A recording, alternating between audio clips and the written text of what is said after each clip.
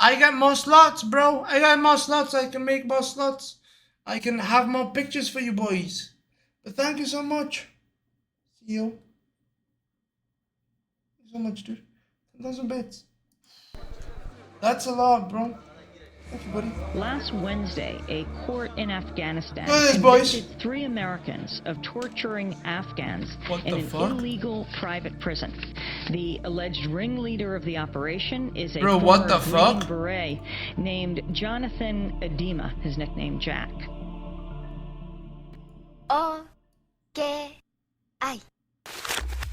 Meet Jack. This is Jack in Afghanistan holding an AK-47 and riding on the back of a horse. Bro, this guy. Here he is on the night of his wedding, flanked by 2 security guards with his bride in his lap.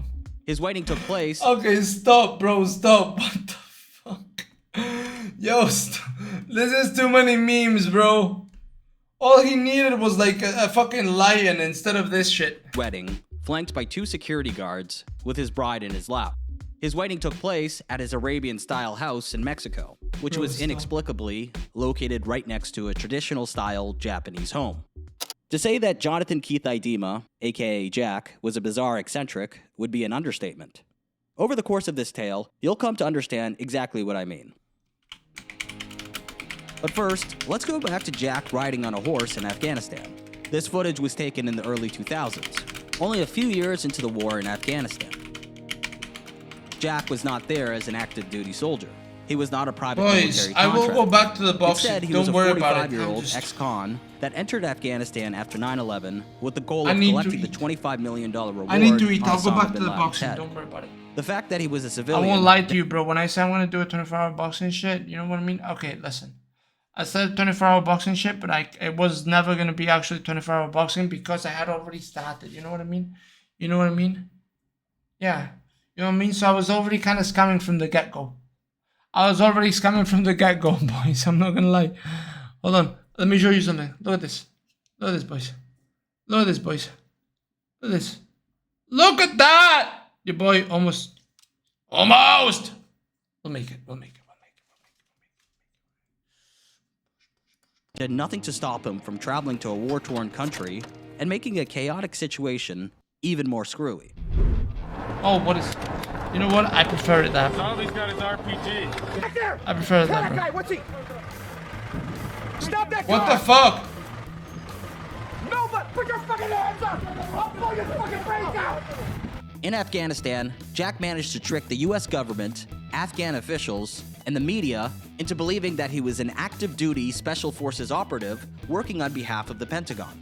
How? Kill as al-Qaeda as you can and try to take Kabul in 6 months. Well, in 62 days, Kabul was free. I want to press how insane this situation was. Jack just rolled into a war-torn country pretending to be an active duty Green Beret. Wait, how do you do that? Nobody checks? Nobody checks? Nobody's like, yo, is this guy like actually in the army? Nobody checks? What the fuck, bro? This guy just walked in and he's like, yeah, listen, hey, I'm a special operations. And then holds the gun like this. He's like, bro, he's holding the gun like the fucking monkeys in War of the Apes, right? Planet of the Apes, whatever the fuck. He's like this, yo, I'm Spec Ops, bro. Don't worry about it. Don't worry about it, bro. I'm Spec Ops. Forget about it. Jesus Christ. Jesus Christ, man. What a piece of shit, huh? What a piece of shit. And did it so well that NATO coalition forces helped him apprehend suspected terrorists in 3 different raids. Hello, guys. Hello. Hands on! Nobody move! Hands up! Hands up! Now! Larry, Charlie, take the other room! Down! Hands up! Eventually, things went way too far after Jack created a fake paramilitary group called Task Force Saber 7, rented a property which he turned into a private prison, and started torturing Afghans who he suspected to be terrorists. What? Jack and the rest of Task Force Saber 7 were eventually arrested and charged in Afghan courts. But before I get to that, I want to get down to the essence of who Jack Idema was.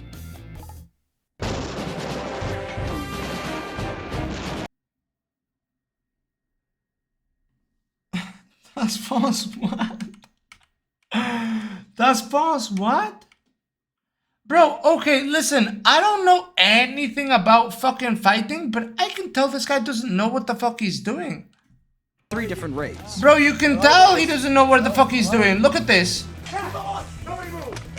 Bro, look at this, look at this, look at this. What up, Mel? Long time no see, buddy. Bitch, go. How?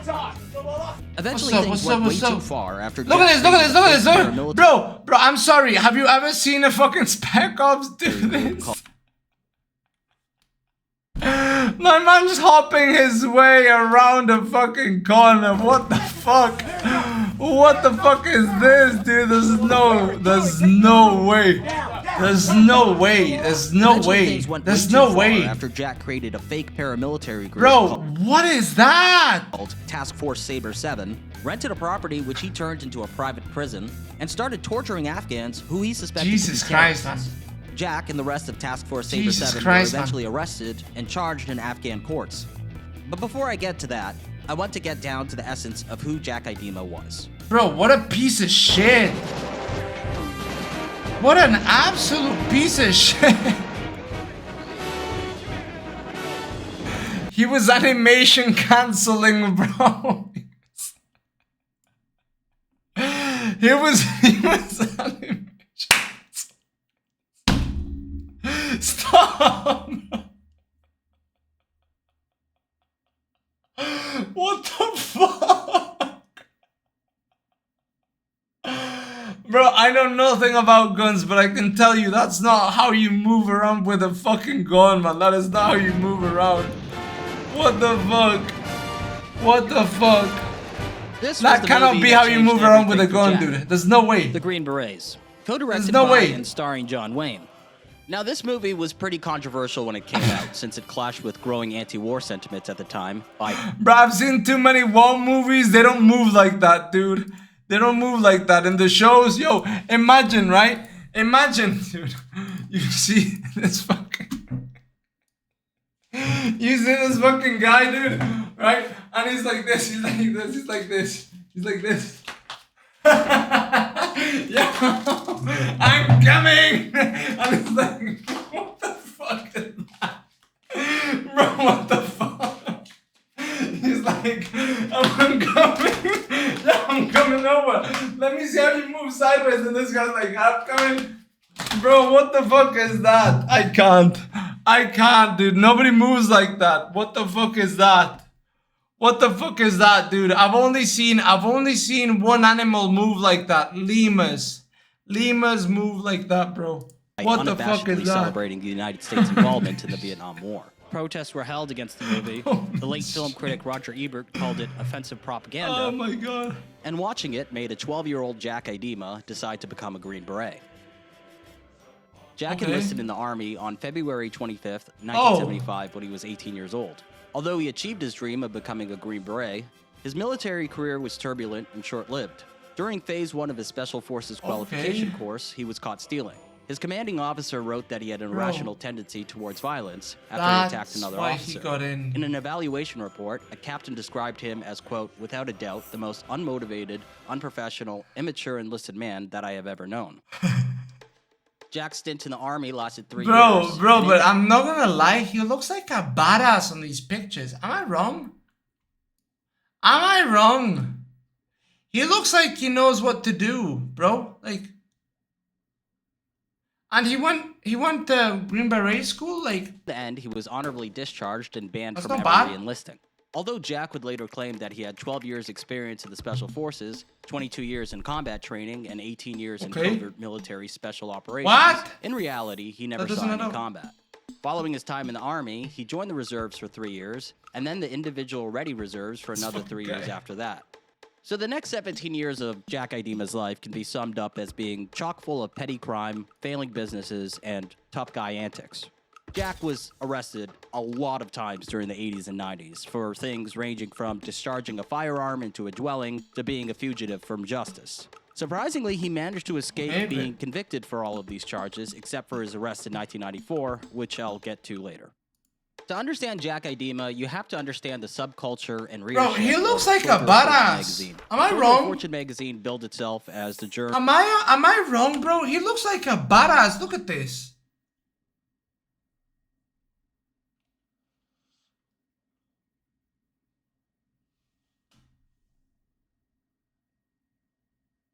Yeah, dude, the facial hair is readership of Soldier of Fortune magazine. Facial hair is OP. Soldier of Fortune magazine billed itself as the journal for professional adventurers. Covered stuff like paramilitary operations, guns, wars, and spies. Its readership was mostly made up of ex-military types and military fetishists with a desire for excitement, adventure, and action. What is Flipping through that? The pages of Soldier of Fortune magazine gives you a better sense of why Rambo wannabes loved it so much. Underwater knife fighting techniques. What? Another example is a multi-part series on urban street survival. Much like most of the Soldier of Fortune readership, Jack Idema was a man who didn't get his chance to fight in a war. Bro, even they're though like- he desperately wanted. They're actually the mall ninjas. Bro, they are the mall ninjas. You know those guys who buy like the shurikens and shit? Right? And they throw the shurikens? That's them, bro. That's them. What the fuck, man? To. So he decided to use his short stint in the Special Forces as a selling point to establish businesses. And he which comes relied out on people hopping believing that he like was this. the ultimate badass. Oh, bro, He imagine opened if a that's the last thing counterterrorism you training see school in your called life. Counter Academy, Bro, which attracted imagine. a Okay, this looks hella gay, bro. I'm not gonna lie, this looks so gay. Bro, this is the gayest pictures.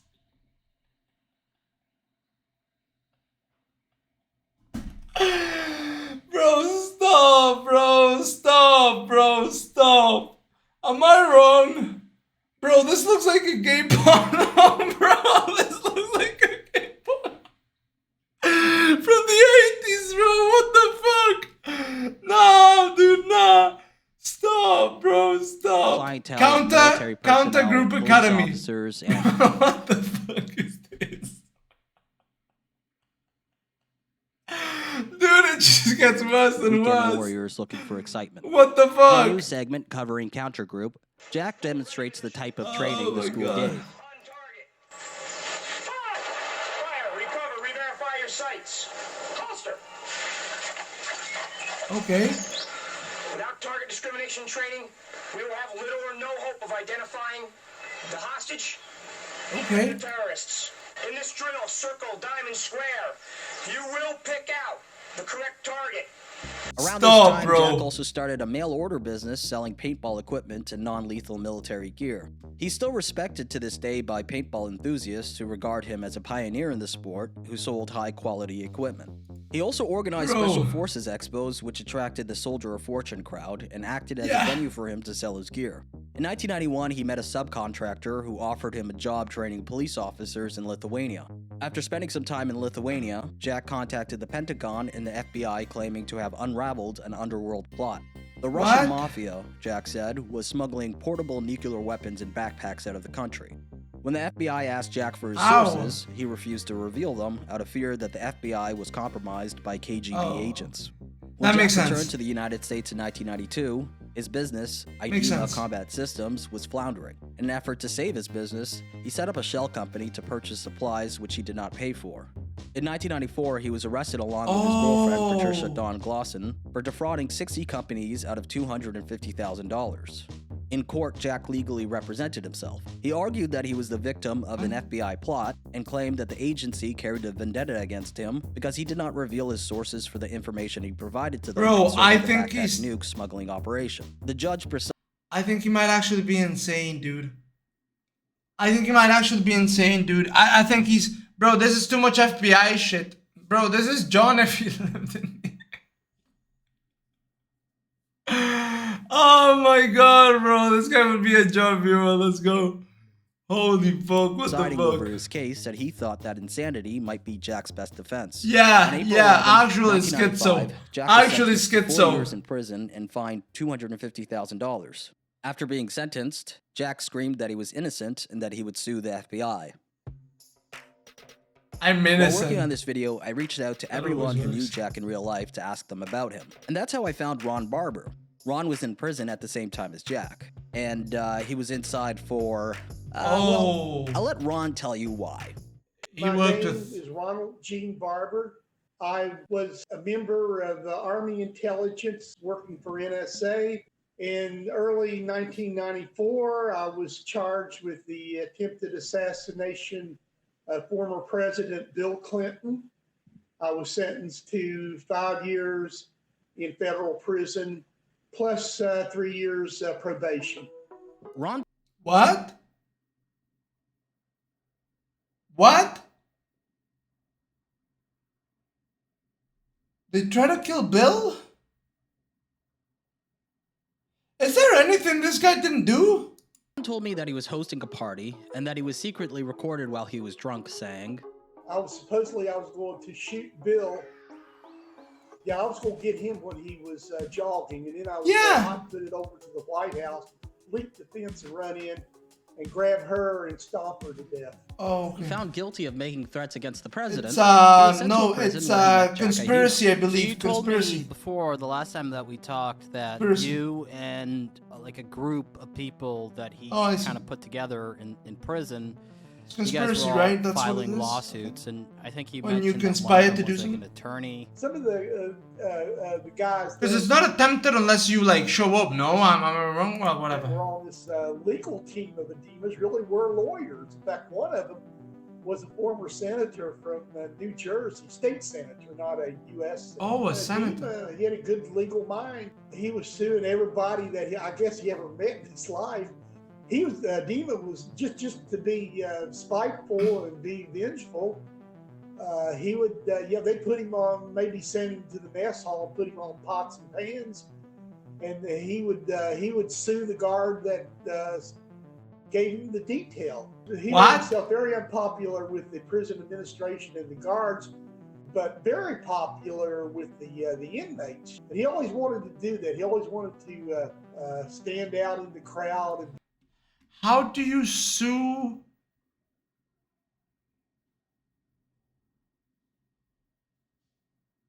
No, I mean, no, not that type of, I mean what Mel is saying, conspiracy to commit assassination. It's when you plan, you know what I mean?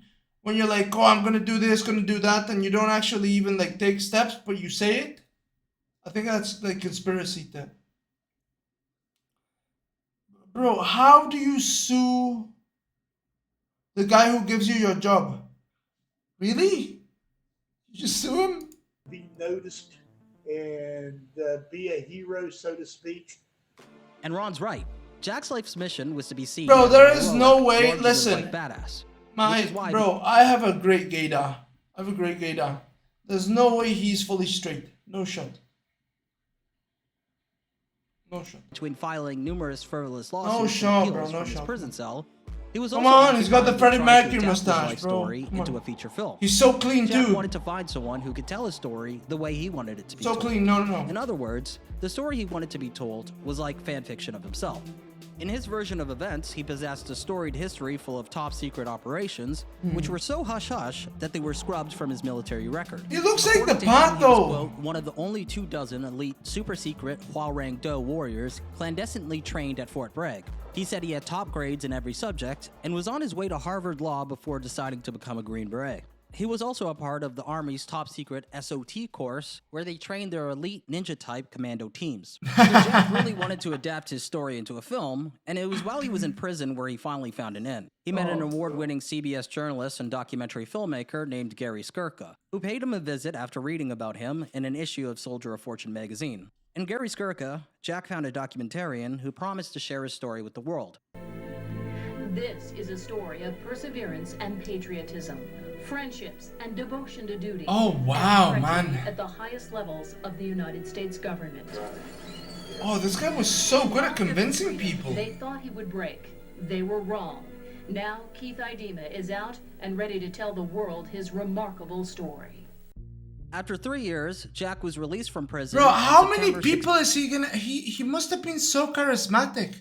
He must have been so charismatic, man. Like, what the hell? How many people is he gonna convince? Like, bro, he lied to the U.S. government. He lied underneath their noses. Like, what the fuck? 1997, and he returned to Cumberland County in also Elite Ninja while working on his documentary. What does that even mean, bro? What does that even mean, bro? For the purposes of this project. Sifting through his documents shows bits and pieces of Jack's life. Does that mean like Desert Fox or some shit? In a letter written to his probation officer, he requested to travel from North Carolina to New York and then to New Hampshire on business for his employer, Static Control Components. The director of Static Control Components was Jack's lawyer named Skip London. Skip is a property attorney. He met Jack in the early 90s and represented him. On the phone, Skip told me that Jack worked at Static Control Components for a few years as the head of a team of security guards. Skip indicated that Jack was hyper-vigilant. He told me, quote, "Some people you have to tell to start, but he was the kind of guy that you had to tell to stop." Soon, Jack started a business called The Ultimate Pet Resort with his prison pen pal turned lover, Victoria Runningwolf. It was described as a cozy bed and breakfast for dogs and cats. Jack was an animal lover, and from what I can tell, he possessed an idealistic vision for the pet resort's facilities, which consisted of open spaces for the pets to roam freely. If it was with NATO, he was a full guy for the shit. Cages.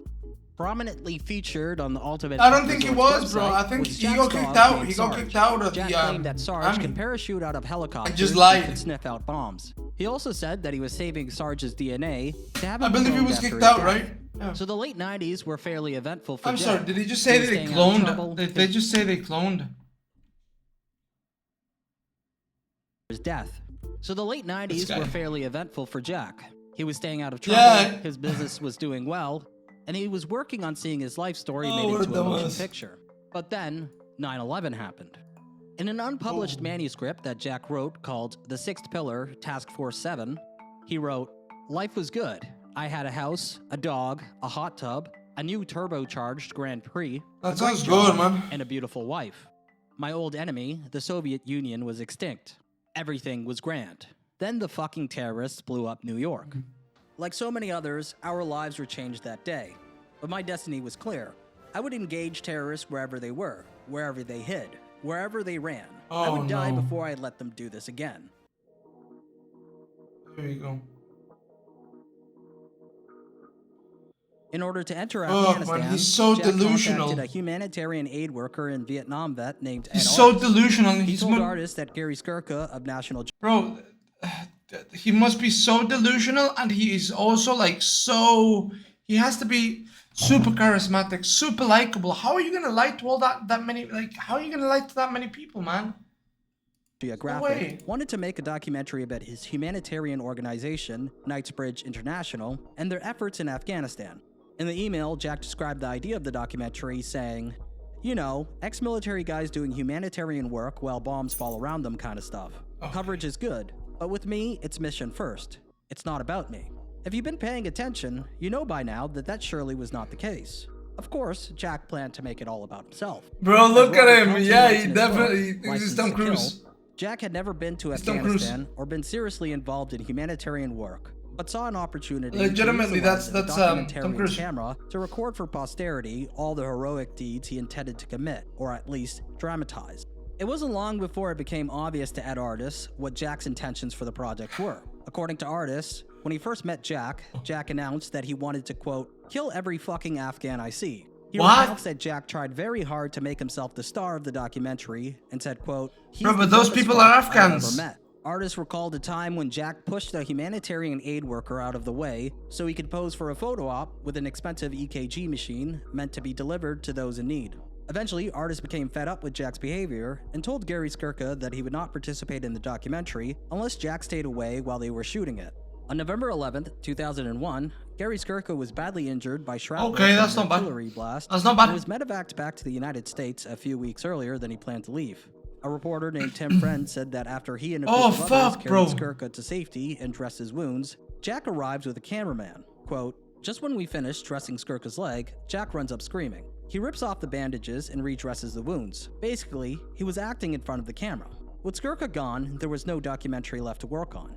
Jack was only there as a security guard, not a filmmaker, and Ed Artis wanted nothing to do with it." Oh, you can't. Later, Ed Artis faxed this warning about. You can't link things in the channel Twitch. This man is a very dangerous person. They can't see it. They can't see it. His carelessness and stupidity. And before he gets someone killed, possibly me, or someone traveling with me inside Afghanistan, it blocks, he needs to be removed from the area.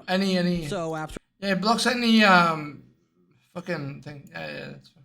It's the bot, and there's nothing I can do about it. For a couple of months, Jack was stuck in Afghanistan with no documentary and with nothing to do. So he adapted. Jack started tracking down the anti-Taliban soldiers of the Northern Alliance and making connections with them so he could pass himself off as a Northern Alliance advisor. It was around this time that he took a stack of pictures of him posing with the Northern Alliance, saving children, dressing wounds, and staging other photo ops to make himself seem heroic. By this point in the war, the anti-Taliban forces in the Northern Alliance had taken over much of the country. Whether they knew that Jack wasn't officially sanctioned was unclear. Jack put together a small militia of Northern Alliance fighters. Bro, I feel like that's actually Hassan. The Battle of Tora Bora for the price of $1,000. I feel like that's actually Hassan. Tora Bora was where the action was, and it was the story that most war journalists in the country wanted to report on. But it was far too dangerous to travel there on their own. Look at me, I'm over here with the puppy. Correspondent for the Australian Broadcasting Corporation recalls that 4 journalists had been murdered on the road from Kabul to Jalalabad less than a week earlier, and that he was stuck in Kabul until he met Jack, who offered to take him there. Journalists were used to Special Forces operatives who did not speak to the press due to their code of silence. But Jack would talk willingly, and Jack always had a way to back up his air of credibility. In an article written by a journalist named Richard S. Ehrlich, who interviewed Jack several times, Jack displayed a resume that he kept on his laptop, which listed military badges he said he had earned. But his biography stopped in 1991. El Salvadorian, wait, what are these fucking names, bro? He displayed the resume he kept on his laptop with listed military badges, and he said he had earned, including El Salvadorian Master Parachute Wings, Royal Thai Combat Parachute Wings. Bro, hold on. Aren't the Royal... Isn't the Royal Thai... Aren't they, like, super famous? Yeah, I think these guys are super fucking famous, no? In the, English Legion, I think? Oh, no. It's the Indian. My bad. There's a group of like, they're not legionnaires, like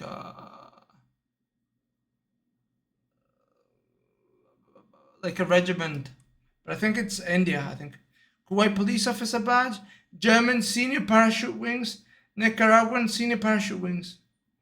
What? He said he had earned. 11, 18. Stopped in 1991. When asked about the 1990s, Jack would say, for over 10 years, I've been black, implying secret missions he could not divulge. Well, Jack, I suppose the question people are wondering is, what's the Green Beret veteran doing leading a security convoy in Afghanistan? Well, we've had a problem since I... Not gonna lie, I'm struggling right now, boys. Security of aid workers, humanitarian aid workers, and even foreigners. As you know, there were one guy killed in Talokan, 4 were robbed and killed on the road from Jalalabad. When the National Geographic guy was wounded, I was there in Calcutta. And we tried to air asset him out and get him out of medevac, and we had a difficult time doing it. So we've been batting around the idea of security protection force for journalists, aid workers, and foreigners. And you're October 2001 and June 2002, Jack appeared in over 1,000 U.S. newspapers and over 250 television news shows. He served as a commentator on Fox News and was paid $500 per appearance. It was a lucrative hustle, and it helped fund his stay in Afghanistan. On one occasion, he charged a room full of journalists $100 per person to attend a press conference with a local warlord named Hazrat Ali. It was later revealed that he duped the warlord by telling him that the journalists were Pentagon officials. Jack was clearly a bullshit artist of the highest degree, but that's only part of the reason why he was able to trick so many people. The emergence of private military contractors and guns for hire created an environment where it became difficult to distinguish Jack from an officially sanctioned mercenary. Jack looked the part with his dark shades, desert camouflage. Bro, he looks the part, I'm not gonna lie. He must have hundreds of guys like that in Afghanistan at the time. Ex-military types working for PMCs. However, the obvious difference between them and Jack was that they were legit and he was not. As an Afghan businessman told the New York Times, if you're blonde... Dude, you know when people say confidence is everything? Confidence is all you need. Look at this guy, man. Kicked out of the army, right? Has to lie through everything, but he does it with confidence. Look at what he's doing. Books, fucking TV things, TV shows. No, nobody calls him out. Like, you're a Westerner and you're wearing black sunglasses, carrying a pistol in a leg holster, and driving a car without a license plate, nobody would ever question who you are. People just assume you're CIA or Special Forces or someone dangerous. People stay away from you. Even though Jack looked the part, he gained a controversial reputation among many war journalists who ridiculed him behind his back. In his book, Robert Pelton writes that journalists would call Jack Mr. Potato Head due to his mercurial ability to portray himself as a private military contractor or CIA or a Special Forces operative, depending on who he spoke to. Jack also gained a reputation for his violent tendencies. On one occasion, he pulled out a gun on a journalist named Tom Robertson and shot at him, nearly missing.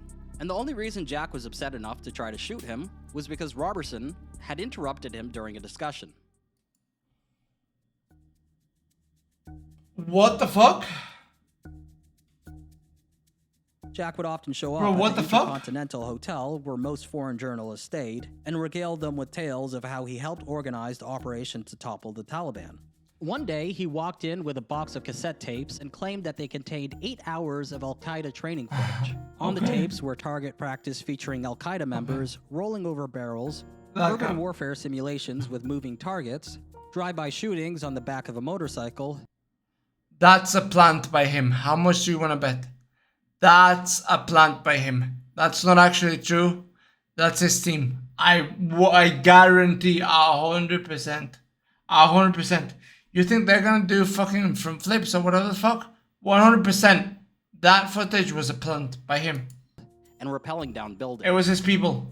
At the time, the media was paying a lot of money for tapes of Al-Qaeda and Taliban members, and Jack knew he could make bank off of them. He gave them to Eric Campbell, the Australian Broadcasting Corporation correspondent I mentioned earlier, who transferred, edited, and verified the authenticity of the tapes so they could be sold to broadcasters. They sprayed the room a couple times, and this tells me... Why? We toured the camp with a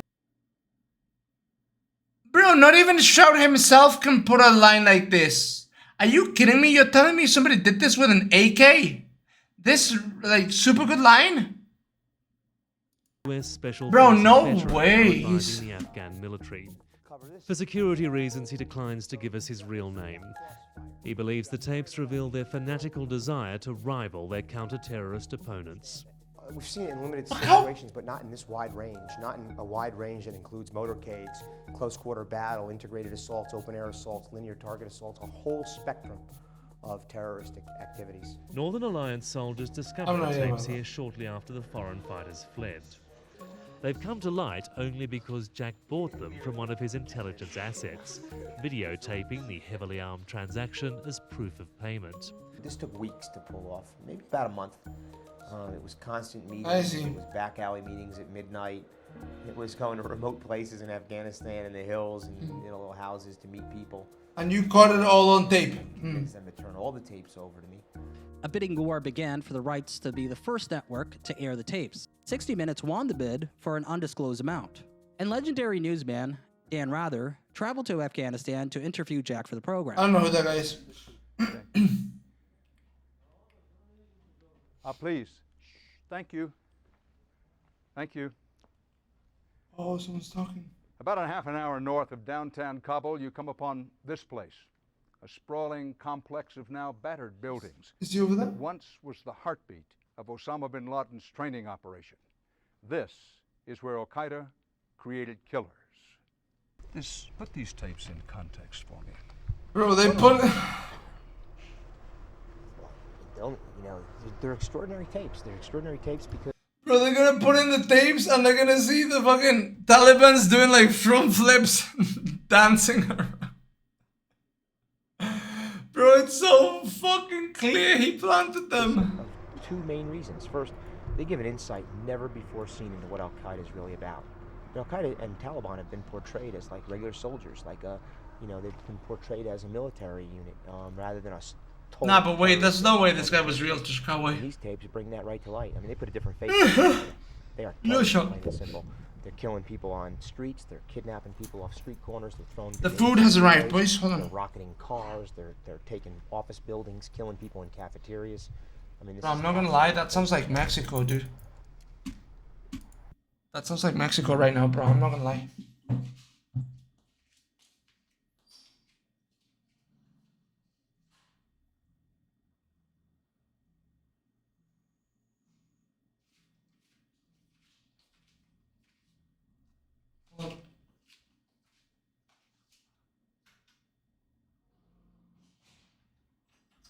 Wait.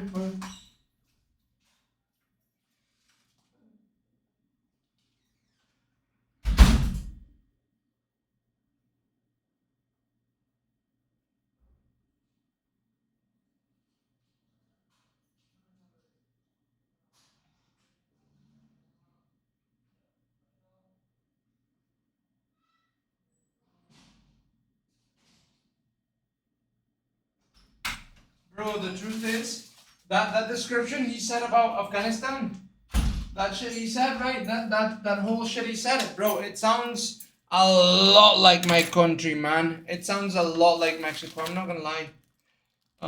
Some places are like that, bro. It's fucking horrible. Some places, but a lot of places aren't. But bro, when I heard that, I'm like, Jesus Christ, bro. That's my country right now. Hold on, boys. I'm gonna take a piss. We're gonna get this thing.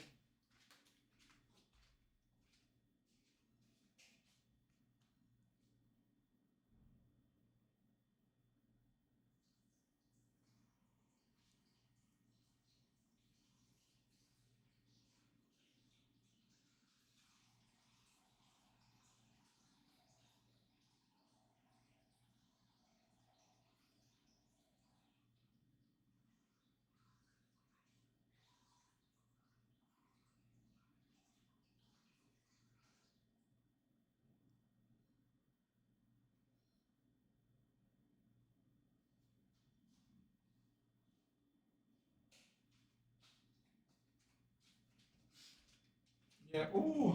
I didn't pull that shit up, bro. What the hell? I almost threw. Yeah, dude. Ooh. People, yeah, really. No, I'm not from the UK, bro. I'm not from the UK. I lived in the UK. But I am Mexican and I live in Mexico. Right? So I'm Mexican. It's just my accent is a bit English. Hold on. Oh, bro, look at this. This, bro. Nice.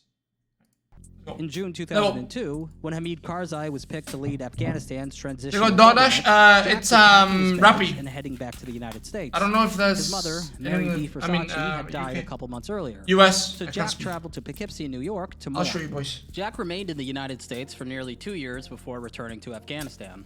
While he was there, he busied himself by suing a ton of people. Oh my First, God. Jack sued Steven Spielberg and DreamWorks Studios for copyright infringement, with Gary Skirka, Kathy Skirka, and his longtime supporter, Jim Morris, a writer for Soldier of Fortune magazine, as co-complainants. Oh. Jack believed that The Peacemaker, a movie released in 1997 starring George Clooney, had a plot which was stolen from an assortment of several manuscripts of his life story. The plot of The Peacemaker does bear some similarities to Jack's story, such as its focus on a backpack nuclear bomb smuggling operation. And although the court noted that there were some similarities between the stories, they concluded that they were not substantial enough to be considered plagiarism. The claim was dismissed and Jack was ordered to pay $260,079 in legal fees. Another person who Jack sued is a man named Eric Cassette, who I was lucky enough to speak to. Eric Cassette worked in the repossession business when he first crossed paths with Jack. Imagine. We had gotten a repossession order, me and my dad. Bro, he sued and he was forced to pay. Did you see that shit? He sued, he was forced to pay. What a loser. Saying that my dad was 430 pounds, said he jumped his fence, broke into his business, and destroyed his computers. The first day when we first got served papers from him, he rolled up in front of my dad's house with 4 blacked out SUVs fully loaded with special ops guys. Stop. He come to my door and knocked on it with a pizza box in his hand. My niece opened the door and she was Pizza like, box in his hand. He throws the pizza box at her and says, "Now you're served," and threw his summons at us. We were served papers every day for a year and a half, 2 years. We had to go to court at least once or twice a week. Did he cosplay as a pizza man to serve a fucking 5-year-old? He's like, "You've been served, bitch." Thank you for opening the door. Fuck you. What the fuck? Bro, you can't even be like, "Yo, can you get your dad or your uncle or whatever?" He's like, "Yo, you've been served, bitch. Get the fuck out of my face." Oh my Jack God! Placed his father under severe stress, which contributed to his death. We were not rich people. You know, we were struggling just like any normal person, and he was trying to sue us for everything we had, our house, our cars, and probably everything that we'd ever owned. And it stressed my dad out so bad that, I mean, he got sick several times, and basically, I mean, he died of septic shock. I mean, his intestines just bound up so much. No, but okay. He was a criminal. Okay, but hold on. Your dad was 460 pounds, bro. I don't know if he killed your dad. Like, I'm gonna be real, bro. Your dad was a behemoth. Okay, like, he was a full fucking elephant. I don't know if that was what killed him. You know, like.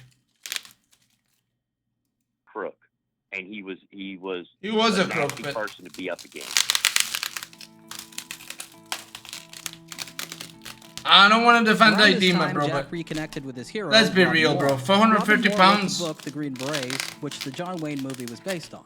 As mentioned earlier, Jack was obsessed with the Green Berets movie. And it's 450 is ridiculous. Special Forces. Jack and Robin Moore were already longtime acquaintances through the Special Forces community. So when he reunited with Robin Moore at one of his Special Forces expos, and Moore told him that he was interested in writing about Special Forces operatives in Afghanistan, Jack jumped at the opportunity to insert himself into the tale. The book was named The Hunt for Bin Laden, and it featured Jack on the cover with his shirt open and holding a gun. Jack was hired to help Robin Moore with the book as a technical advisor, but found a way to take over the project. Moore's literary agent named Mimi Strong said, Jack came along and rewrote the entire thing. He came up with terribly exciting, excellent copy. According to Strong, the finished manuscript of The Hunt for Bin Laden was largely Jack's doing, with only a few pages written by Moore. In the book, Jack is characterized as a one-man army, an ex-Green Beret operating independently of Central Command, who interjected himself in America's war on terrorism as an advisor to the Northern Alliance, and who was the only person collecting actionable intelligence on the ground. Jack claimed that he nearly captured Osama bin Laden, that he thwarted al-Qaeda plots to kill Hamid Karzai and Bill Clinton, and that, quote, in March, standing in the middle of a Kabul street armed with a Russian assault rifle and 600 rounds of ammunition, Jack held off Islamic fundamentalists for 4 hours as they tried to take 18 foreign citizens hostage. The Hunt for Bin Laden was released on December 2nd, 2003, and quickly became a bestseller. It was marketed as the first insider account of the war in Afghanistan. Due to Robin Moore's health issues, Jack took the reins of the book's promotional tour. In media appearances, he was described as a Green Beret working as an advisor to the Northern Alliance. Jack made a lot of money. And the US government doesn't, because he had the foresight to sign a contract with Moore's agent, which granted him a percentage of the book's profits. Jack also slipped a list of charities into the book, which purported to be for Special Forces operatives, their families, and for the people of Afghanistan. Hold up, yo, does the fucking American government not be like, yo, why is that guy who we kicked out of the Green Berets on TV? Do they not check? Are they not like, yo, didn't we kick that guy out? Nobody checked? Nobody checks? Bro, I'm not gonna lie, Destiny looks like he's taking a big fat L. You know how he's always saying that, oh bro, the fucking no, the media is like, no, they usually fact check, they usually right. Yo, what about this guy? What about this guy?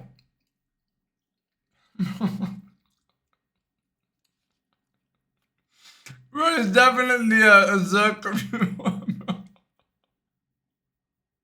100%. 100%, bro. What the fuck? All lies, but what? So you believe him? In reality, the donations were sent to Jack's P.O. box and bank accounts. He was later subpoenaed by the U.S. Attorney's Office and charged with mail fraud. Although the book was a commercial success, it received harsh criticism for its lack of credibility. Among its critics were Ed Artis, the Special Forces operatives who Robin Moore interviewed, and many others. Behind the scenes, Jack was outraged that people were publicly questioning his carefully cultivated image of faux legitimacy. He believed that they were damaging his reputation and that they were the reason that Fox News parted ways with him as a regular commentator. In typical Jack fashion, he sued all of them, including his former hero, Robin Moore, Moore's girlfriend, Chris Thompson, and Thompson's parents for $4 million in damages. And he even sued Fox News for letting him go as a commentator. However, most of the lawsuits he filed were dismissed in court. During a deposition, Chris Thompson said that Jack's behavior was disturbing and erratic. He recalled seeing Jack destroying the inside of his own house with a samurai sword. He also said that he witnessed Jack choking his girlfriend during a fight, and that Jack Give me time to laugh, bro. Don't make me look bad. A samurai sword. Bro. What the fuck? Forged a letter using Fox News stationery in order to submit it as evidence in his lawsuit against them. This guy. After spending 2 years in the United States, Jack returned to Afghanistan. When Jack returned to Afghanistan, you gotta admire his resolve and his confidence. He brought along 2 Americans who were on his payroll named Ed Caraballo and Brent Bennett. Ed Caraballo I feel so much more alive now. And 4-time Emmy Award-winning journalist. You're Brent alive. Bennett was a 28-year-old former paratrooper who met Jack in Fayetteville, North Carolina. Jack had a lot of money banked up from the success of the Hunt for Bin Laden book, as well as from fake charities he inserted into its pages, and also from the settlement money from his lawsuit. So as soon as he landed in Afghanistan, Jack rented a house in Kabul to turn it into a headquarters for his own paramilitary unit called Task Force Sabre 7. He rented the house under the false pretense that it was for an import-export rug business, and tacked a sign in front of it that said Universal Exports in order to conceal its true name, which was the Honeycomb Hideout. Following that, Jack hired 4 Afghans to join Task Force Sabre 7. One of the men he hired was a translator named Abdul Wahid, who was sent to Jack by Afghanistan's then defense minister, Mohammed Qaim. Jack had a lot of high-level contacts in Afghanistan, but we'll get to that later. Jack had imitation US military uniforms made to outfit his paramilitary group, and he also bought weapons. And with that, the hunt for terrorists and Osama bin Laden was on. Jack said that a year earlier he had received information from Al-Qaeda members, who he said that he had flipped into intelligence assets. Of course, they had located of course, the you possible flipped. whereabouts of Osama bin Laden. Of course, bro, you flipped Al-Qaeda, man. Of course, bro, these people are just believe in the cause. You flipped them. You flipped them. What the fuck? What up, jeez? Gizmo, I'm eating right now. I'm eating and then we go back to the boxing. It's about a guy faking his whole fucking life, basically. Getting kicked out of the military, still going to still pretending to be a Green Beret, shit like that. And that they had learned of a plot to drive 12 taxi It's one of John's viewers, bro. US Embassy and the U.S. Air Base in Kabul. Jack claimed that when he informed the Pentagon and the CIA about this, they told him to deal with his old nemesis, the FBI. After much foot-dragging by the FBI, who Jack described as far too bureaucratic and stupid to stop Al-Qaeda... I mean, he's not wrong there. He's not wrong there. To stop Al-Qaeda terrorists and to capture Osama bin Laden himself. According to Jack, after he told a mysterious Pentagon insider of his plans, they told him, quote, "We can't help you in the United States, and we can't get you into Afghanistan. You get in, and then we'll work together." Within 2 weeks of landing in Afghanistan, Jack arrested a man who he called a top Taliban official and handed him over to U.S. coalition forces in the middle of the night on May 3rd, 2004. The coalition forces released the prisoner 2 months later after they determined that he was not who Jack claimed to be. Was it the Following fucking... that, Jack said that he was tipped off... Was it a translator? Ghulam Saki, who was traveling on a bus that was heading to Kabul and possibly loaded with explosives. Jack claimed that he warned the office of Lieutenant General William Boykin, who at the time was the U.S. Deputy Undersecretary for Defense. When Boykin's office didn't reply fast enough, Jack sprung into action and decided that he would stop the bus himself. Jack and the rest of Task Force Sabre 7 then intercepted the bus, unloaded its occupants, and lined everyone up. Oh, bro, it's a bunch of kids. He then arrested the suspected terrorist, Saki, blackbagged him, and stuck him in the back of a car to be taken to Task Force Sabre 7's headquarters, the Honeycomb Hideout. Oh, God. Shit! Now I'm really mad. Hmm. I haven't broken a mirror in 7 years. Now I just broke another one. Jesus Christ. After days of interrogation, Saki gave Jack the name of a 30-year-old taxi driver named Sarajan and said that he was in charge of a plan to assassinate top Afghan officials. Sharajan makes the decision on who to bomb. At the first, Sabr. When the Sabr's not there, Sharajan is at the charge. Bro. He says, after this time, I leave this job of these people. I'm very story time. I said, I'm sure I'll help you. I don't know if he realizes that's a real thing. He might think it's a movie. Legitimately. Like, hours later, it seems Jack like and it's a Task Force movie, Saber you 7 know? raided Sarajan's house. Zorro, come with me! Oh my god, bro. Room by room! Wait, hold on. Is it gonna start hopping? Hold on. Is it from here? Please tell me it's from here. Yeah, it is. Wait, what the fuck was that? Wait, what the fuck was that? That is. Look.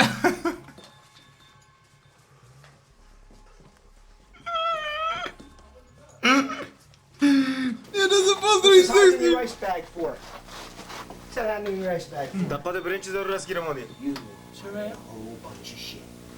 Bro, it's a rice bag. Magazines too. It's a. Inside Sarajan's house, they found some traces of explosives and a detonator hidden inside of a rice bag. In the footage, Swedish and German How do you coalition find that? forces inspect Sarajan's house. Later, the bomb disposal team searches Sarajan's taxi, Nothing. and they find more explosive residue. Oh, okay. Then Jack took Sarajan to Honeycomb Hideout. He said that he then spent 18 to 20 hours a day interrogating his two prisoners and attending meetings with Afghan security officers and government officials. Jack repeatedly asked his prisoners who their targets were. The two names that are brought up are the former Afghan Minister of Education, Yunus Konini, and Afghan Defense Minister, General Mohammad Fahim. In footage recorded by Jack's cameraman, Ed Caraballo, the former Afghan Minister of Education thanks Jack for thwarting the attempt on his life. And I'm thankful for your what you have done, especially in this kind of operations.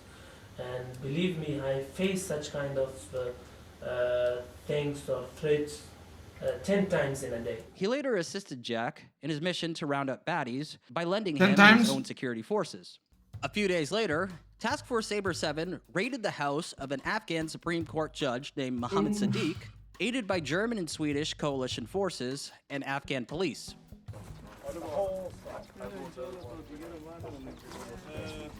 Damn, bro. The Germans and the Swedes couldn't tell. Bro, he must have been good. Oh well, maybe they just let things slide, you know? Maybe in war they just let a lot of things slide, bro. It is chaos, right? Larry, Curly, take the other room. Everybody, hands up. Nobody moves. Hey. Come on, bro. Hands up. Come on, bro. Start helping, please. How many men are back here? Tell me It's now. gonna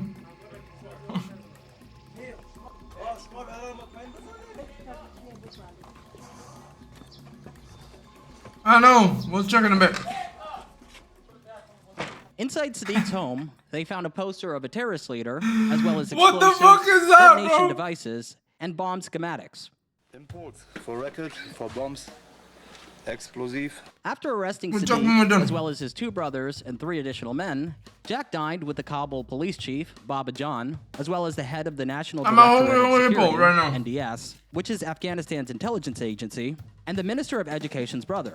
Following that, the Supreme Court judge's car was driven out into the desert and inspected by coalition bomb disposal experts, who confirmed that the car tested positive for explosive residue. So the car definitely tested positive? Yes, definitely. For what? I don't know, there was a kind of explosive, but I don't know what kind of explosive. We can say, okay, there was explosive in it. With 2 sliver dogs, they have a positive test. Soon, Task Force Saber 7 had 8 prisoners in Honeycomb Hideout, who they tortured and interrogated for days while Ed Caraballo filmed. What am I having? However, Jack's decision to arrest an Afghan Supreme Court judge would come to bite him in the ass. Wanted posters with Jack's mugshot were displayed all over Kabul by U.S. authorities.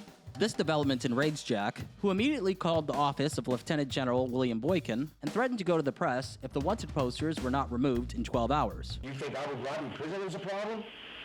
When they find out that the guy that captured all the terrorists that were going to blow up Bagram, you should be giving me a fucking DSM. Instead, they're putting a wanted poster out for me. don't know what happened.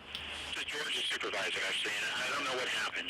On July 5th, Bro, 2004, they put out a fucking the wonderful hideout was raided by Afghan police forces, who arrested every member of Task Force Sabre 7. They were arrested after Jack called Kabul police chief, Baba John, to turn over the prisoners. After the raid, the police found 8 Afghan men, some hanging by their feet, bound and hooded in Task Force Sabre 7's HQ. Oh my They god, also at least you found didn't kill torture him. equipment, bloody clothing, handcuffs, and blindfolds. Thank you, The my man. prisoners said that they were tortured and forced to Ah, confess fuck. crimes that they had Yeah, not they did, committed. obviously, After obviously. Afghan Everybody police confessed arrested the to members of anything. Task Force Sabre 7, they were taken to a jail run by Afghanistan's intelligence and The security Pentagon service, knows how I IDF. operate, he says. Jack and his cohorts all claimed that they were taken to an Bro, underground torture what? chamber and were subsequently tortured by Afghan officials.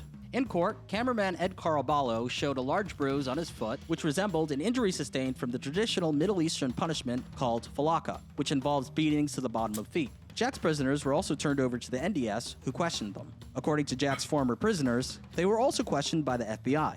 They were all released after 15 days, while Jack, Bennett, and Caraballo were charged with kidnapping, having a private jail, torture, robbery, and entering Afghanistan without a visa. Jack has been tortured. Mr. Caraballo has an injury to the bottom of his foot. The food leaves something to be desired. Bro, he was torturing them. That one would want Eye to for an do. eye, bro. Eye for an eye. I think it's had Eye a for an eye, let's be psychological fair. Eye for an eye. toll on all of them, and I know I could not have withstood it for the last 2 months. How have you been? How's it been in there? None of you tell the truth. You all fucking lie. So. Fake news. What's your message? Fake news. Direct lie. It's the life of a guy who like stole a bunch of valor.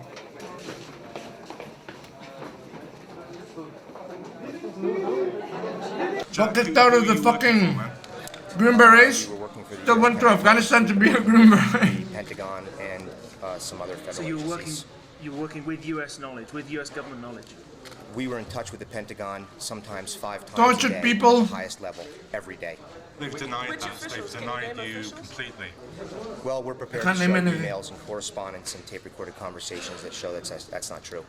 Why did can't the name coalition anything. put out that email denying any knowledge, denying that you had any links to U.S. military, U.S. government? We do not know why that is, but we do He know entered the that country some of without a those visa individuals and are pretended to be like high-level Green Beret when he wasn't. He got kicked out. By the Americans. Tortured people. Whenever he would hold a gun, he would hold it kind of funny and move around like this. Afghan courts. Ed Caraballo, who was a documentary filmmaker, expected amnesty due to his status as a journalist, but none came. It was argued that since Caraballo was being paid by Jack, he was not working in the capacity of a journalist. However, human rights organizations argued that the men would not get a fair trial due to how new the Afghan legal system was, as it had only been We're established regrouping right now, less than a bro. year. Here's Caraballo's lawyer speaking about the state of the Afghan legal system in 2004. There is not a fully We're developed regrouping right legal now. system yet. The International Commission, the Jurist Commission to study that came to that conclusion. Amnesty International has expressed concerns. Human Rights Watch has expressed concerns. With that as a foundation, this was not a trial. There were hearings that were scattered about. The rules that have been generated in Afghanistan were not followed. Bro. They're like, oh, they were tortured. Yeah, but what did you do to the Afghanis, bro? What did you do to them? You know? Ooh, yes, sir. Bro, what did you do to them? But, bro, so they can dish it, but they can't take it, basically. Little bitches, bro. Little bitches. Little bitches, these guys. Trial was a mess. There was only one good microphone, which was passed along to whomever was speaking. Jack smoked cigarettes, made constant interruptions, and often stalled the proceedings by making Nina! statements to the press. The judge's behavior was questionable as well. Nina! He interrupted the defense team's lawyers, telling them that they could not read their full statements. None of the witnesses were cross-examined. None of the 3 Americans were given copies of their Okay, charges it's in a English. scuffed. Brent Bennett did not have a lawyer, and Jack was not permitted to choose his own translator. During the Okay, trial, yeah, that's scuffed. Jack's former prisoners testified that they were apprehended by gunpoint, forced to wear thick black hoods, held prisoner, and tortured by Jack and his What's task this? force. They said that they were hung by their feet and doused with extremely hot and cold water. and also starved and waterboarded. One former prisoner pointed to Jack's cameraman, It's Nino. Caraballo, and said that he tried to suffocate him with a plastic bag. A torture victim named Saki said that Jack and his cohorts beat him before they even questioned Well, what him. the fuck? He said that he repeatedly told Jack that he did not know how to make bombs, and in response, Jack tortured him in the shower with hot water. After they threatened to kill him unless he spoke up, he said that he blurted out the name of Sarajan, who he said he knew since he was a child.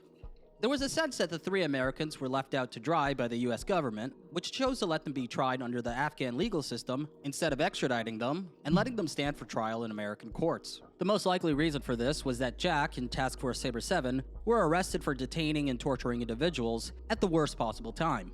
Only a few months earlier, in late April 2004, news broke that Iraqi prisoners at the Abu Ghraib detention facility were being severely tortured by US military personnel who could be seen in appalling photographs casually smiling while humiliating and abusing detainees. This erupted into a major PR disaster for the US war on terror. So a few months later, when Jack and Task Force Sabre 7 Yo, you guys notice how they always do that? prison and torturing Afghans. Bro, they always do that. And Guantanamo Bay, they did the same thing, right?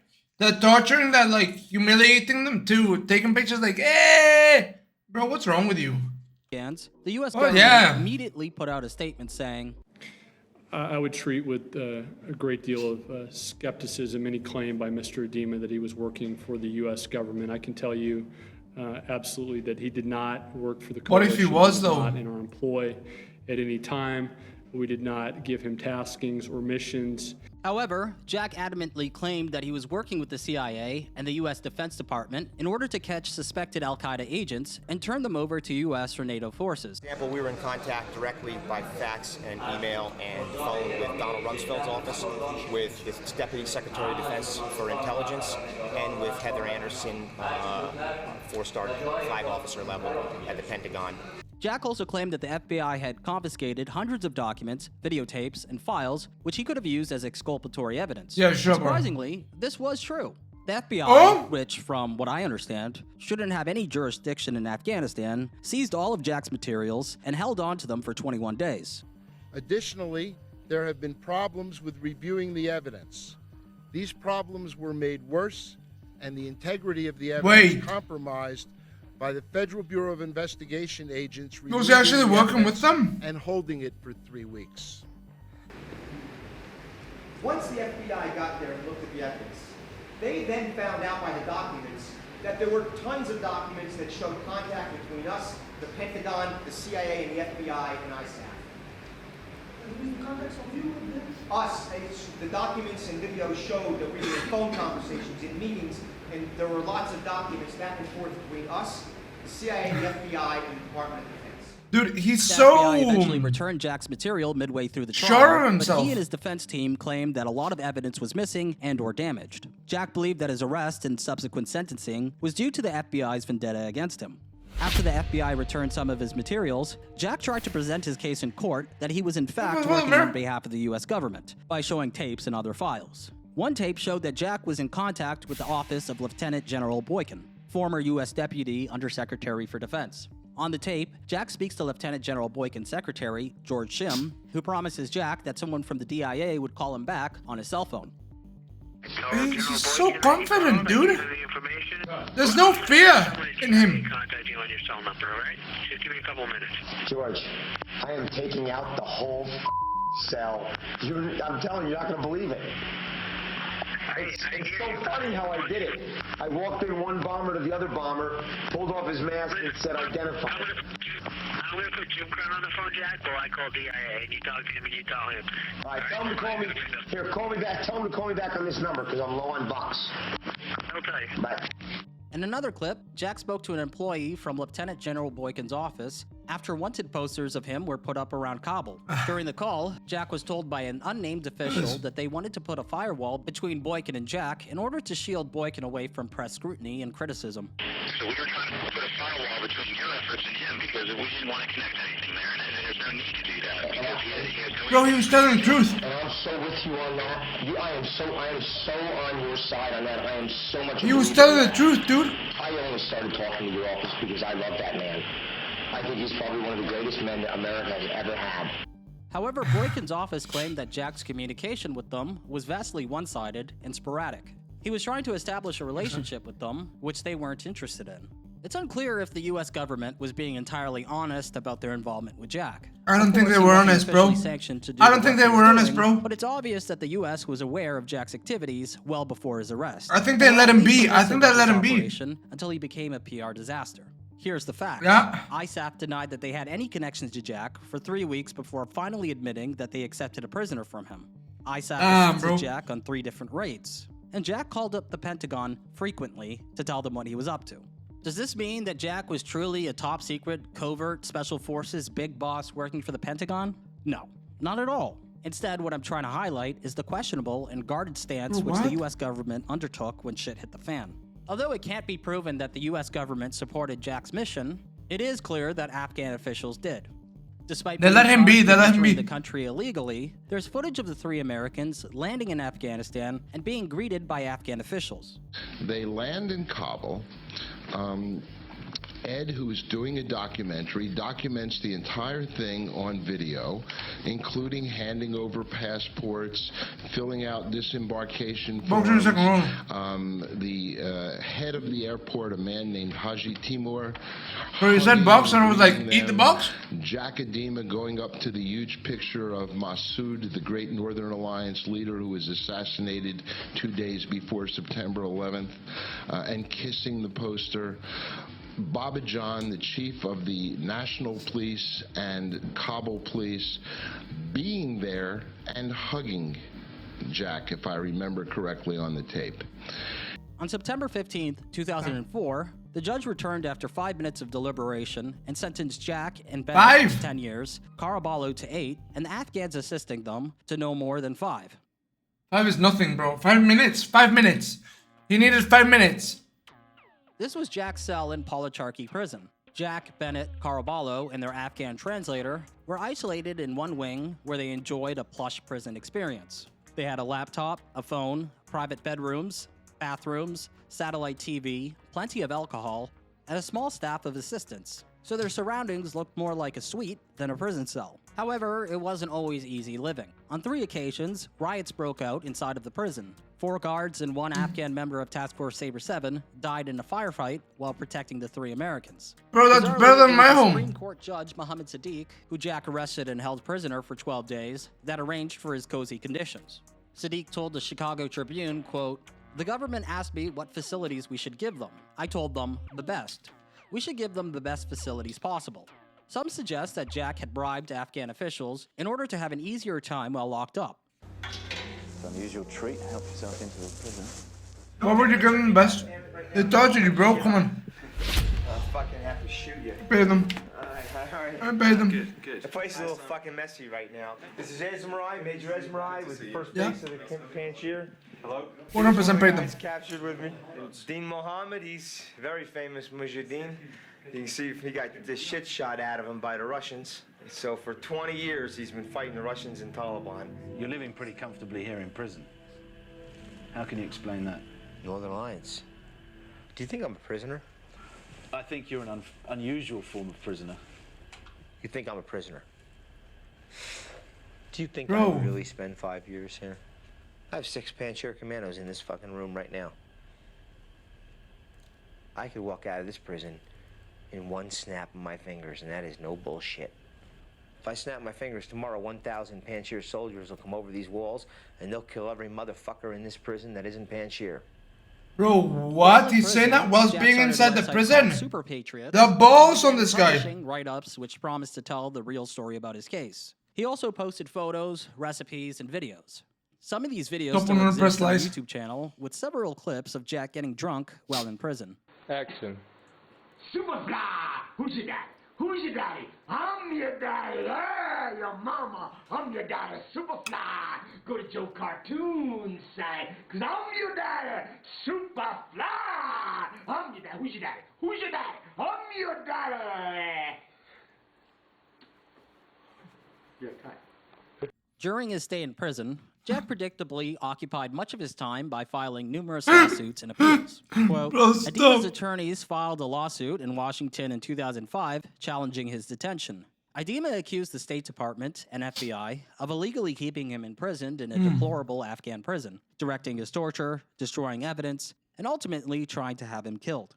He said he had audio recordings and documents to back up his claims. Bro. While in prison, Jack started corresponding with a woman It's named better than my Penny home. Alisi. In April of 2022, I traveled to Connecticut to meet Penny to conduct an in-person interview. My name is Penny Alisi Idema, Penny Alisi Idema. I They're married. was married to Jack Idema. I saw him on being interviewed by Imus before I went to work one morning, and I thought, wow, there's a real person that loves our country. That was when he was promoting the hunt for bin Laden. A year later, when she learned that Jack was arrested in Afghanistan, Bro. she couldn't believe it. I thought it was horrible. I was devastated for them because I thought he was a true American and he was being treated unfairly because he was out there doing what the rest of us probably wanted to do but couldn't. Oh, God. There were other people fascinated by Jack's story as well, and soon, Penny connected with them online. Oh, God. Rita DM'd me on there. They were getting together a cause and they were going to send boxes over to the... Bro, women, bro, and was women. interested. I was totally on board. To Penny, it was an important Women, cause, bro. so she got to work gathering items to send to Policharky prison, such as newspapers, They got a group of them. magazines. I'd make homemade CDs for them, music. He liked Melissa Etheridge, Fleetwood Mac. What a and sweetheart, that. dude. Soon, their relationship became romantic. Jack What a called me sweetheart. regularly from Policharky on sat phones. We would stay on the phone anywhere from half an hour to 4 hours. Be dead tired in the morning, but it was worth it. I got to talk to Jack. He was funny, he was witty. Not Yeah, he really, must have been. like sappy romantic, He just must like have been. letting me know that I was going to be You had to be, the yeah. one. And, you know, if he ever he had got to out be. of there, you know, someday we would be together. And He had to be charming. Had to be charming. There's no way. After dozens of months of regularly speaking with each other, Oh, they he learned that aged. Jack was set to be released from prison. Oh, he aged. So Jack knew that eventually he would have maybe the choice of getting out of there, and you know, he started talking more and more about me and him being together and, you know, finding a location for us to go. But it was never the United States. I had to find a country that would both of us would be happy in. Jack was released from prison in 2007 after being pardoned by Afghanistan's former president. Mexico, Hamid it says Karzai. that, right? Mexico. However, he refused to leave And his Mexico. cell. He said he didn't want to leave until he made sure he got everything, and then he started with Nina. He wanted Nina to leave with him. And that seemed like a virtual impossibility. How could you get a dog out of Afghanistan? Nina was a dog who Brent Bennett found in prison. And Wait, took how care do you of. not get a dog out of Bennett and Afghanistan, Karbala bro? were released from prison. Wait, how do you not get a dog out of Afghanistan, bro? What do you mean? What do you mean? Bro, you just walk them right up. What's the issue? Am I retarded? What's the issue? Is she retarded? Or is she married? Yeah, she's definitely retarded.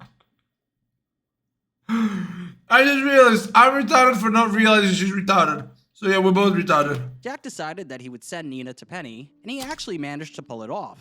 From his prison cell, he sorted out Nina's vaccinations, travel arrangements, and for her to be microchipped. You know, he asked me if he sent Nina to me, would I take care of her? And the first time I met him, I was so excited. I got there and it was like dum dum dum dum. Bro, he's just like Kuno viewer. Look, And he's blocking his mouth. He's just a Kuno viewer. the first time How nice, bro.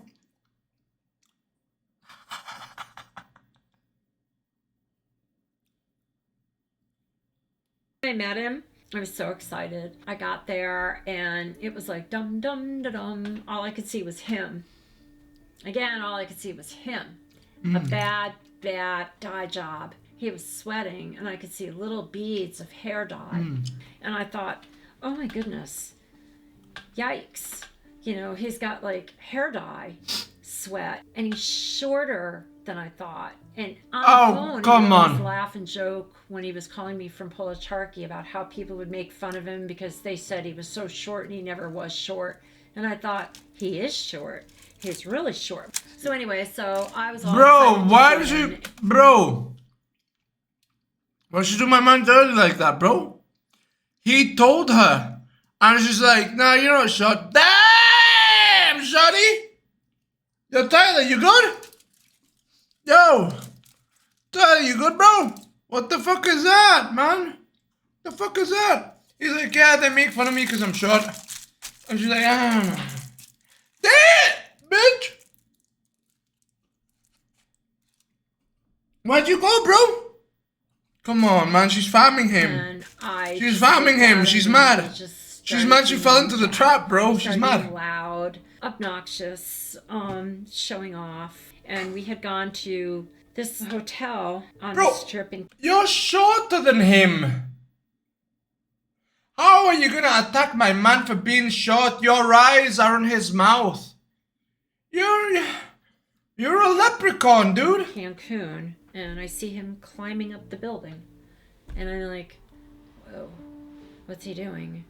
And he didn't stop. Climbing up the building, that's what he's doing. Climbing up the building like Spider-Man. You know, and what are these people questions? Around me now are looking, and I just met him. So they're like, is that your boyfriend or your husband or whatever? And I'm like, yeah.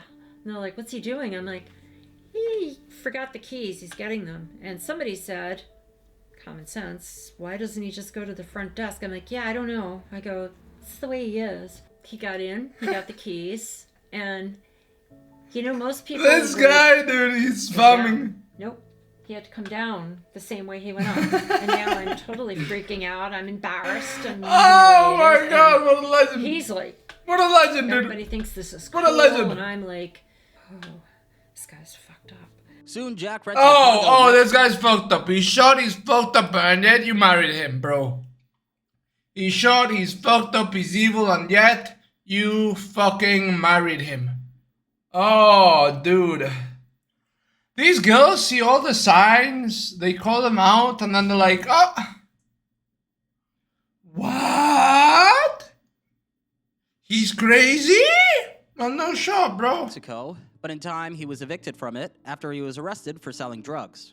Oh, he is short. I wasn't there when it happened, but it was over drugs. He was arrested. Never mind, he is tiny. So I got the money together and I wired it. Oh my god. And got him out. Typical Jack. Didn't tell me what happened. Didn't thank me. Just told me that of course he didn't thank you. Problem. That's his exact words. And that was when I was getting sicker. And he decided that I had to have been getting sick from the air conditioning down there. And that was when he decided that he was going to start a lawsuit against the condos. Now, he just got out of jail there at that condo where he just started trouble. And now he's going to sue them because I'm sick. Nothing. Dude, this guy's such a Sigma male. Actually a Sigma male, dude. I can't hate him. I can't hate him. He's a Sigma male, dude. He really is. Like, actually is. The guy's like, hey, I'm a short guy. She's like, oh shit, you're short. He's like, I don't give a fuck. And she's like, yo, why don't you go up the stairs? He's like, I don't give a fuck. I do whatever the fuck I do. Why don't you come down the stairs? And he's like, okay, yeah, shut the fuck up. She's like, he didn't even thank me. Of course, it's what you needed to do, bro. Like, what do you mean? What do you mean? The guy goes ahead, bro, grabs a couple of Afghanis. He doesn't even know, bro. He doesn't even know. He doesn't even know. And he's like, yeah, you look that like the guy. Come over here, bro. You grabbed a fucking, like, Supreme Court justice. What do you mean? What the fuck is that? He legitimately doesn't give a fuck. Doesn't give a fuck. He's on the fucking horse, bro, with the AK-47. Like, dude, you're such a cosplayer. It was making sense. It was insanity. The next thing I knew, he's on the phone telling me, well, I'll have to put that on hold. The next thing I knew, I married him. Yeah, that's the nice thing you knew. You just got married to him, bro. Oh, how did that happen? How did I marry this fucking loser? I knew he was a loser. How did I marry him? But you're a loser too. No, because now I gotta get out of here real quick. They want me out. Fuck them. I was gonna leave anyway, but I'm suing them all. Actually, I'm like, oh my god. Based. Where are you going? He goes, well, I met this guy Gringo Dave, who's got a really great mansion in Bacalar. He goes, it's in the jungle. It's still in Mexico, right? He goes, yeah. At the time, there was one road in and one road out. And it was a 3-hour drive in each direction. So he went down there and he fell in love with the place. And of course, it needed a lot of repairs, a lot of renovations. Jack worked night and day. He did everything to get that place into the place he made it finally, and it was a lot of work. He's a hard-working man. He put in a complete plumbing system from the lake. There was maids coming and cleaning it twice a day. There was a housekeeper. There was bodyguards. There was a really good security system. It was great. It was. Oh wow. It was beautiful. And oh, one wow. of the main things that he was obsessed with was keeping us safe.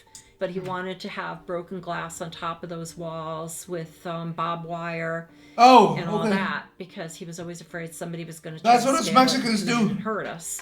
We put broken glass on top of things. Yeah. But I would never know when they were coming either, just to make sure I was prepared. It works. You know, in the middle of the night, he would clap his hands like at 2 a.m, wake me up, say, "We got to go. Somebody's coming in." I didn't know, and he'd be like, "We got to get right away. Somebody's coming in." You know, and he had a gun underneath his pillow, and he grabbed the gun, you know, and it was, we're running down the steps. And of course, in the beginning, I thought it was real. And then I realized it was just drills, just to make sure we were prepared, because as the wall. This motherfucker's doing drills, bro. Holy fuck. Holy shit, he's doing drills. This guy is actually, I love him. I love him. Listen, if he didn't do what he did to the Afghanis, he'd be cool. But no, I don't love him.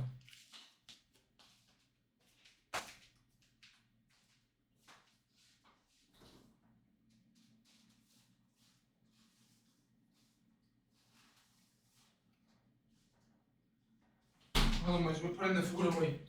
Putting the food away. We'll watch this shit, and we go. We go. Yeah, but his one flaw, bro, why he lost me is when he did that to the Afghanis, bro. Come on. That's kind of cringe.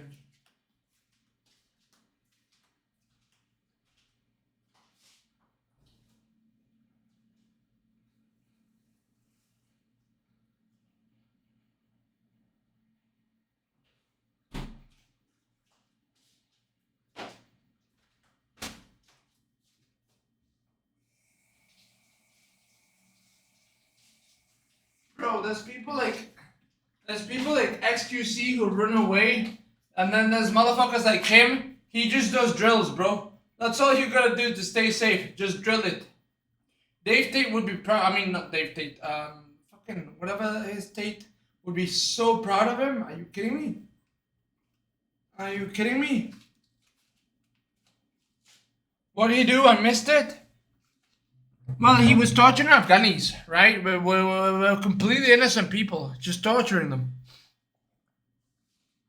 So that's the one unbased thing he did. What the fuck just happened? That's the one unbased thing he did.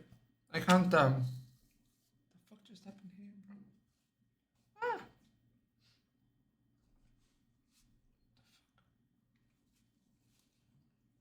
See, this is why I don't normally. Walls got higher, the paranoia grew with it.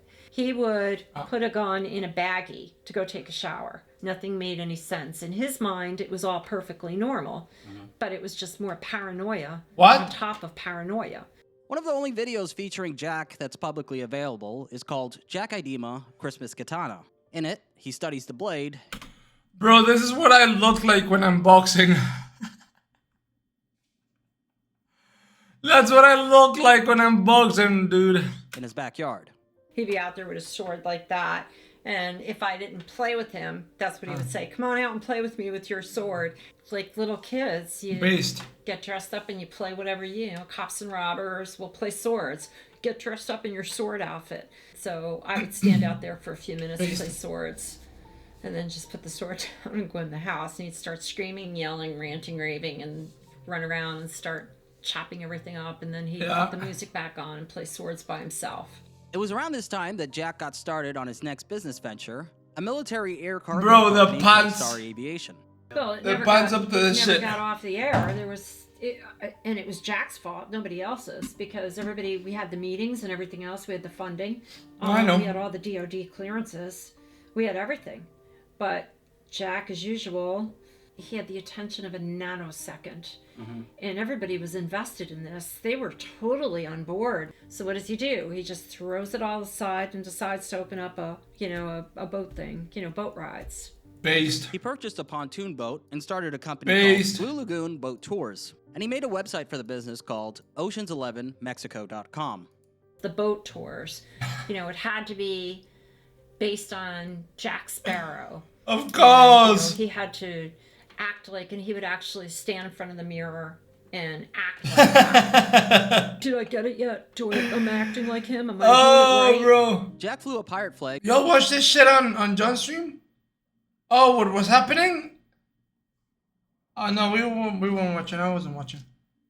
Over his compound, and he also started going by the name Jack Black. That's because it sounded like a cool pirate name to him, and not as a tribute to the famed comedic actor. He needed ID to go get the electric bill, the utilities bill put in his name. So he couldn't think of anything, and then he thought black sounded really cool and dark, so he'd use it. By mid-2008... Oh, God, bro. What happened to his teeth? What just happened to him, bro? That's...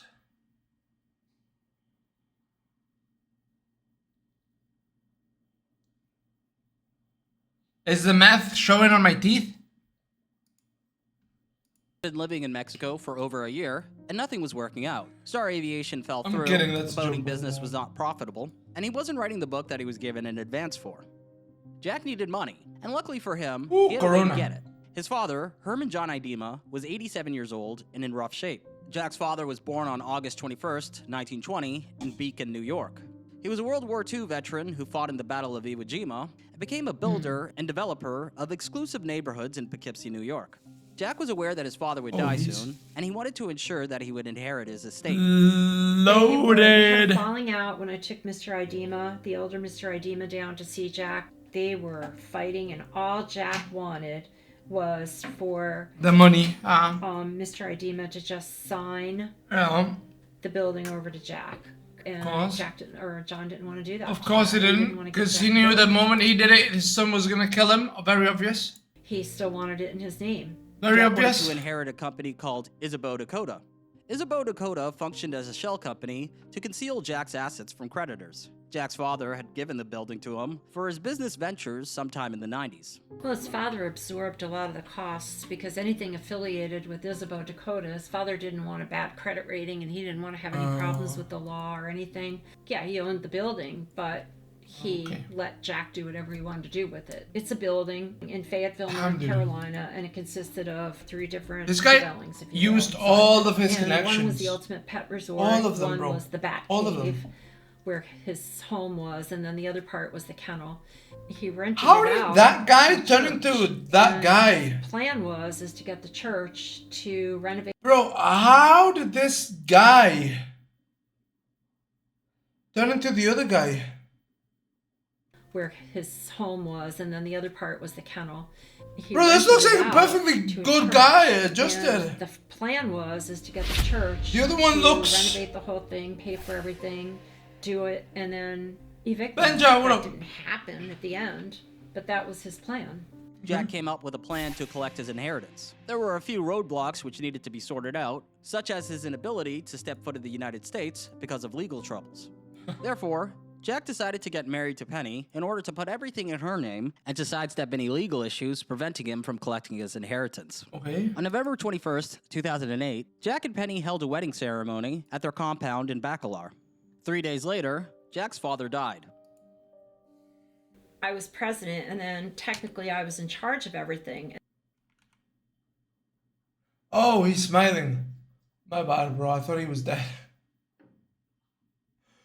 I thought he was dead, bro. I thought he was dead. I thought he was dead. I thought he was dead. I thought it was like that picture. You know that picture some like 16-year-old girl took with a dead grandma or a dude. I don't know if it was a dude or a girl. But somebody took like a, here with my dead grandma, bro. I'm like, Jesus Christ. What the fuck is wrong with you? I thought he was dead, bro. I was president, and then technically damn. I was in charge of everything. And then obviously, if something happened to me, then the lawyers and Jack would have everything. Soon, Jack was living the lifestyle you'd expect from every insane, drug-addled American I think he was living in gone. a compound in the Mexican jungle to have. Flush with the money he inherited from his father's estate, he started using large amounts of anything he could get his hands on, Oh, yeah. such as cocaine, heroin, and booze. his dealings with Makes sense. bizarre So much demographics of sense. people that were coming in and out made it not happy. And that was also when his drinking and his drug use was increasing. So yeah. Oh, I would that's when say it things got increased? really bad. In time, Jack That's lost when it interest got in really being bad. intimate with Penny. He instead preferred to keep company with a young college student named Fernando and a transgender sex worker named Nancy.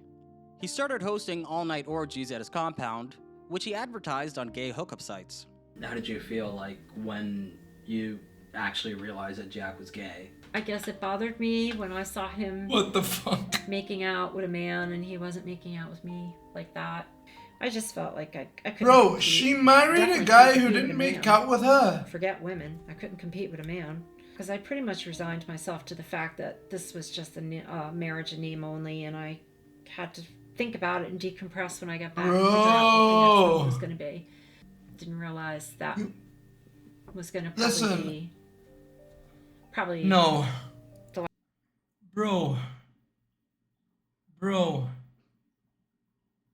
Bro, like, she married a guy she couldn't even kiss. Like, we didn't even kiss her properly. Like, bro, what is wrong with The her? last time I'd ever see him... He's good, insane, but she's you know, also in gone. a fatal accident. Penny left Mexico with the intention of never seeing Jack again. But then the exact same day that she landed in Connecticut, Jack got into a life-threatening car accident. In the hospital, Jack called Penny's phone and said this. Bueno. Hello? Hello. Jack there? Huh? Jack? Oh, okay. Take the fucking board out. Listen to me. Listen to me. Can you hear me? Yeah, I can hear you. I leave everything to Penny. I need to manage it with her. Be good friends. I don't know about Nina. She was okay, but I think she's in the hospital too. I have a broken sternum, a collapsed lung, a broken arm. How can he talk? 12, 13, 14. Hell, 4 and 5. I have a right wrist. How can he? And I have a...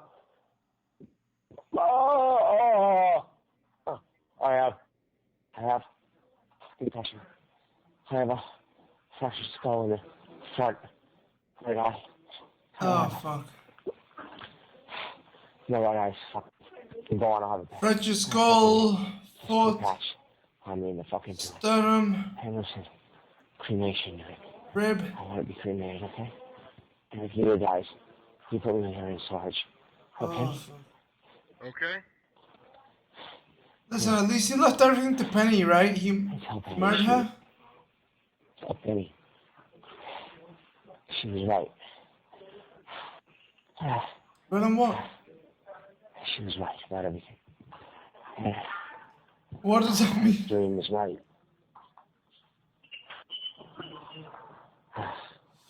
Okay. Where are you? Hey. Bro, he can't even breathe. In the hospital. Yo, can't the doctor be like, hey, he's got a broken sternum, this, that, the other, or a nurse, bro? Can't the nurse do that? Can she not do that? She's like, yeah, just tell her everything.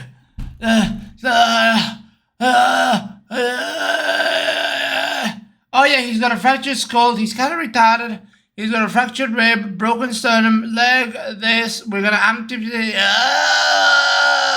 you know? Come on, dude, there's no way a nurse can't help him. There's no way a nurse can't help him, bro. What is this? Why is it... Hey, bro, he's struggling to speak. He's in so much pain. Imagine that, dude. Broken rib, fucking fractured sternum, the fucking fractured skull. Bro, okay, like, one of those, and I'm already... You know what I mean? One of those, and I'm already like this. Bro, can't a nurse just be, yeah. And by the way, he says he leaves every... Okay, I guess he needs to say... in his voice. He has to say that.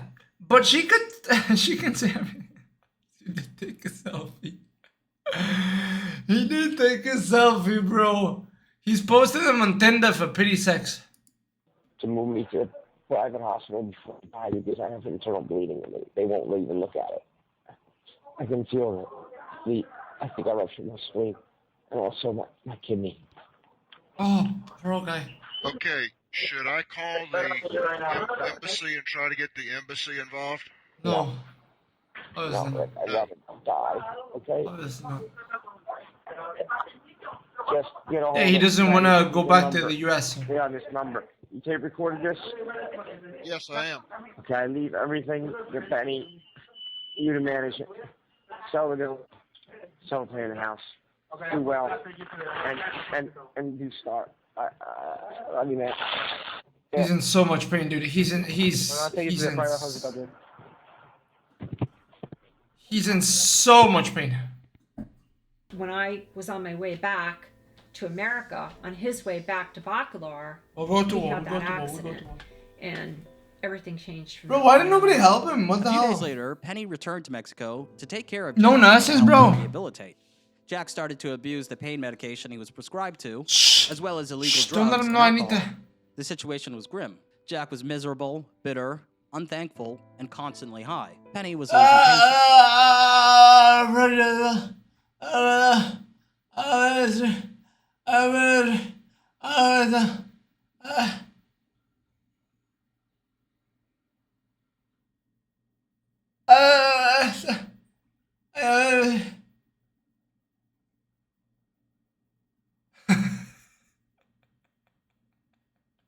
I should be making fun of him, bro. But I need a nurse too, bro. I need a big. I need a nurse with big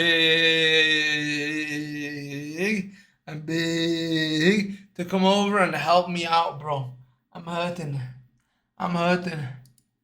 And then she started to feel ill. I was getting sicker, and he decided that I should go be tested for HIV. To my surprise, he wanted to get the same test. I thought that was odd. I thought all this was odd. We got tested, and the results came back, and they were positive for HIV. And I wanted to make sure what I was hearing was proper because I didn't think it was right. But Dr. Dennis said that Jack was going to get worse, but I could go home and I could get better. And Jack freaked out. Jack just went. Why would he get worse and you got better? The phone, he broke it, and I honestly thought I was going to die. That was all I thought. I went home. I got to get away. I was quiet. I told just a select few people that I had this. Then I called up Jack and told him how sick I was, and I just collapsed. Jack wanted me down there immediately. Manifesting. He also didn't want me, and he kept saying, I hope you're not telling anybody. I hope you're not telling anybody. And of course, I did tell some people. Actually, what I did do was I started therapy. I stayed with my local HIV. That's when I started up with my local HIV/AIDS group, and I started going to support groups. I needed help. I couldn't tell him that because I wasn't allowed to say anything, but I needed help. I was scared. And I went to a great support group, and they helped me. Well, to be they were honest, helping me, and all of them said, people don't die of that anymore. Don't go back. He's evil. He's going to kill you. Don't go back. Well, Nina and Tinka were there. Why is he I had gonna to kill get them. you? Nina is the dog that was rescued from It's okay. Afghanistan that came to me, and Tinka was our Mexican kitty. So in July, I made plans to go back. Yo, is it me or is the fucking cat Everything was different. I made plans to go back. Bro, I'm going back to bully a cat. Hold on. Is he good? I don't know if he's good. Is he good? Is he good or is he a little Pepega or is he good? What do you guys think? I think he's actually good. It's just the tongue that it's out, right? I think he's good. Yeah, I think I'm the one who's cross-eyed right now.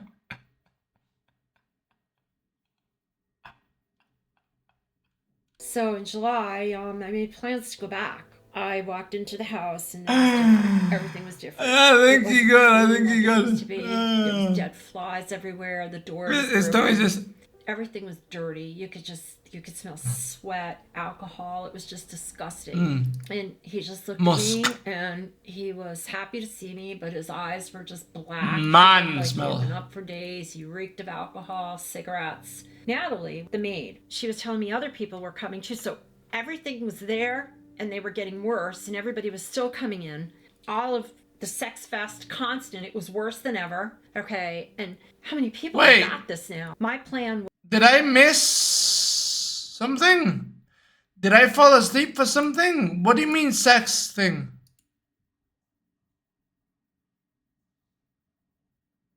Did I miss something?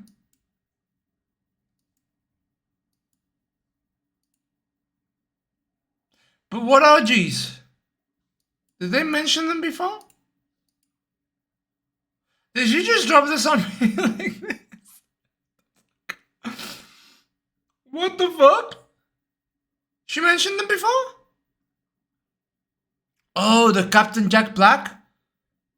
Were those the orgies? Oh. Was self-preservation. And No, but that's not orgy, right? He. Oh. Okay, because when she said orgy, I thought, you know, orgy, not those two guys. Damn, dude, he kept banging them after they had HIV. when I say that was the plan, if Well, I guess you can't get understand more this and try HIV, to wrap you your know. brain around this. The plan involved killing Jack and getting my dog and my cat. So I went into the bedroom. I took the gun out from underneath the pillow, and he was at the computer. He turned right around and he saw me aiming at him, and I was screaming at him. He was screaming at me. And I said, "You took my life. I'm going to take yours." The gun went off. I don't really know what the hell happened, but he grabbed me and he started hitting my head into the marble stone, whatever the heck the place was made of. Just kept hitting my head into it.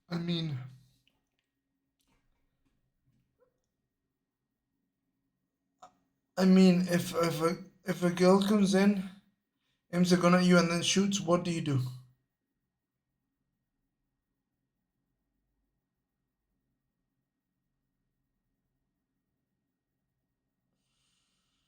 You know what I mean? Like, you kind of have to fight for life, no?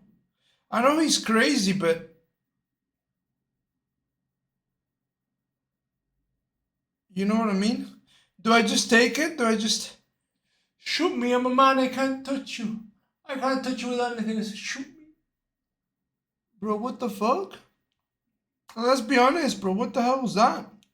But non-stop. I was in so much pain. I just collapsed. He picked me up, threw me in. Bro, listen. If somebody shoots me, disarming isn't enough. They shoot you, they're gonna shoot you again. No, am I wrong? Am I wrong on this? Am I stupid? Am I stupid? Extra bedroom, started smacking me. But really I mean, hard, I'm not a beating I'm not a me, horrible piece of and shit, I right? just didn't Maybe think I he was gonna is. make it.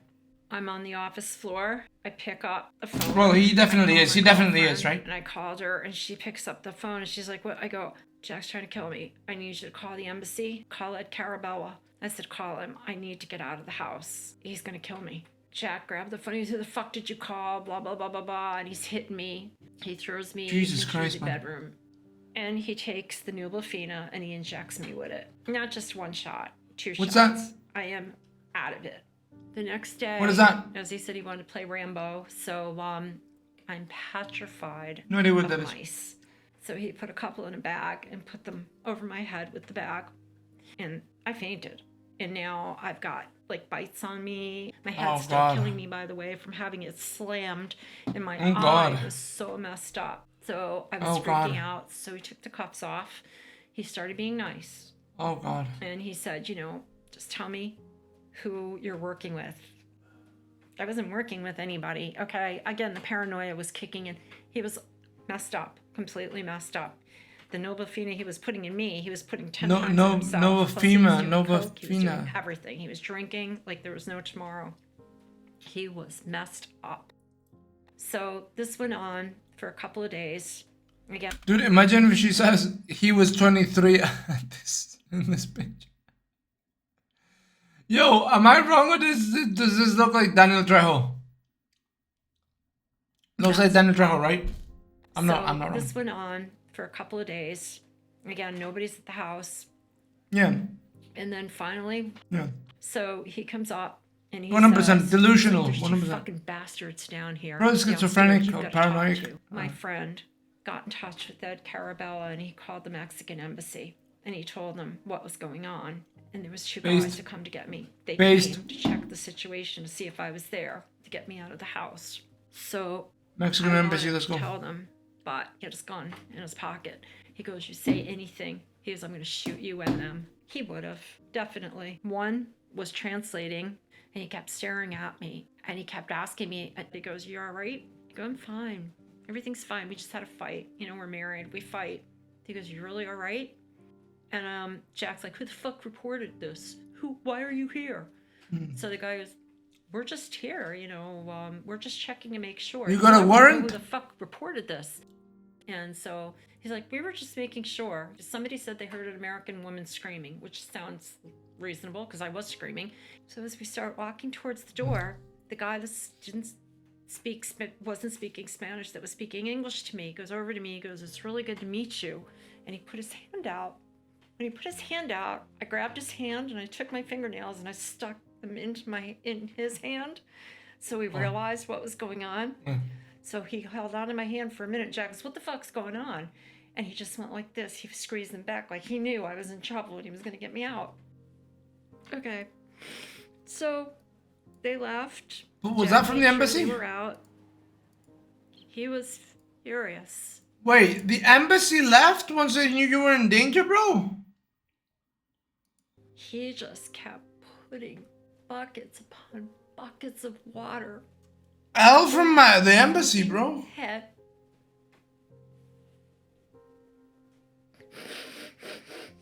I thought he was going to drown me, and he said he wanted to take me out in the back, but he was afraid somebody'd see.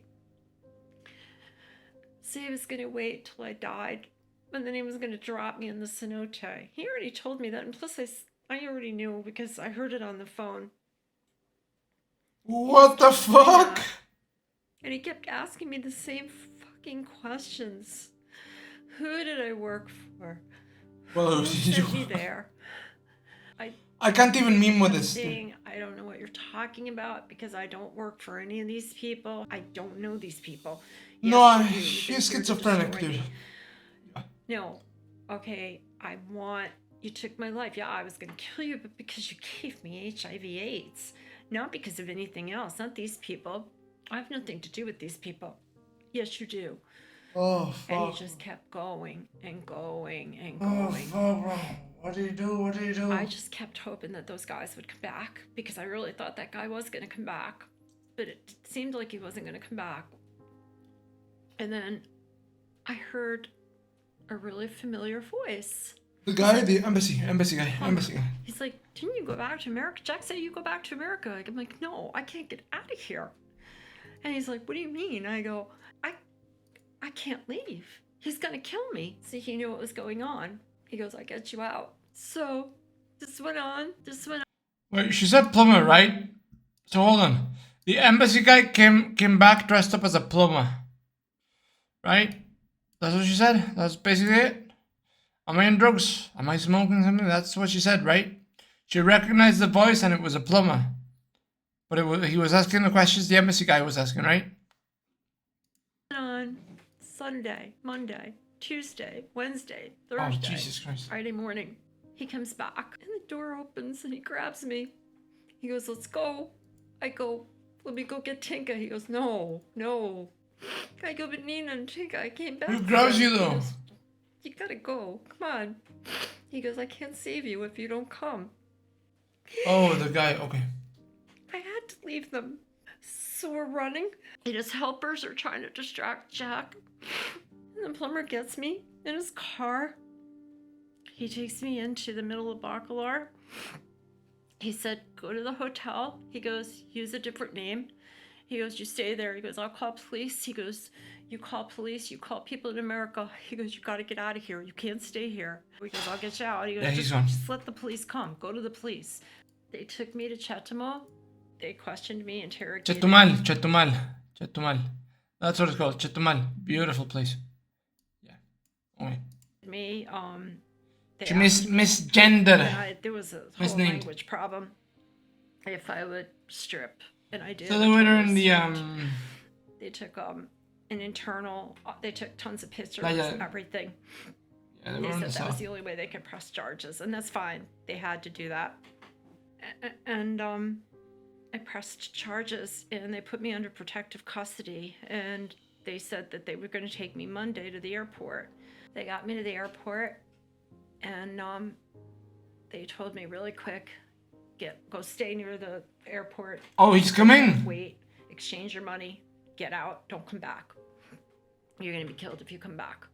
I was so happy to be home in America, but the next business day, it wasn't bad, but it was all over the Mexican news. So he was furious because they were getting ready to put him under house arrest, and he was over the top. Jack Edema is back in the news.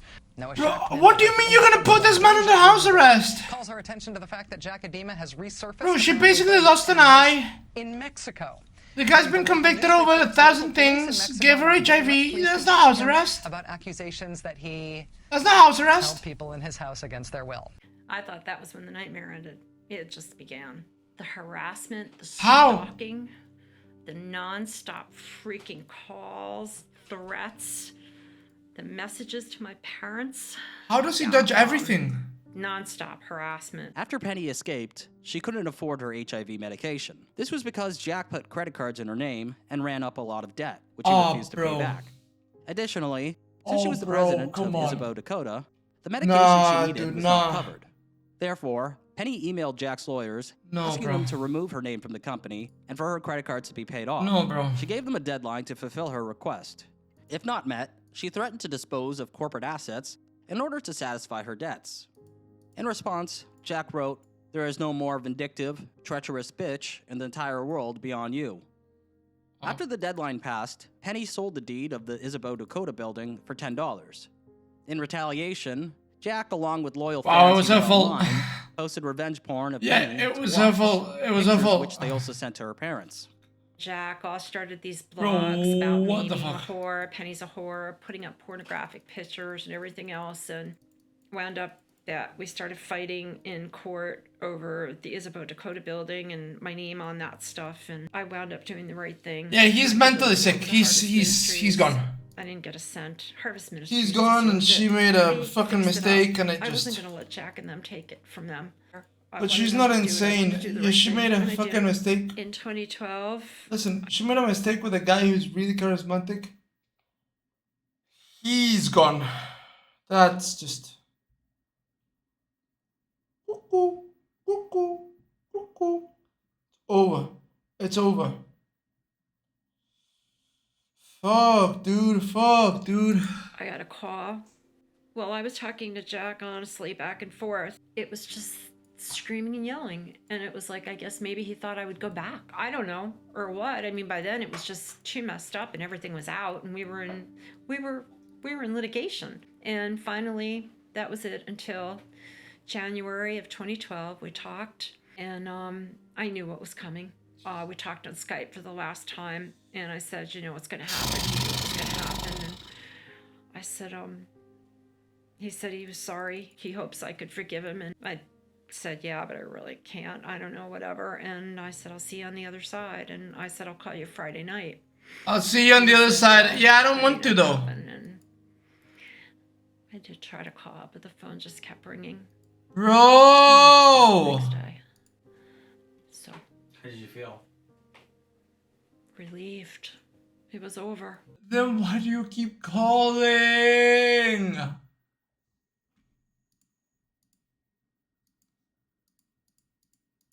If you were relieved when he was gone, why did you keep talking to him?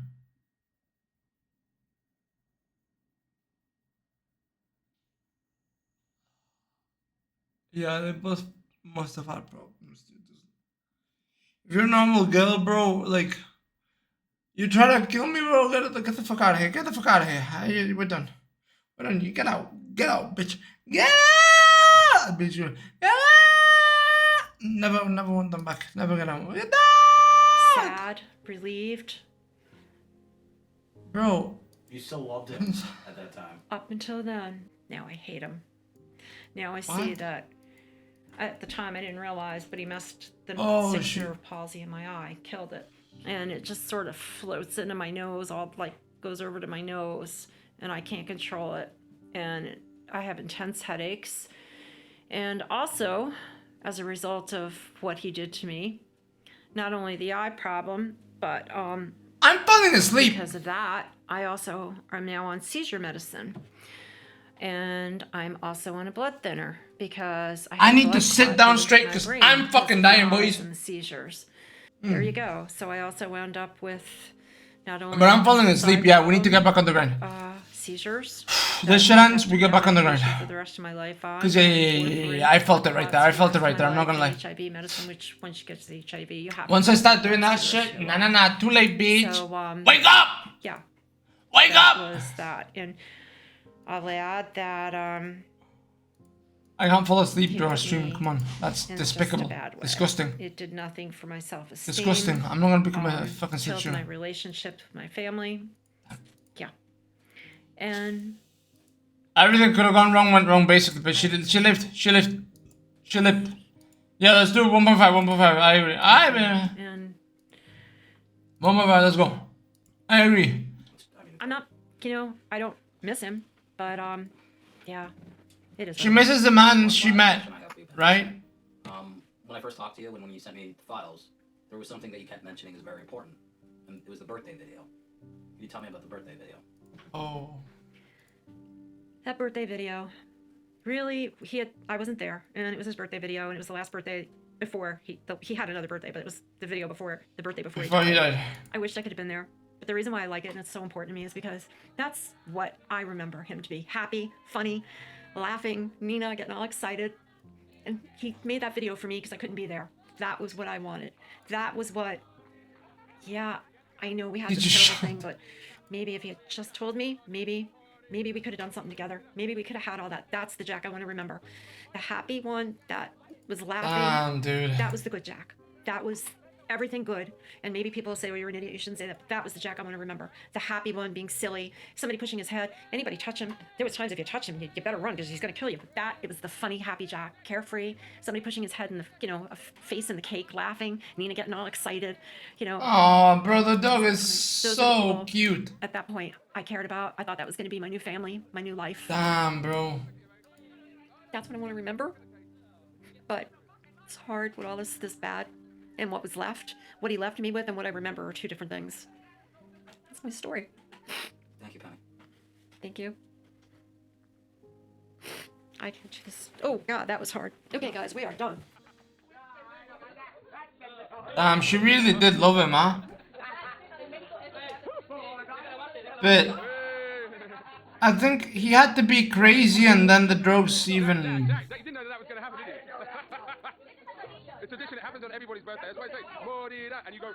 Yeah, true. That's what we do. That's what we do in Mexico.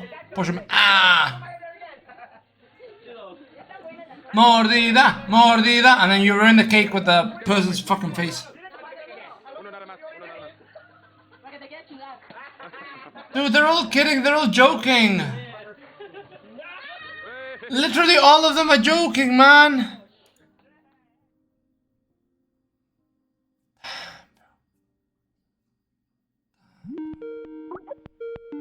Hey, Penny.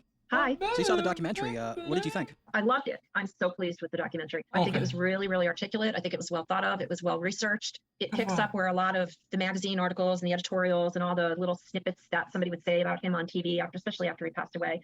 I think it just clarifies everything. Bro, and you see she still cares about his image. Like, the depth. She wanted to do it right, bro.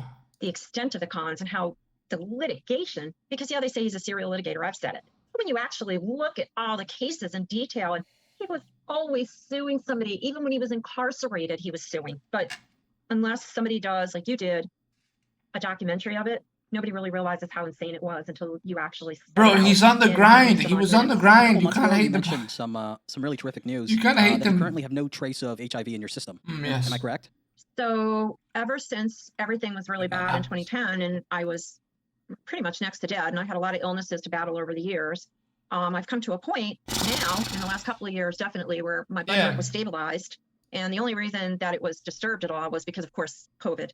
And but now, as long as I eat properly, problem is I can't hide, but no, I think she's a little off. Live good, and my numbers are good. My CD4 count is above 1,200, which is outrageous. That's great. That's good. That's better than even a regular person that has nothing wrong with them. So I'm kicking butt on that. And I'm she has to have something. Which means I have no trace of HIV.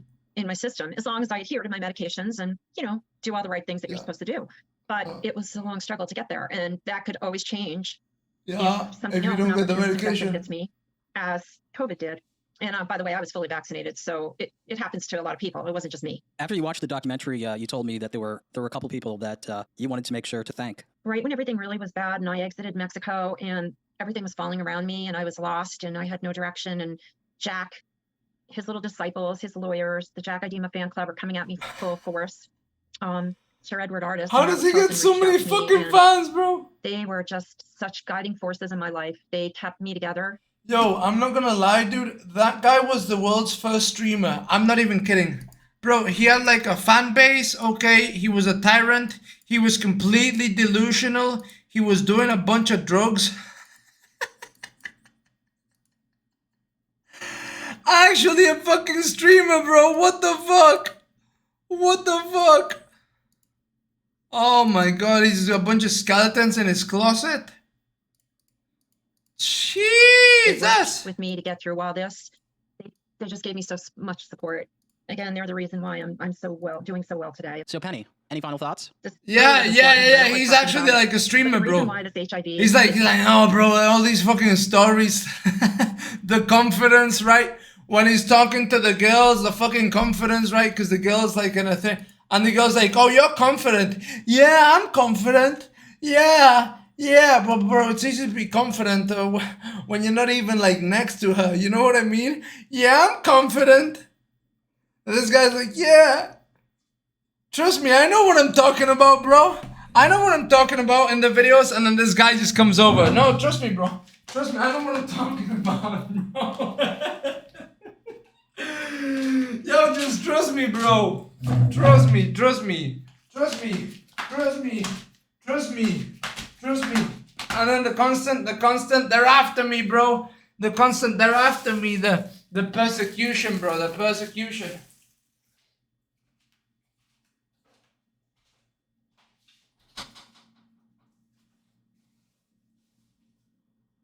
I am ready. Hold on. I just got a fucking piece stuck on my... Yeah.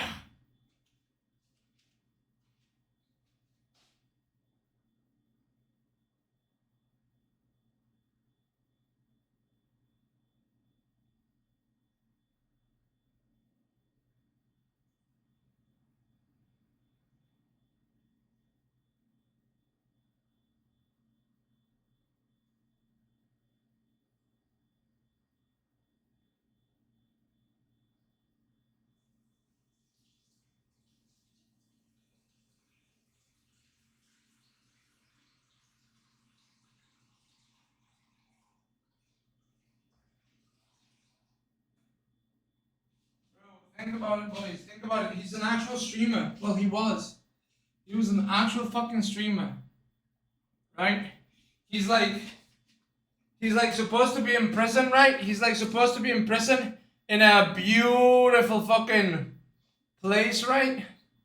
And he's like supposed to be suffering. Like, come on, bro. Then he's like, oh yeah, guys, come over to my home. And he does orgies in them, kind of like TwitchCon. Bro, come on. Really hard for me is We'll because finish it and we go. my numbers may not be good all the time. And the thing Jack took from me more than anything, yeah, he took all that other stuff, and yeah, whatever, I can't get it back. But the one thing he took from me that I have to live with every single day of my life is he took the gift of intimacy from me. I'm afraid to get next to somebody else, even if my numbers are good, because I am so afraid. Even with condoms and all that, I am definitely afraid of being close to someone. He just killed that for me because I know what it felt like to have somebody give me this. And I am definitely afraid of being close to somebody. And he just totally took that from me, because in my mind, I know that, there's protection and all that, but I'm always afraid. What if my numbers aren't good? What if there's an accident? What if a condom breaks? What if? And he destroyed that for me. I mean, I am just definitely afraid of being close to people. I mean, sexually and even trusting people in a relationship, because once you've been hurt, like I've been hurt, and I know a lot of women will understand this. Once you've trusted somebody so much with everything, and they abuse you and hurt you so badly and so personally, you never recover from that. You just never recover. You never do. All the therapy, it helps, and you think you might be okay, you might be able to do it, but once you get too close to somebody, and all your guards come down, and you start thinking, oh, I can be really close again, and That's trauma that you you can't think about fix. what happened when you were really close to somebody, and you think, I can't go through that hurt again. And that's it. That was what he took from me more than anything. I don't trust people the way I used to at all, and forget about relationships. Yeah, some of them might work, and they might not, Oh, and wow. I'm willing to try, but inevitably, Jack will pop his subliminal ugly head into my relationship. And there's always that call, there's always that chat that you got to have with somebody about this whole HIV thing, and it's the deal breaker. You know, even if you're safe, some people just don't want no part of it, and it's just a constant thing. You got to work on it every single. Tim, I see your fucking thing. No, it's not a sleep stream, bro. It's just the Jezebel spirits. They're trying to enter my body and they're trying to make me sleep because it's been more than 24 hours for me right now. Day. And anybody It's like living with 30 HIV will something. tell you the same thing. You know, they try not to be conscious of it. We try just to go on with our The lives. Jezebel It's fine, spirits, bro. but we live with it every single They're trying to make day. me And to have join the dark side, but I lives can't. I can't and I'm constantly knowing when you do unwilling. this, and you Unwilling. gotta be really careful. Unwilling! You know, it's just difficult. It's very If I go, I'll go down kicking and screaming. Go ahead. difficult. It's Go ahead. very difficult to be close to people, and it's very difficult to. It is very difficult. You're remembering it every single day.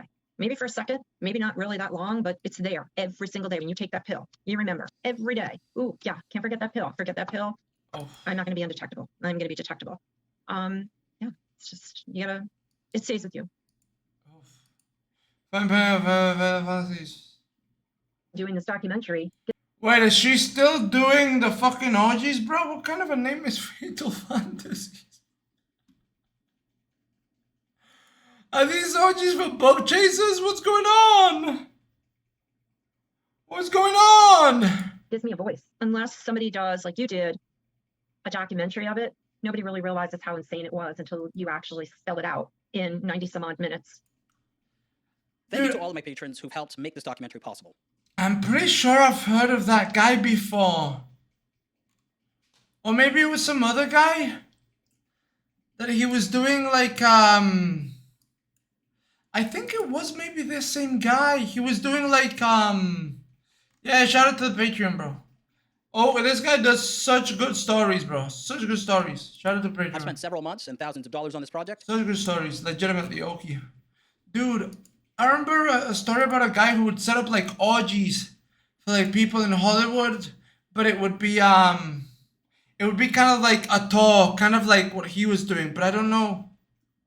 No, I think that guy was single. I think his name was Epstein. It wasn't Epstein, some other guy.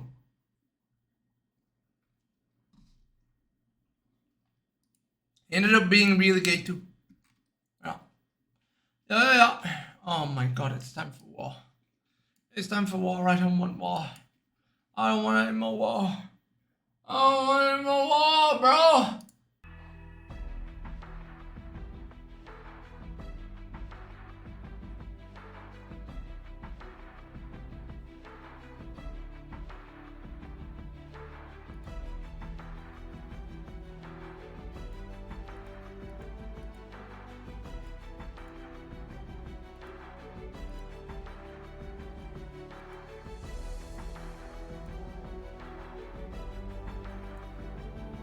No complaining, motherfuckers!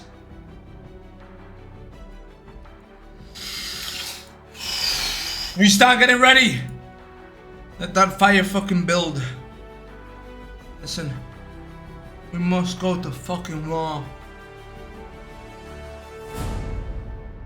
Turn that shit up, bro. Turn that shit up.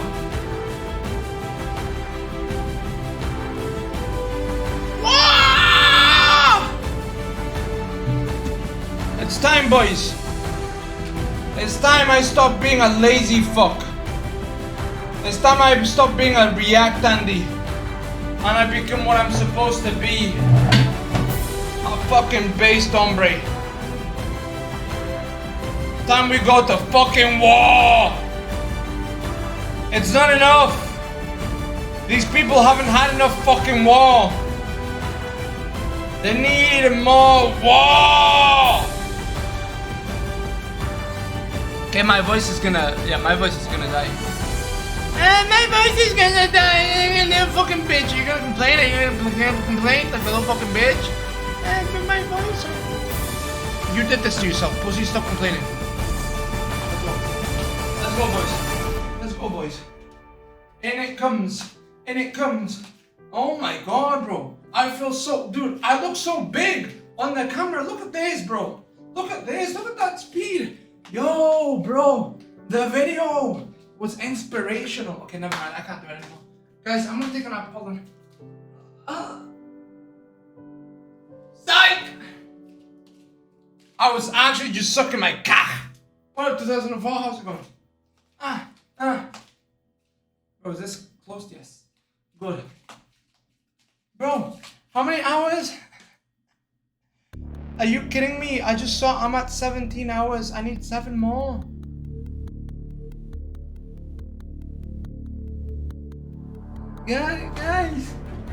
Guys, can I quit? No, you cannot quit, bro. You talk too much. You talk too much shit. Those fucking haters, man, they came in. They said that guy does meth. They said he does meth because he has too much energy. So you know what you're gonna do? You are going to keep going. So they say that guy definitely does meth, even though you don't do it. Okay? If Twitch doesn't ban me, it's a failed stream. That's how it is. I'm kidding, Twitch. Bro, Twitch, I'm just a nice guy, bro. I'm just a nice guy. Please don't mind me, bro. Please don't fuck me. I don't do any fucking drugs. I am your cleanest fucking streamer. I am a man of the people. Okay? I am not a goddamn fucking stupid bitch. You know what I want though? You know what I want? I want some fucking chips. I want some chips, something salty. I want something salty, but you can't get anything salty. The only salty thing I can drink are the tears of my fucking enemies. Those are the only things I can do. I can't go to the shop right now. My fucking armpits are killing me again. Who gives a fuck? If they bleed, they bleed. That's the fucking truth right there, boys.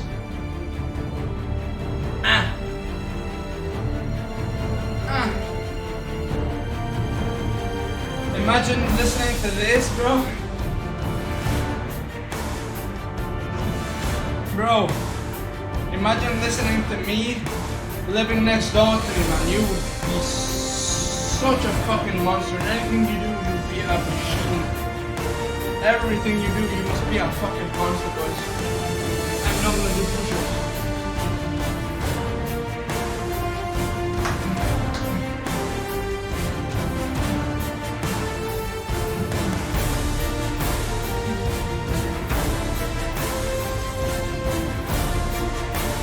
Bro,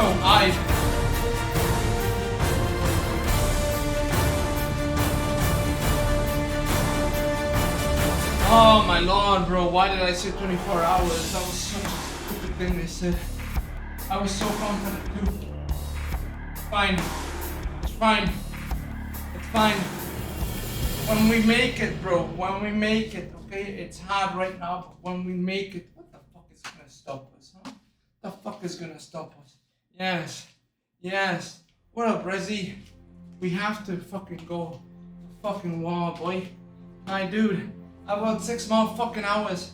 My armpits are killing me. My fucking shoulders are killing me. The fucking chest is killing me. Everything is killing me. You know what? I'm alive. I'm alive. Which is the only thing that fucking matters. The body recovers. The body recovers, you understand? We recover, we get stronger. We get stronger, we come back fucking stronger. What's up, Rezzy?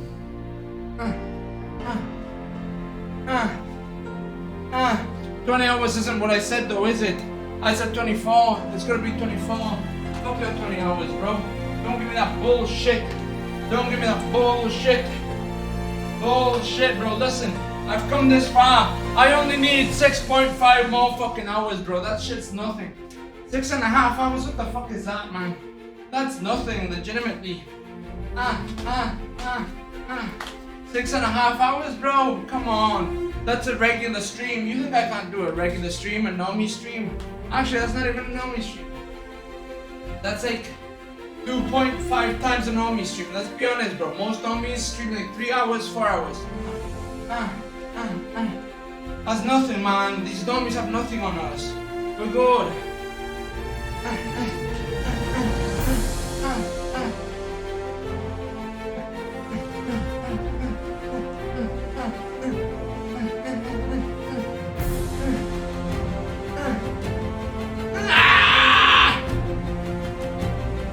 It was a test. It was a test, he says. They're trying to make me fall, bro. They're trying to make me fall.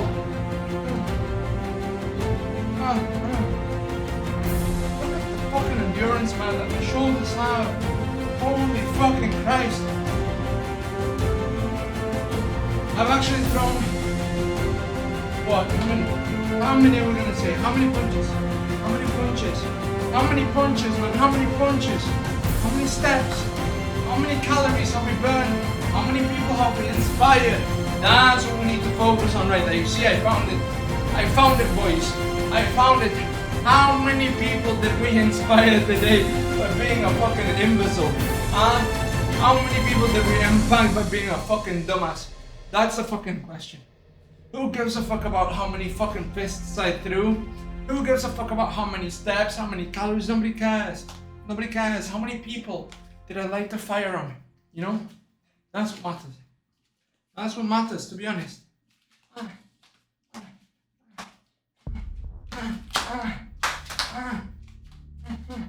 I can't do this for 6.5 hours, bro. You think I'm gonna be able to do this for 6.5? This fucking thing is already clear. I'm gonna get them 90s. Who gives a fuck? Who gives a fuck? Stop crying like a little bitch, bro. Stop crying like a little bitch. I'm not gonna be able to speak either. Who gives a fuck? Who gives a fuck? Bro, why does time move so slowly? What the fuck? It's still 6.5 hours. I still need 6.5 hours, bro. I still need 6.5 hours. Okay. Soon enough, I'll only need 6, and then 5, and then 4, and then 3, and then 2, and then 1. We will blast off at that moment.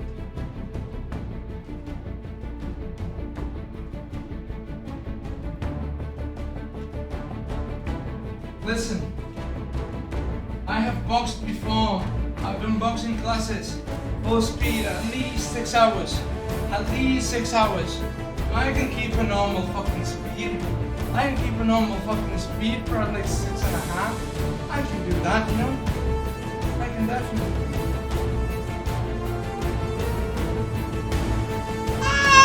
That's fine. I was just pretending I needed some time.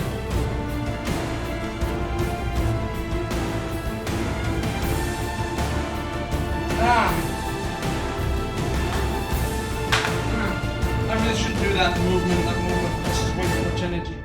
Costs way too much energy, but you know what, bro? Losing weight ain't too bad. Bro, we are gonna look so shredded, it's gonna be unbelievable. Of course I have, buddy. I've been drinking tons of water.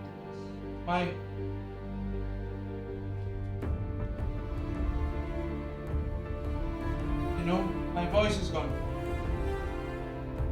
My voice is gone, bro. These punches, yes, they could knock out a bat. I agree. I agree. I agree. The bat didn't expect that one, did he? Also, if I have a knife on here and I go like this to the bat, what's it gonna do? What's it gonna do? I start going, Gotta change stream title. Let's change it.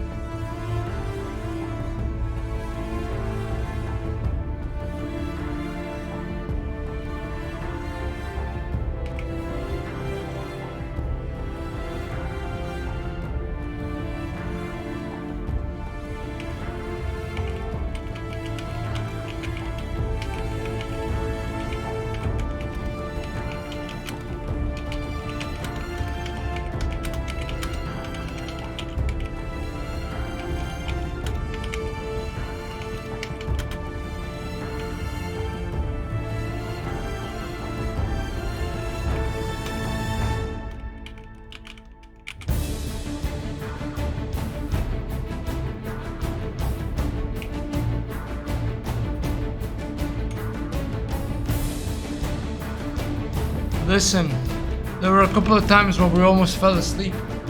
The Jezebel spirits, bro, they came for us. But they didn't get us. Understand? They didn't get us, boys. They didn't get us. They came. They came, okay? They arrived, but they did not conquer. You understand? They did not motherfucking conquer. We are the conquerors, not them. We conquer those spirits. They came for me many a time, man. I felt them. I felt them come to me, man. I felt my consciousness wane, fall into a deep slumber, but no, I couldn't. No, I couldn't. Right before I fell asleep, I always woke up. No sleeping. But there were a couple of times where I almost actually fell asleep. In fact, I almost fell asleep so convincingly that people thought I was sleeping, but I wasn't. I actually wasn't. I was just pretending. It was merely a prank. Oh, bro, this is what happens. These are the consequences, bro. This is what Twitch is doing to me.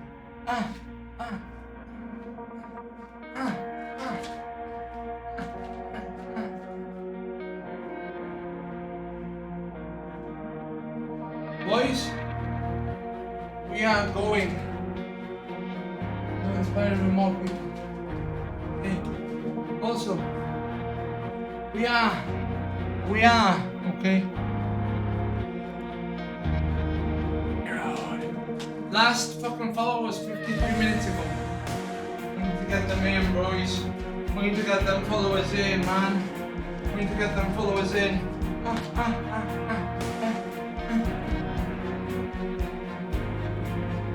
Bro, when it's like 1 hour, I'm gonna post in the server again.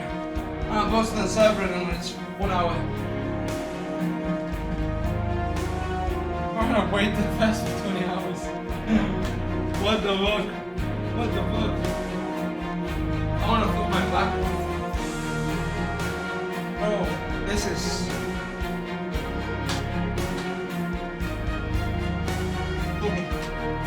Mind over matter, boys. Mind over fucking matter.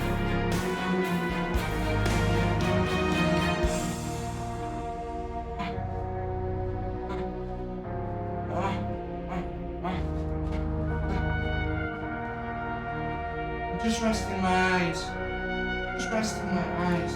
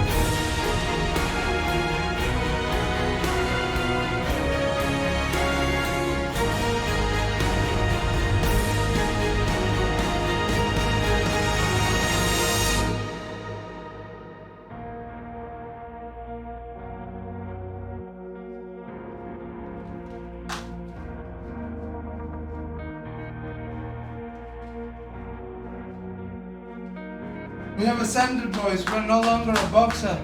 We're an angel of Twitch. Leon, what the fuck? No, I'm not losing my marbles, bro. It's just my arms hurt.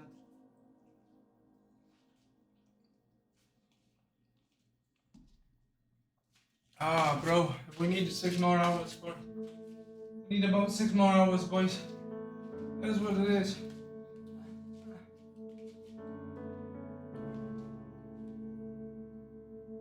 Bro, yeah, bro, I don't know about the hoes, because I'm bold as fuck, Lamar.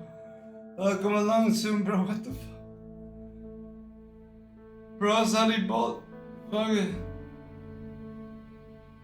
What? What? Push.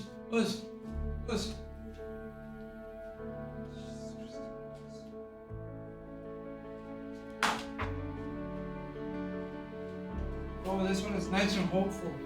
This one is nice and hopeful, bro. This one is rising. Rising.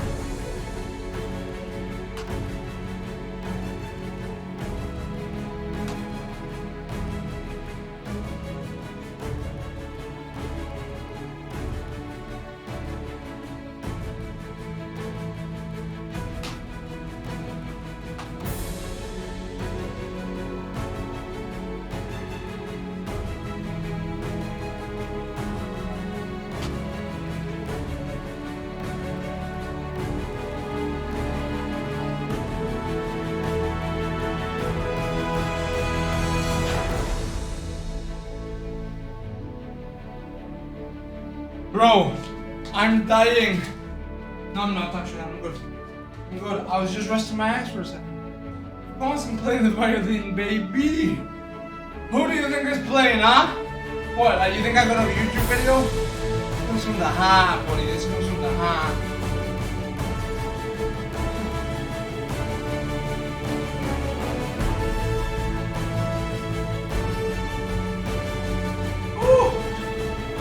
Man, I am tired.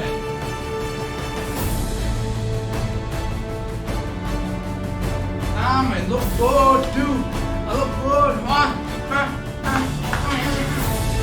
Look at that, I'm showing a little finesse.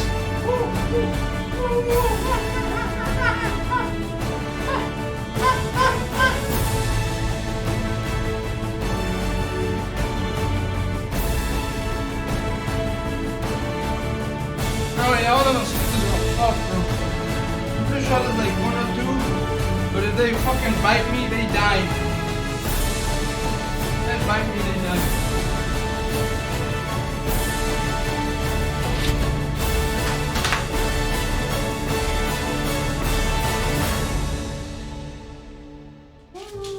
But good song. British, thank you for following, buddy. It's not my usual stream. My usual stream is actually way more entertaining. Today, we just chose war. You know what I mean? Today, we chose war. Bro, that was my first follow in an hour.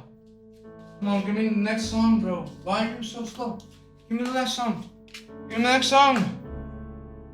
Oh my god, give me the next song, bro. The fuck is this?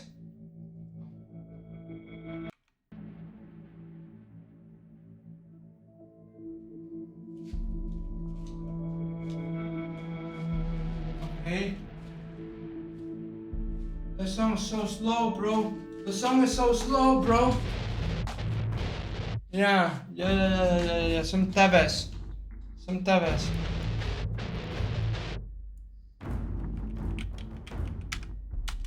Is it copyrighted though?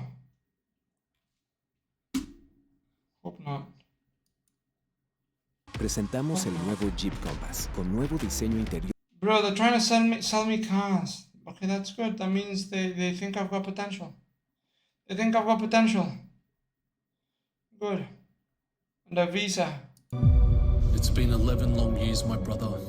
Wow, where has the time gone? It feels like it was only just yesterday when we were conquering the streets of Sydney, conquering the festivals and the nightclubs, side by side, brother and brother. I miss you every day, and God knows it hasn't gotten easier, but I've used the pain as strength. I've used the pain to help me succeed, to help me ascend, and to help me become stronger than I ever thought I could be. Oh! Now watch me as I I mog these mere mortals, as I rise up Oh, and become the master of my destiny. All in your honor, all for you, and all in your name. I miss you, Aziz, and I won't stop until I mog them all and show them just how powerful and just how mighty an underdog could be. Bro, I can't do this for as long as it's gonna be. I can't do this that long.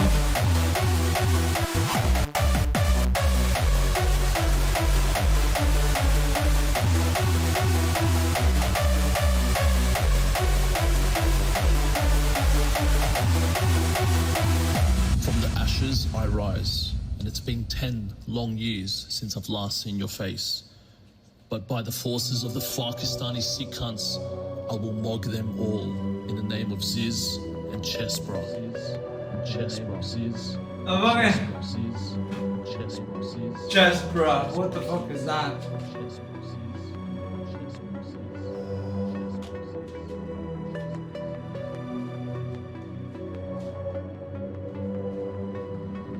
In the name of Ziz and Chesbro.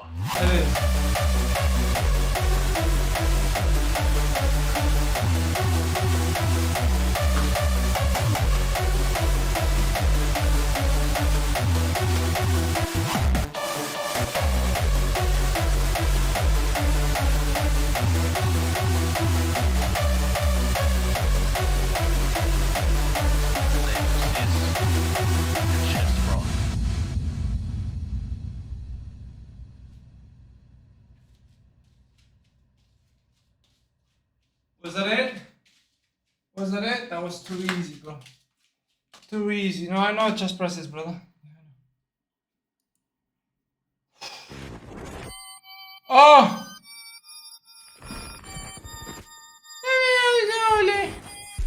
Oh, is the embrace masculinity. There's the embrace masculinity in me.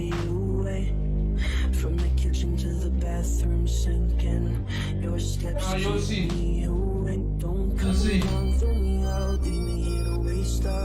You'll see. Those are the people that reject masculinity. Hold on.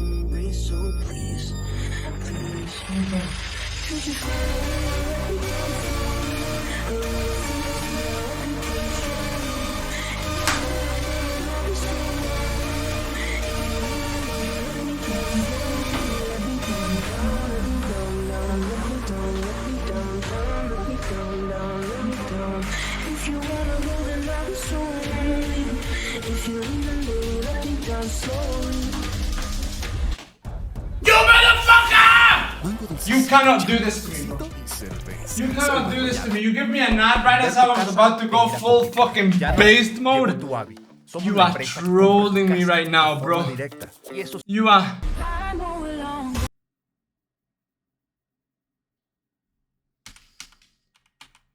You are trolling me so hard. That's illegal. Now I have to do it again. Now I have to do it again. Now I have to do it again.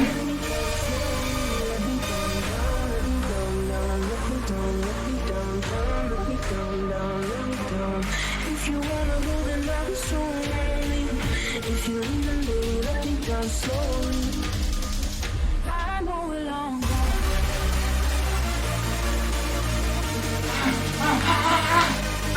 It's been the 17th fucking hour. You think I give a shit? Boy, I'm a fucking demon.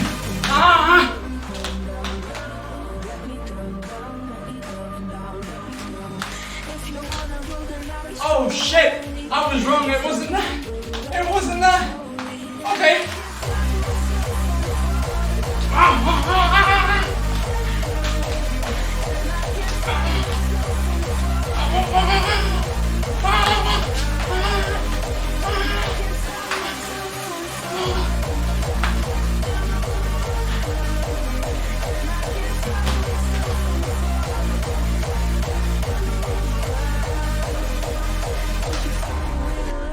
Slowly, a little sympathy, I hope you can show me. I'm a fucking demon, buddy. Then I'll be so lonely.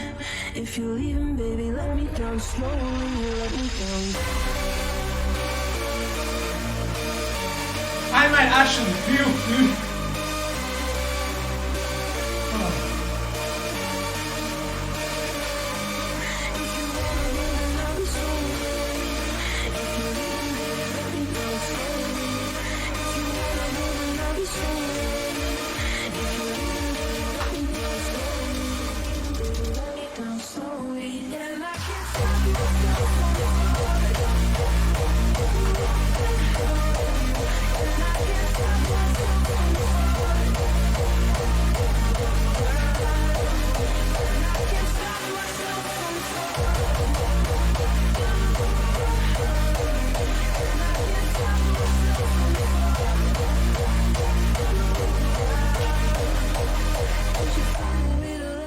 Slowly, a little sympathy, I hope you can show me. If you wanna go, then I'll be so. You thought I was done? You motherfuckers thought I was done? Well, no! Holy shit, I might puke. What's up, buddy? Nah, I got a big raid, had to go to war. I'm gonna sit down for at least a song, bro.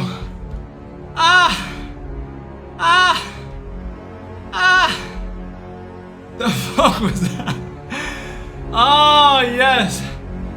Yes. Yes. Yes. We're on our 18th hour. 18th hour of the fucking stream, and we have more energy than a fucking sleep stream who just woke up. 18th hour, dude. 18th hour. More energy than all the fucking sleep streamers combined that just woke up. Holy shit. Holy shit. What are they gonna do? What are they gonna do? They can't do shit. They can't do shit. It is.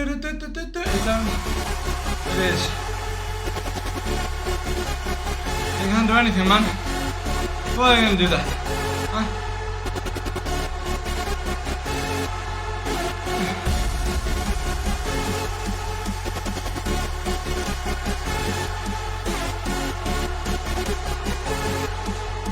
Yo, nobody clipped that fast ass shit, bro. Come on. That was so good. Me boxing fast as fuck was so good. I need a rejuice, bro. I need a re-energizer. Hold on. Bro, I just Mad Hatter, what up, bro? I probably just did the fastest one I've done.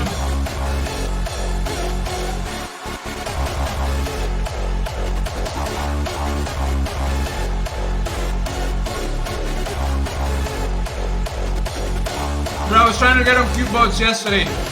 We couldn't get on, we took an L. But then we got a John raid, so we went to war.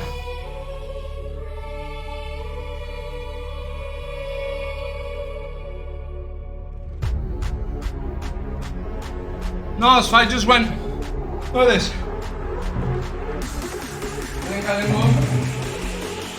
Go. These people are like, oh, it's the 18th hour. Oh, there's no way. There's no way this is gonna go fast. It's impossible. Nobody can do it. Nobody can do it.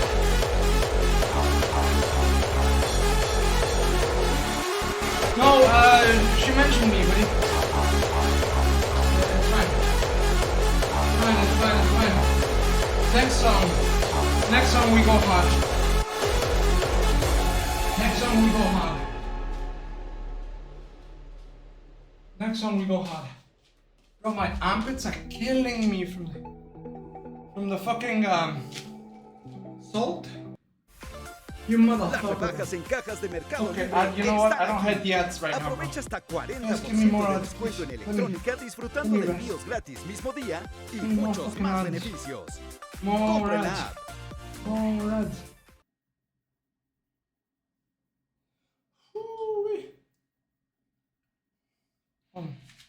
It's done.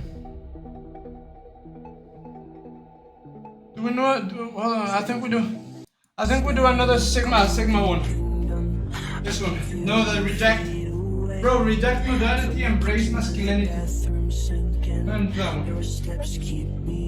then go as hard as possible. And as fast as possible. You motherfuckers better fucking clip it, bro.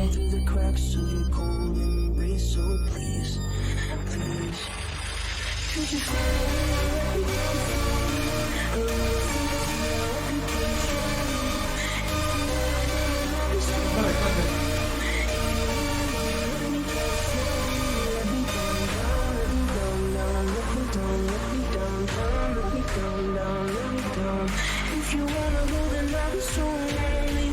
If you leave, then baby, let me down slowly. I know we're long gone.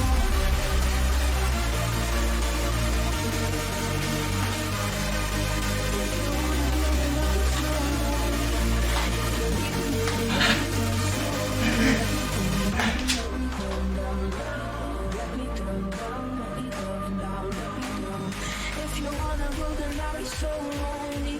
If you leave, then baby, let me down slowly. And I can't stop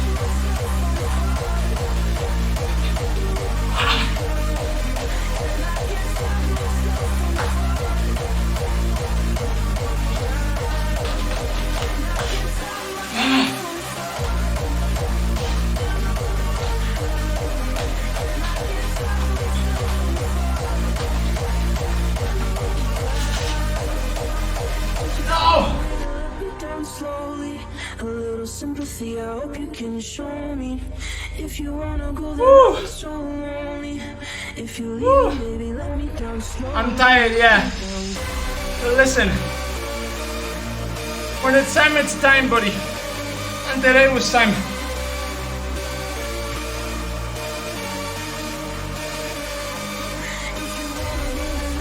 I took a break, a small break, right before this though. But yeah, it's been pretty fucking consistent.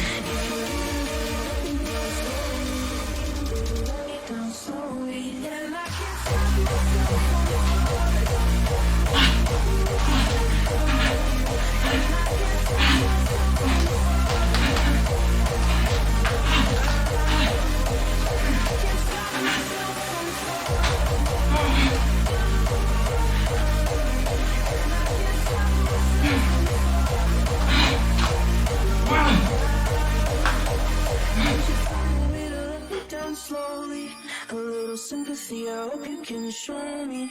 If you wanna go, then I'll be so lonely. If you leave, then baby, let me down slowly. Yeah, I saw that one, Dude, my armpits are killing me, hold on. Holy shit, what the fuck? It's bad.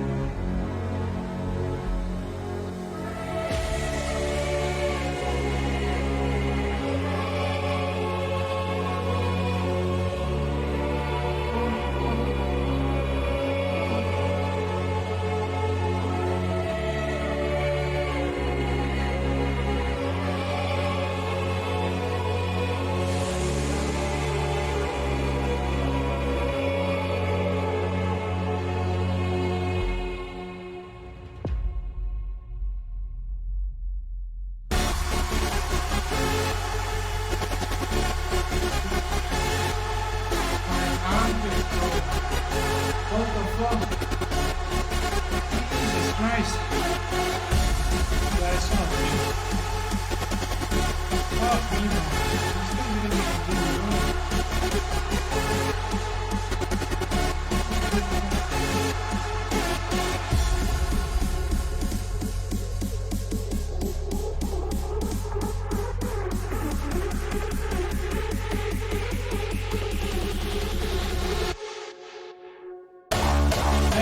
I've seen that one. They also have a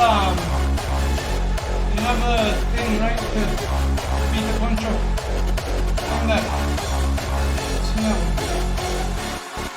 They throw it and that thing goes yeah.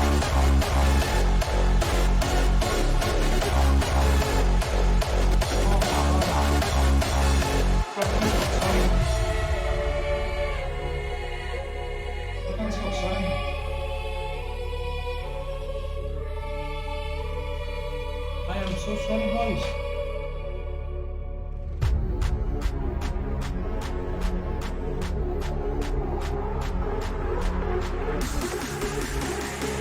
Holy. Oh, I actually landed it.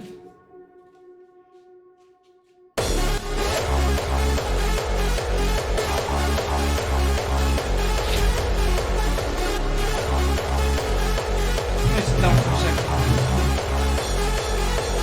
I'm allowed a small sit down. No, I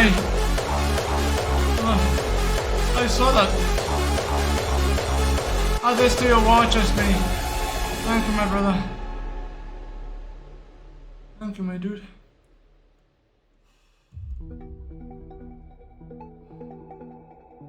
Holy fuck, boys. I'm tired as fuck. So I wonder how I'm gonna feel it tomorrow.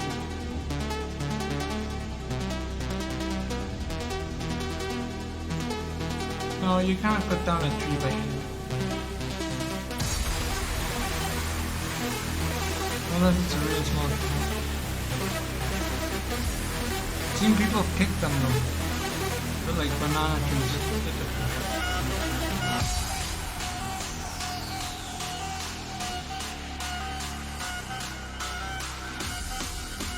Jesus Christ, who the fuck thought this was a good idea? Stay with me.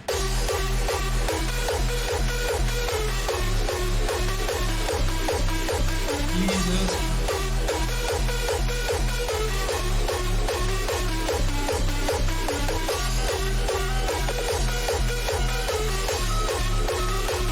Oh my god, man. Look at me.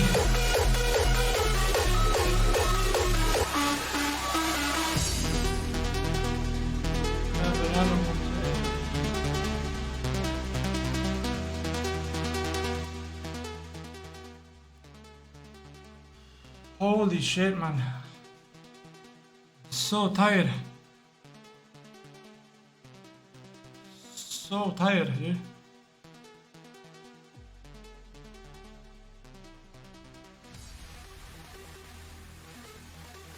I can't stop sweating. I'm just sweating and sweating and sweating. I can't stop. No matter what, doesn't want to stop. Bad. Bad.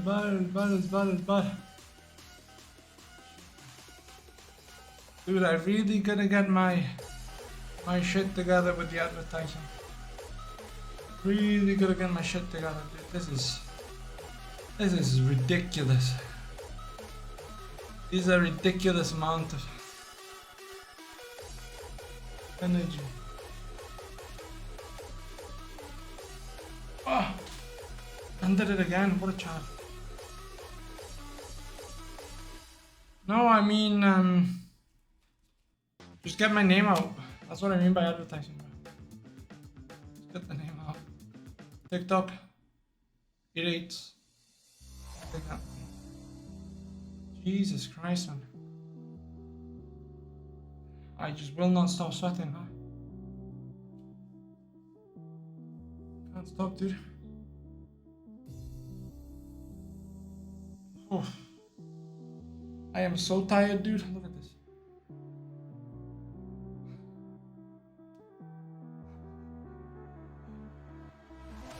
But hey, this is what we chose.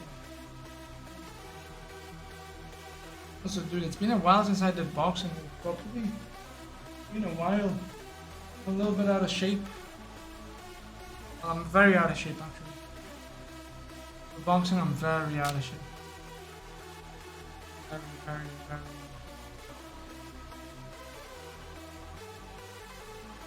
Like, the intensity level was completely different.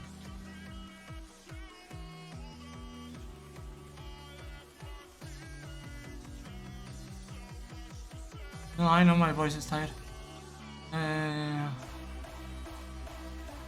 Everything is tired, bro. Listen, 6 more hours, huh? Jesus fucking Christ.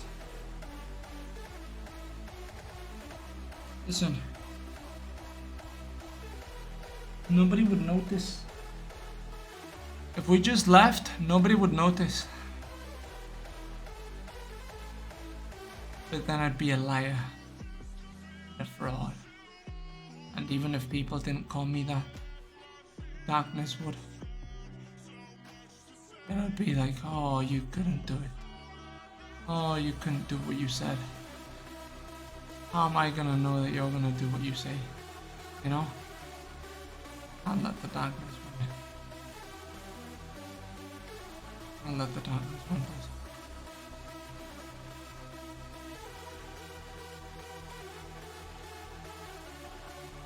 No, it's not enough. Not enough, not enough, not enough. No, we don't do it tomorrow. Nah, bro, we don't do it tomorrow. We do it today. We're 2 subs away from 100, bro. Okay. We still got a bunch of fucking people to inspire. Not enough. It's never enough. I do 24 hours of this. It's still not enough. Understand? You're completely right. But no, tomorrow we do something different. Tomorrow we take a chill day. You know? Tomorrow we will play something nice, something slow. We will breathe. Tomorrow we do all that. You know, and then the next day we go again on the E-dates. We go again on all these things, right? Tomorrow we take a little break. I'll still stream, but we take a little break. You know, we don't go as hard. I'm trying, dude, I'm trying. I'm trying to push. But do you see how, do you see? Bro, I'm out of shape. I'm out of shape right now, bro. I'm out of shape. What made me decide doing this? Well, I always said I was gonna go to war against the sleep streamers, right? And everything that plagued the streaming world. So today we went to war, right? Against everything. Hey, thank you for the help. Thank you so much. I'm so tired, dude. I am so tired. I don't know how long I'll sleep, dude, but however long I sleep, it won't be enough. However long I sleep, it won't be enough. Oh my lord, yo, what the fuck? Dude. At the beginning of today, I was at 16 subs. You just got me to 104. Thank you for the 5 gifted, man. Oh, girl, I don't know. Thank you. Jesus. What record? There is no record, bro. Just trying to beat ourselves. Understand? There is no record. It's just clickbait. I'm not gonna lie to you. I don't know how long the record is, buddy. I don't know how long the record is. No. But I'm just trying to bring back entertainment to Twitch, bro. I'm trying to bring back a fucking fire to Twitch, which has been gone for a while, let's be honest. That's what I was trying to do. And yeah, I always said I was gonna do a fucking war stream. Okay, so this is a war stream, bro. And this is what war looks like. What did Kimbo Slice do apart from dying? Challenge random people. I don't want to hurt people, bro. I want to hurt people. Also, I don't think I can film that one. I don't think I can film that one on Twitch. I don't think I can film that. I don't hurt people. I don't hurt people, dude. Only if they hurt people. Only if they hurt people. Otherwise, nah, I love people, man. That's why I do what I do. That's why I entertain. Sometimes I do destroy people, though. I'm not gonna lie. Sometimes I do. You know? Kimbo Slice was like 300 pounds and 100 of them were steroids. Why do you think he died so early, man? Heart condition, I think. Right?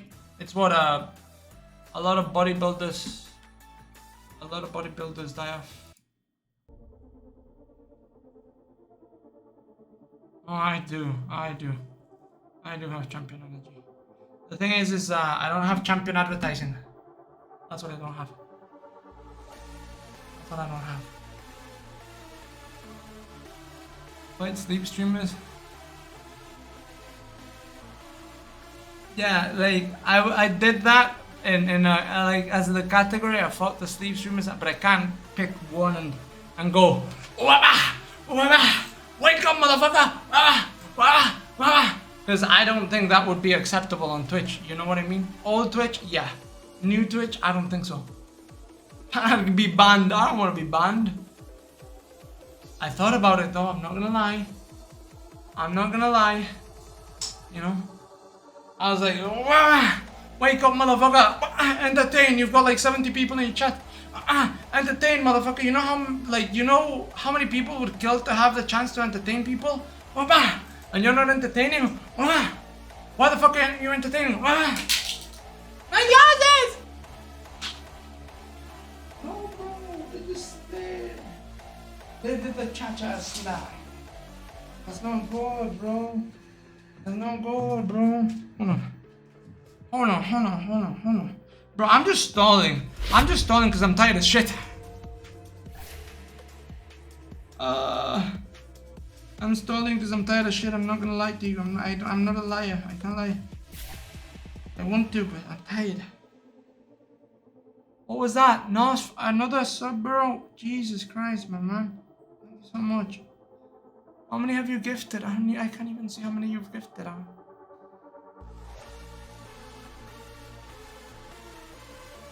My glasses are good.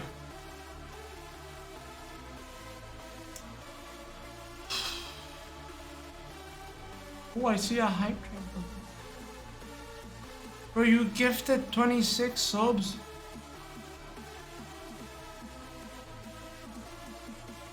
I think the only way to do it is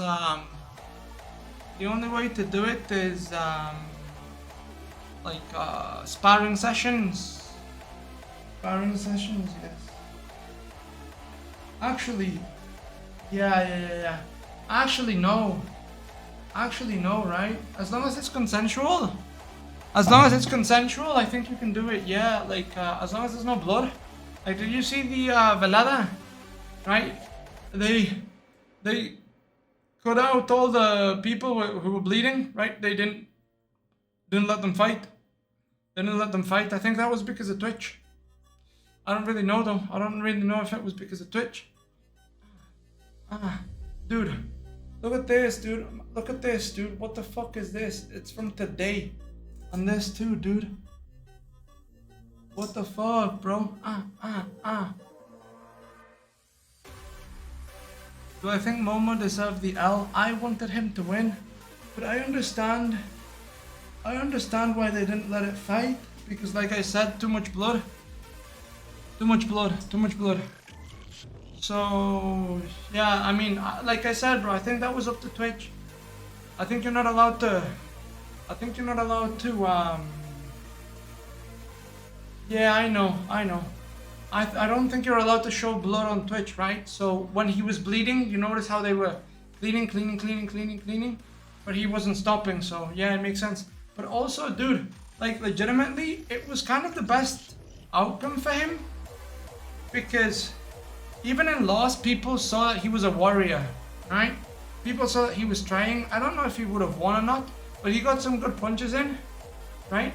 And the fight was stopped and he still wanted to go, so he has the heart of the warrior, right? And that's really what people want to find out. That's all people want to find out about you. If you've got a heart of a warrior, or if you're a giver-upper. That's all they want to know. Right? That's the truth. That's the fucking truth. And he had the heart of a warrior, so yeah, people loved him. Right? And also, he was never supposed to win that match. Virus had already fought, right? In the past one, like Virus was already ready. Yeah, he was never supposed to win that one, man. But he came out, dude, looking like a fucking champ. He was a champ, you know. Didn't win, but yeah. I know. Everybody wanted to see more, bro. But I understand. Oh my god, dude, it's 105 subs. No, I understand. Like, I understand why Twitch didn't do it, right? Like, bro, like, imagine it's the biggest, hypest event ever, right? And imagine if somebody, like, dies. Something, right? You see, as soon as you see blood, you're like, okay, clean it, right? You know what I mean? Imagine that, bro. Imagine the stain on top of Twitch. Imagine the stain, dude. It's like, oh, you guys let an event happen and you don't even care, you know. So no, like, I get it. But like I said, bro, he came out of fucking well. I can do this because, no, I agree. There's no such thing as bad publicity.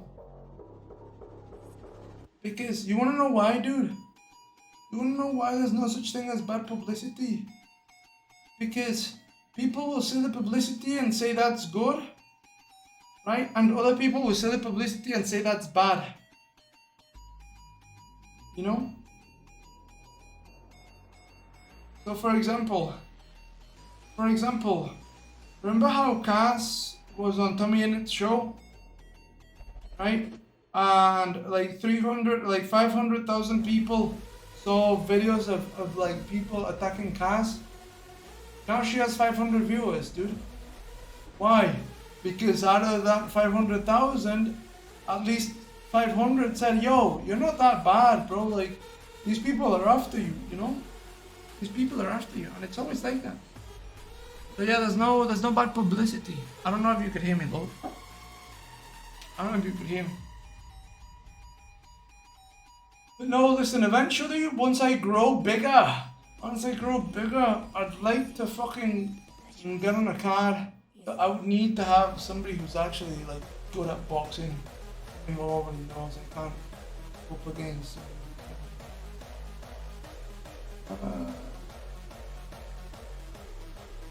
Yes. Bro, yes. No matter what, people will. Even if you don't have anything to say. Am I an amateur boxer? No.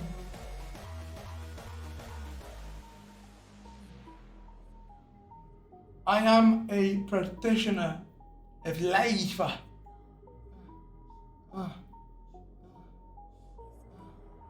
I did judo when I was 2 to 4, karate from 4 to like 18, then boxing from I think 20 to 24 or 21 to 25, one of those two, I think 20 to 24. So I'm pretty well versed on the striking. I can strike pretty well.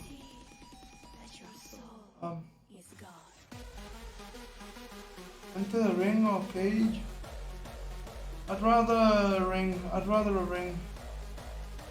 Because I don't have any wrestling. Like, I have very little wrestling.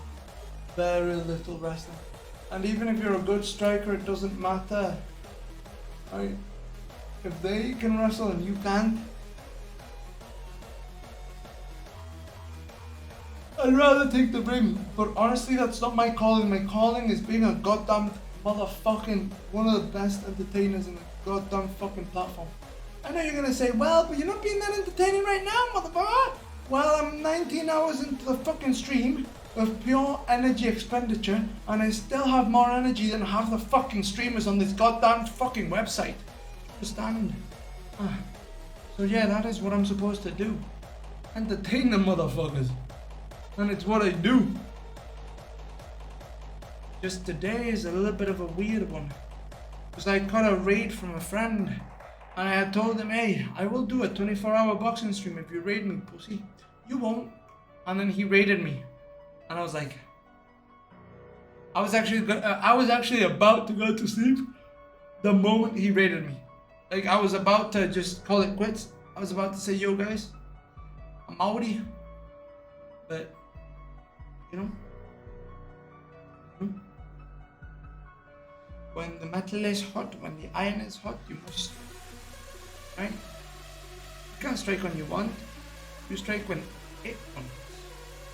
Oh, and so that's what I'm doing right now.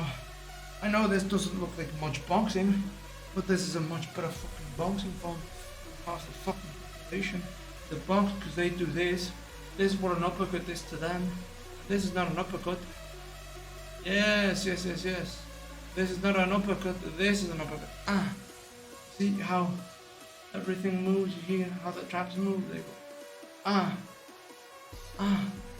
Ah. Ah. Ah. Ah. Ah. Ah. Ah. Thank you, buddy. Thank you. We'll get there.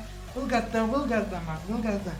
Right now, we haven't dropped that many KW bones, but usually my stream is fucking hilarious. I'm actually one of the only funny people. Was there a Royale last night? There's actually... funny people. I'm one of the only funny people on Twitch just right now. It's really hard to be funny because I'm so tired. I'm so tired. So it's hard to be funny. You know? It's hard to be funny. It's hard to be energetic when you're tired as fuck. And when you're hurting. But we push forward, boys. We push forward. Yes, it was a ranting stream, it was. Oh, yeah, his stream last night, it was talking to Jill, right? Yeah. Bro, my arms are so long. Look how... Actually, bro, talk to me. How was it? How was it?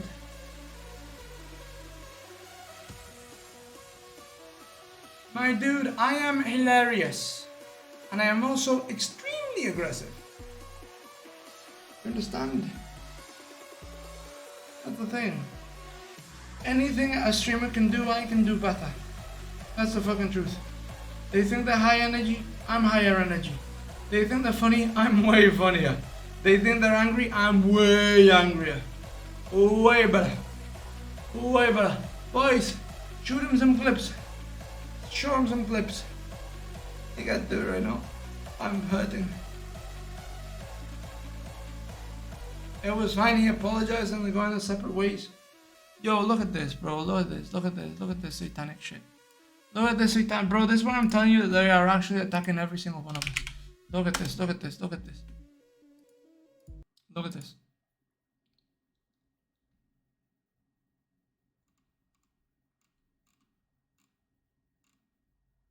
Let me show you. Oh my god, he quits. Oh. Nobody gives a fuck about Hassan, bro. Nobody gives. How many fucking Hassan are there, bro?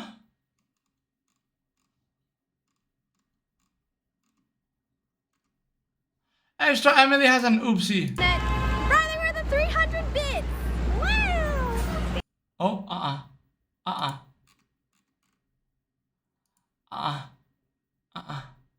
What? Did he get permabanned? Ooh. Ooh. Ooh. Ooh. Ooh. Hold on. Hold on. Hold on. Here. Look at this. Look at this. Hassan? What? Did he get permanent? Bro, look at this, bro. Look at this. They're attacking my boy, bro. They're attacking my boy, bro. Put me on. They do my boy dirty here, bro. Look at this title. Yeah. Jill breaks up with Zerka for verbal abuse and controlling, bro. I mean, aren't you doing that right Bro, now? what is this, bro? Like, Okay, the put man's me on. I'm hurting hanging up. What they On do the to my boy, stream? man? Yes. You're on. The fucking clickbait-ass title. I don't want. Yeah, I'm not gonna lie. It looks like he has a nose ring, but he got it wrong. Alright. I want nothing to do with you. No. You got it wrong, bro. You've Oh, ruined Zoro, so many, like, The you've thing is, ruined bro, my whole fucking everybody life. I can't don't want you. get it on the- Literally. you know. Yeah, Leave me but- the fuck alone. Jill. Bro. I didn't call for You this. mean nothing to me. I fucking Alright. ghosted you. Yeah, fucking yeah, but ghosted you. I 'cause know I have you no did. fucking Oh, words they for did, you. bro. But that's not why I wanted to Oh, call they you. did to my boy, Dude, bro. I don't care about your apology. You're a fucking slut, bro. I don't like you. Like, you're a turnoff. Like, I seriously. Wait, why a slut? Bro, Wait, why a look at slut? that title and look Why- at the fucking soy boys, bro. Let's look at the soy boys, bro. Let's look at the soy boys. Look at the side, boys. Watch this. Watch this. A group. Thank you, buddy. Thank you for the... Look at this. Should everyone sounds like circus? Bro, John Saga being a piece of shit to women? It's like, come on, bro. Oh, once it was given the most false advice, pseudoscience bullshit about lifting. Bro, you know what John says? Eat enough protein, bro. Eat carbs. And then train explosively. Don't train slow. Don't train slow. Train explosively so you can do max weight. That's how you train, bro. What do you want me to say? That's how you train. And these guys are like, hey,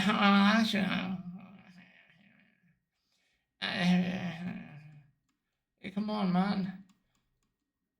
Come on, man.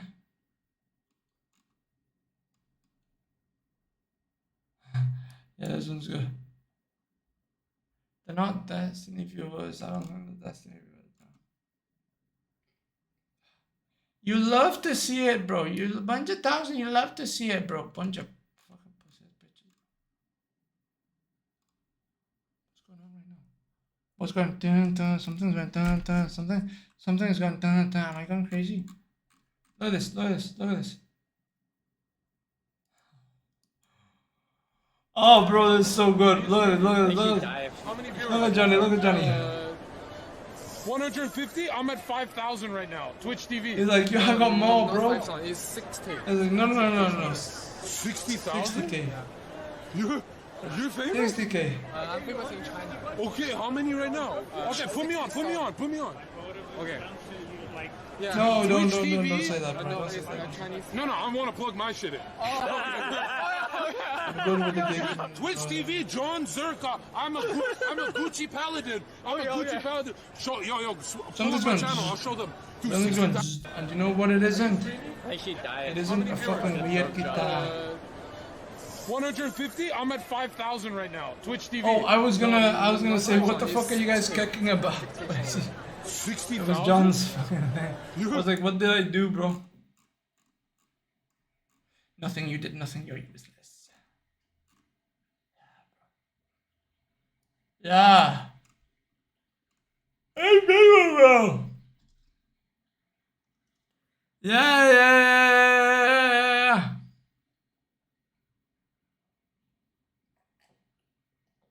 Ah, my dude. It's like a fucking 3-year-old video or 4 years old, bro. They don't realize that he literally hasn't clout chased anybody, dude. Since back in the day, and they don't realize that like Miskiff is like spamming at people. Yo, raid me, I'm live and shit. Oh, but they love him. They love him. It's like, come on, bro. Come on, bro. Are we on? What are we on, bro? I can't even think. All eyes on me. I'm gonna drink a little bit and then we go back to warm. Ah, fuck me, man.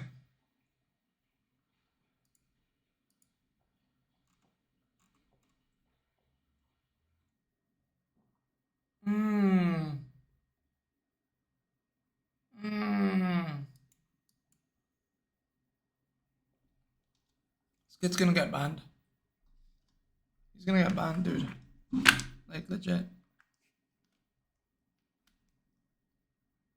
He's legitimately gonna get banned, dude. Why would you do that? Funny, crazy turns out into sad.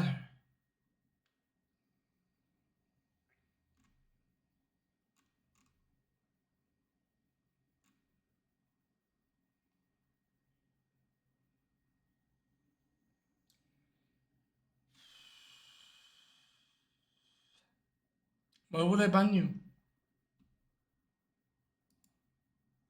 Why would I ban you, bro? Why would I ban you? Huh? Why would I ban you?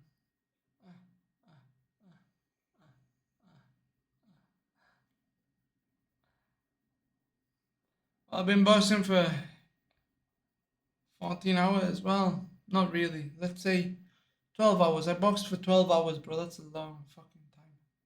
That's a long fucking time. And even if I am tired, even if I am extremely exhausted. If a challenger pulls up, I will destroy them. I will destroy them. A group of individuals, how about this? You get on voice chat and we go to war. How about that? We get on voice chat, you get on the video call, and we go on. Whoever stops first loses. If I stop first, I end my stream. If you stop first, you give 10 subs. How about that? How about that?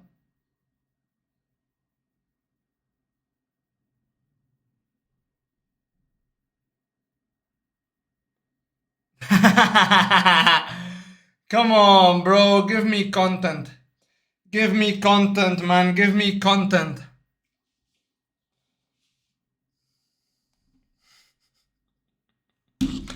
No, he's cool. He's cool. He's cool. Bro, you forget I used to do karate, man. I am a samurai.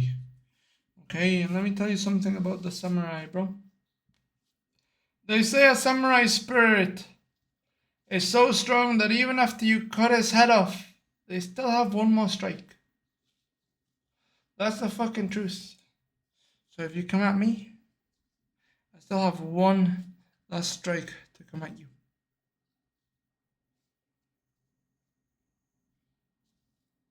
Ooh. Ooh. Bro.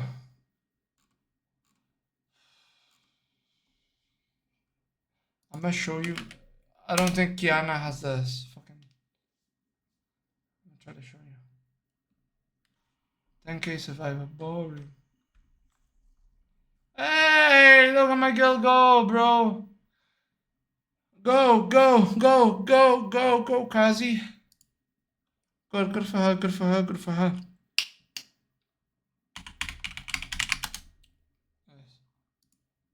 Last stream.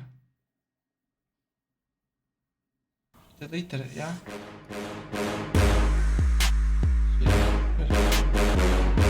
Good, because it was...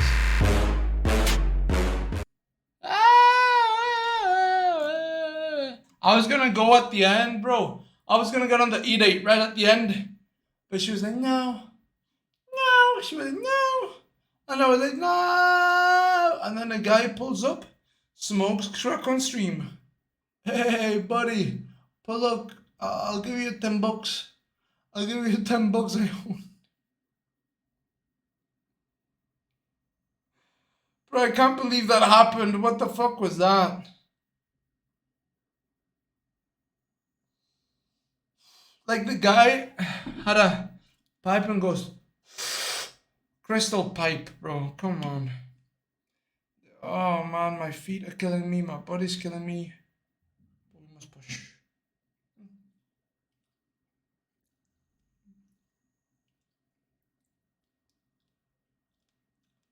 We can't be a little cook who sits.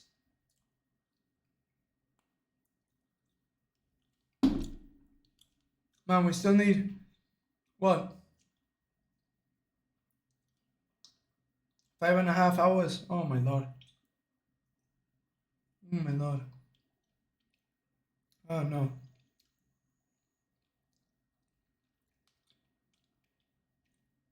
That shit's impossible, dude.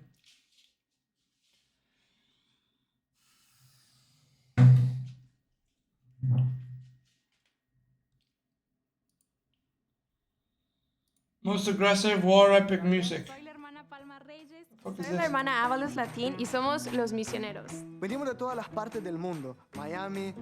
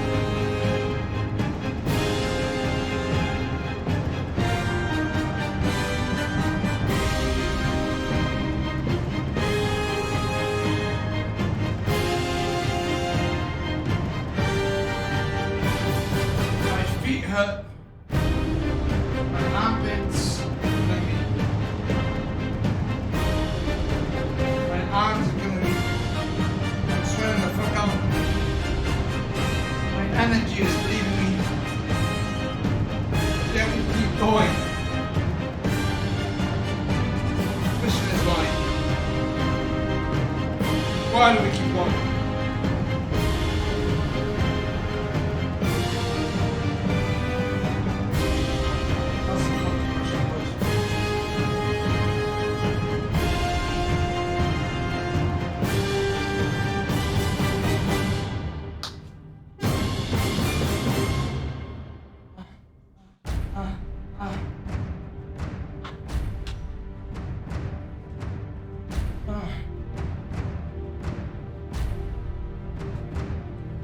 No, it's my love, buddy.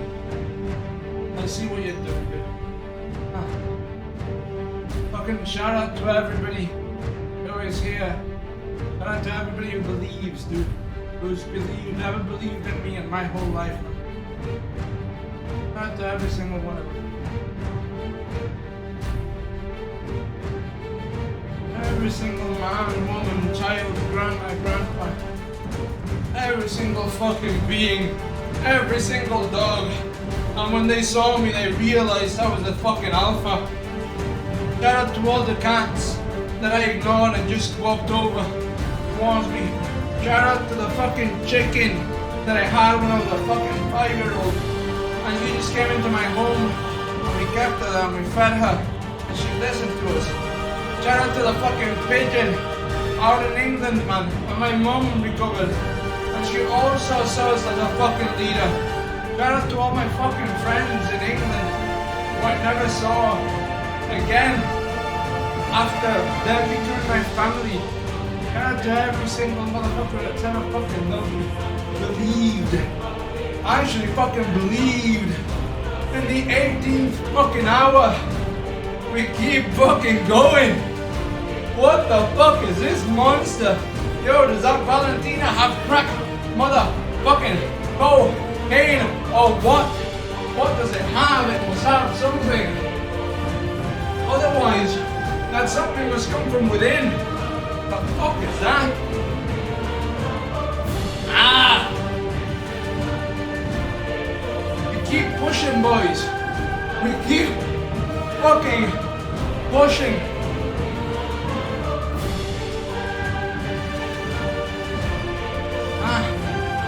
Shout out to all the haters who hated on me. Goodbye, goodbye, goodbye. Ah, what a bad fucking song. Shout out to all the people who hate on.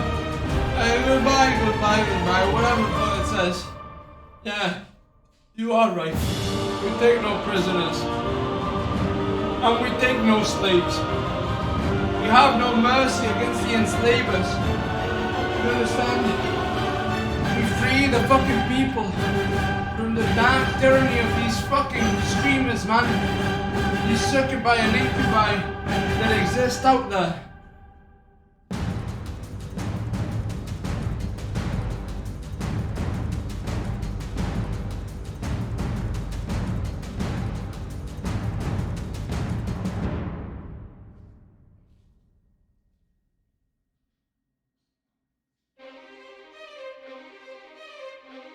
I'm gonna sound like the guy.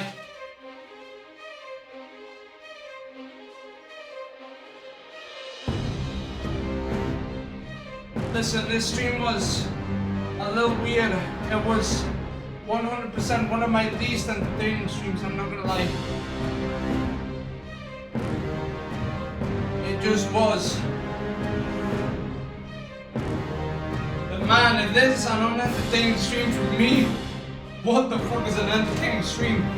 Holy fucking shit. This was full energy. This was a full energy stream. Very little kicks. Very little bass moments. Very little truths. Man, the fire though. The fire rises. It rises from the fucking ashes. These people thought we were done. They saw us sweating, they saw us on the chair, they said, there's no way this guy's getting off. Meaning you should try to do it tomorrow. Meaning you should honestly just go take a bath and go again tomorrow. You know what I say to them? You're probably right. You do not strike when you want. You strike when the opening happens. Understand? same in fucking life. It's the same in everything. In boxing, you don't just throw your jab. You throw your jab when he moves. Throw hand. You know that jab's getting through. You throw that hook to the body when he lifts that up. You throw that hook to the fucking hair when he pulls that down. That's what you do. That's what you do.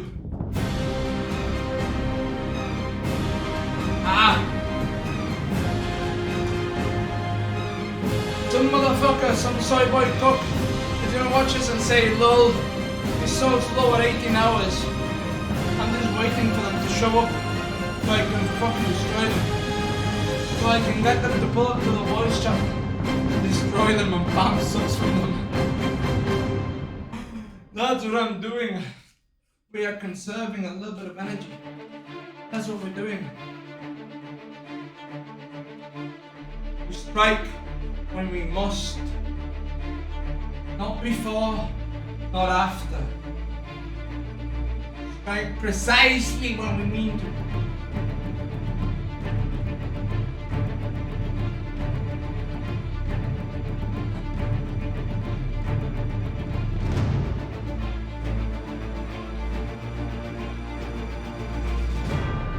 What's up, Marcus? See you.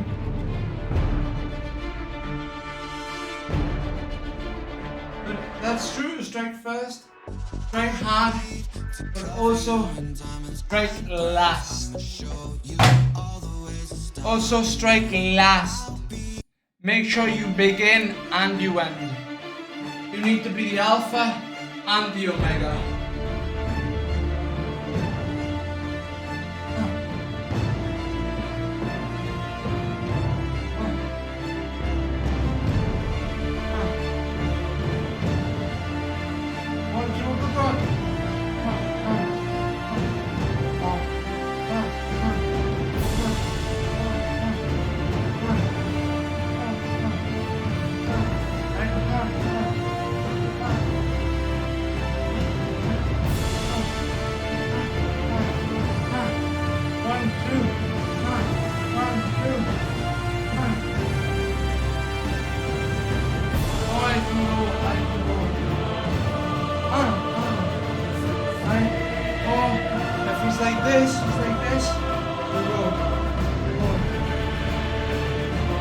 Put that on there so it blocks this. Put that on there so it blocks like this, and then you go, lift his head, bounce it off the wall. You go, make him block. You make him block, he's blocking. Bam, bam, no longer blocking that. Like that, you see? Make him block, bam, bam, bam, bam, bam, bam, bam. Ooh, you got that one in. You see that? You see that? You got that one in.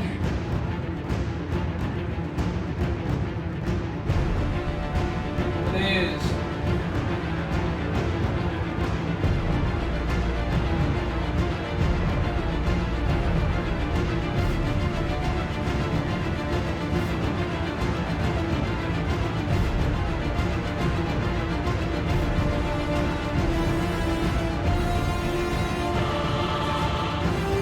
I can't even do it correctly.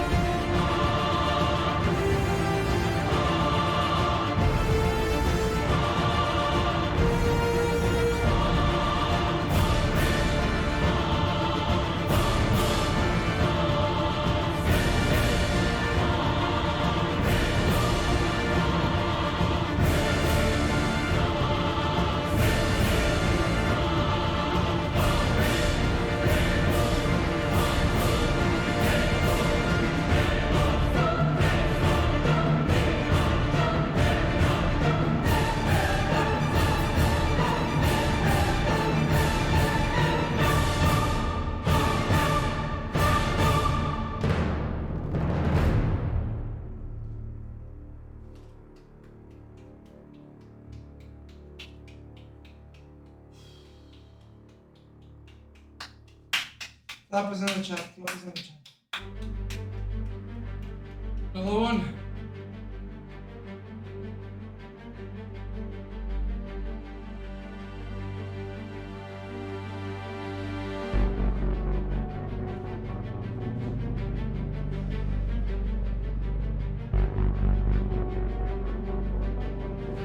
Yeah, of course we're swimming through them, man. We swam through them so many times today.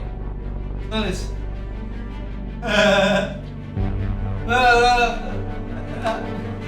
Okay, G. Oh, we got this. We got this. I just need a refueling. This is my fuel. So good.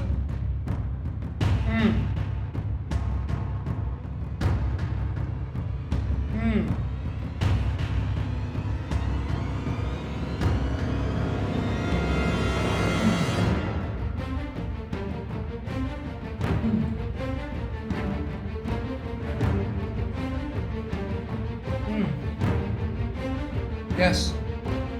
It's so good with Takis. When something is salty, it's so good.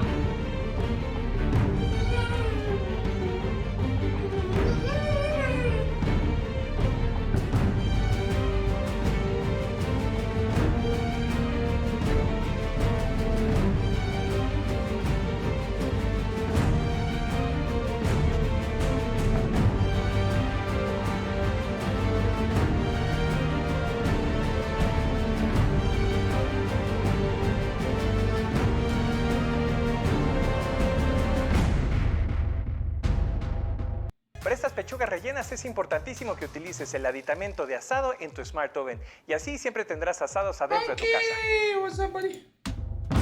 I'm not gonna die, bro. I'm a young man.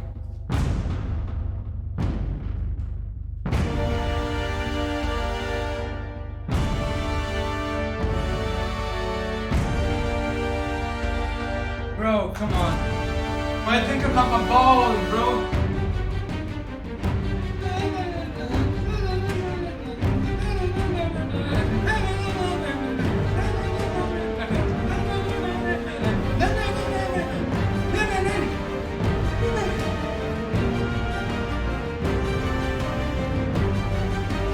Dude, I play the violin with my hands.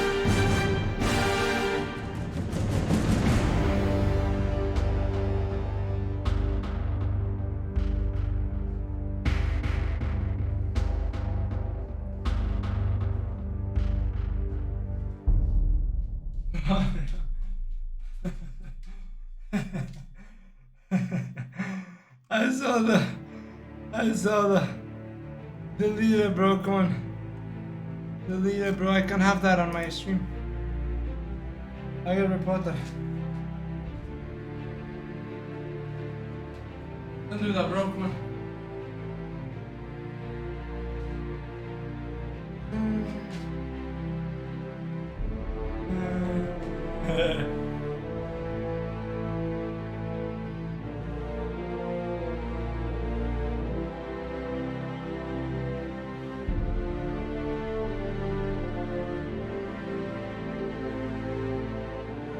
Bro, I swear, an hour ago I needed a fucking...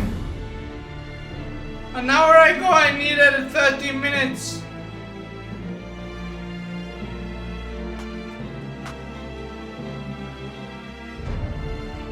Who do we go to war against? We are tired. We are ruled and beaten. We are ruled and beaten. No, you can. You can. Hold on, let me take a piss, boys. We will go to war. Hold on.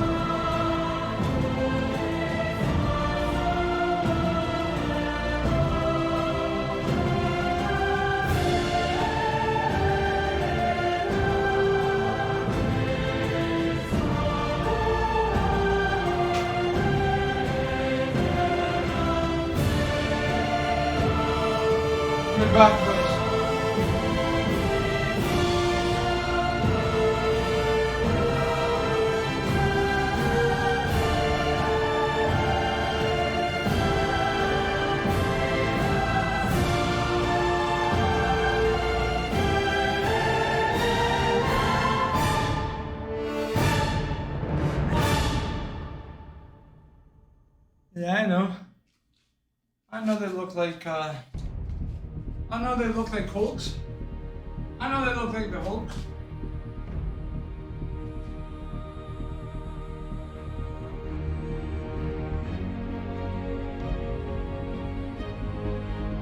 He's trying to get me to leak cockpit.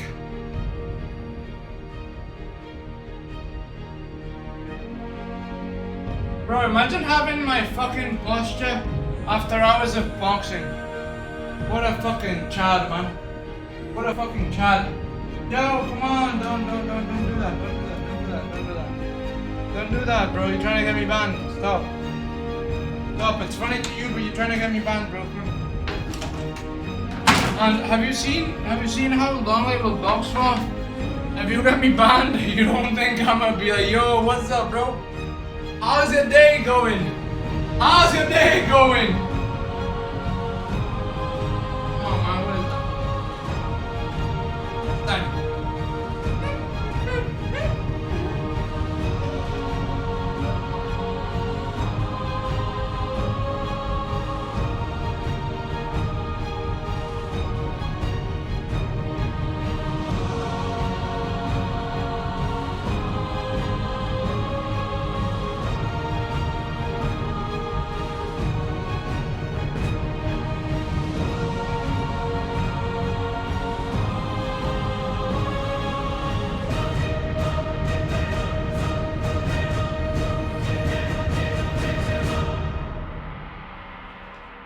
That was bad. L. We're gonna L now. L now.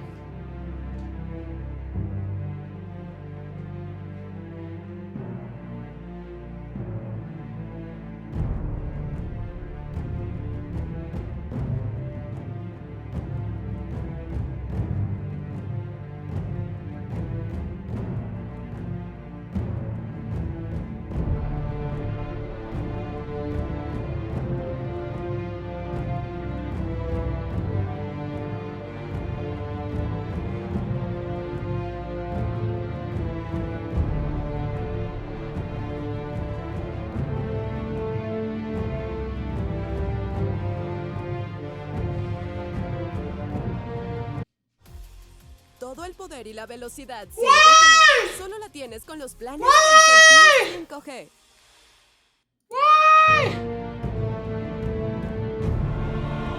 Bro, who said that?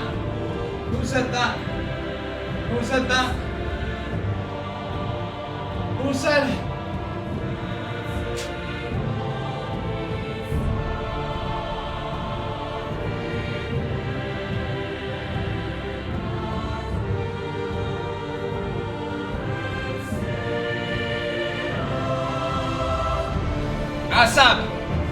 Asab, join the voice chat. Join the voice chat right now. Join the voice chat right now. You versus me. Me 19 hours into my fucking stream. Join the fucking voice chat right now. Let's go. Let's go. Let's go.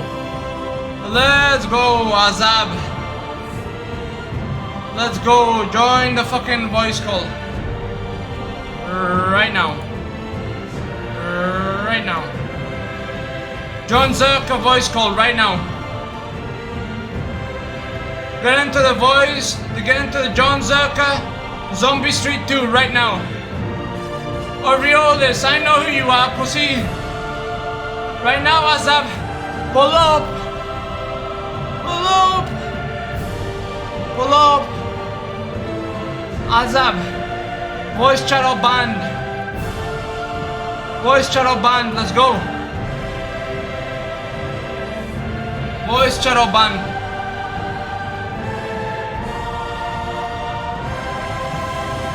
Voice chat or band. Orioles, where are you, bro? At Oreo. I know you're from John's. I've seen you before.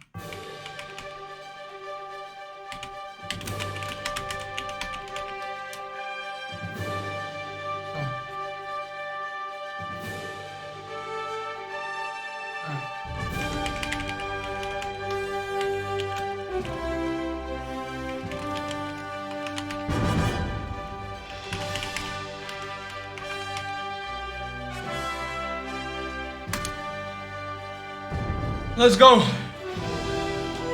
Let's go. Let's go.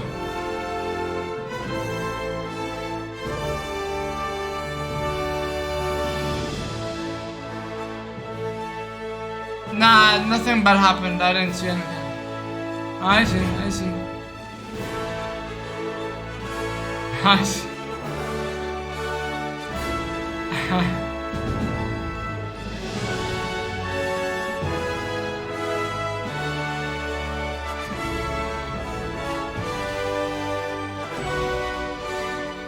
Let's go. Let's go, Orioles. Let's go, Orioles. Let's go, Orioles. Let's go, Orioles. Stroby, I know you, Buzzy. Let's go. Let's go on voice chat. Give me some fucking content, you fucking cunts. You come in here, you attack me. Give me some content. Let's go. Let's go. Let's go.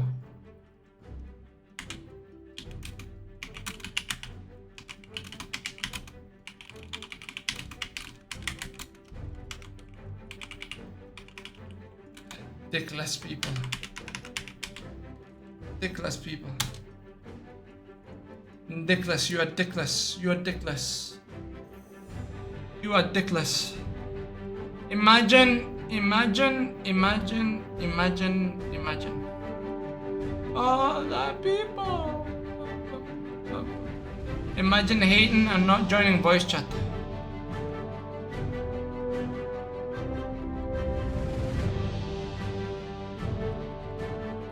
Imagine not.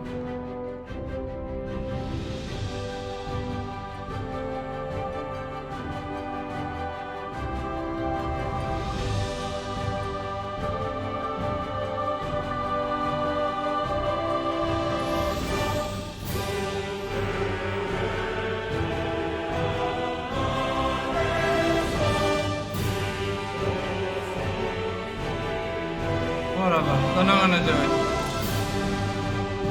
They're not gonna do it, they have no balls.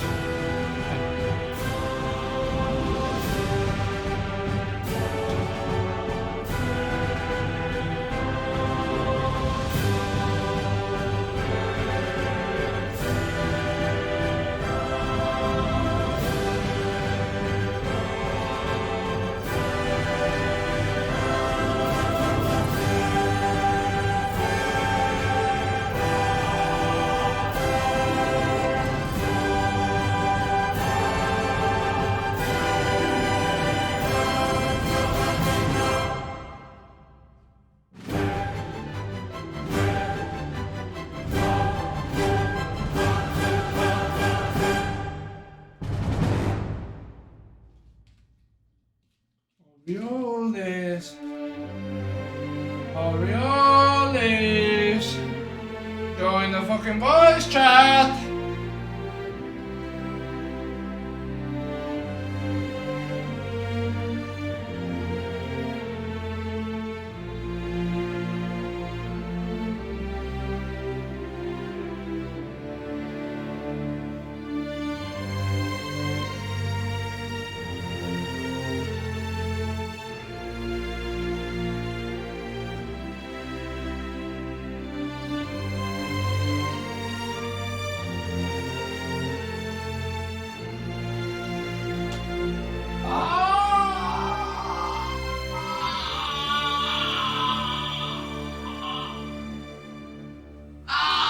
That's the shout Orioles did when my fist. He goes, ah! Ah! That's what he does. Ah!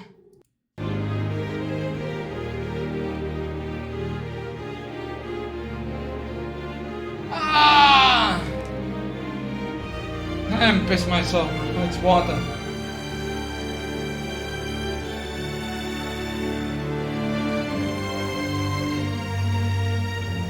That's a good one, group.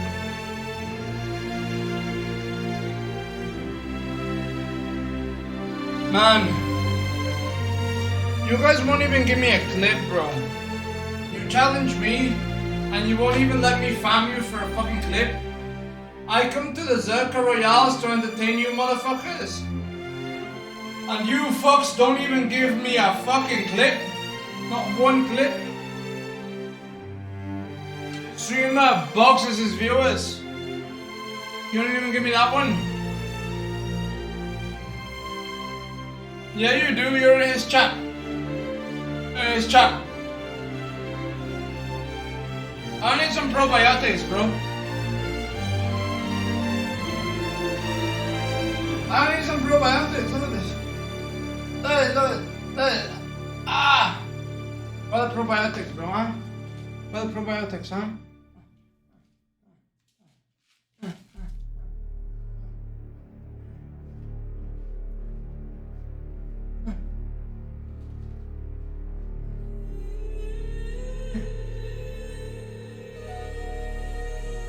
My question is, how's my technique this fucking crisp?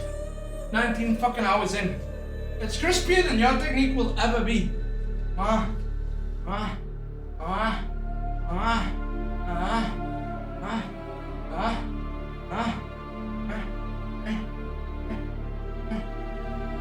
Bro, what is that? Why is it so fucking clean, huh? What's so clean?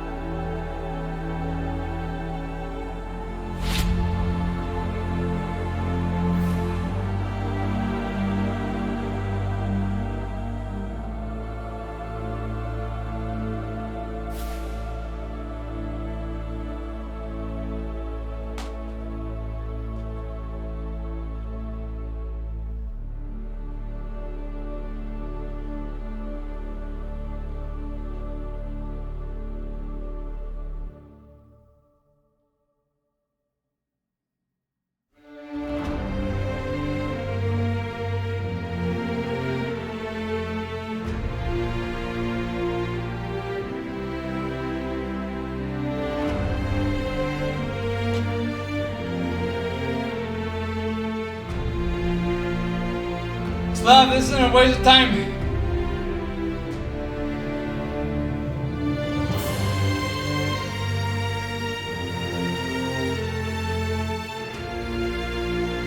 What? Rocked out 5 more days to go?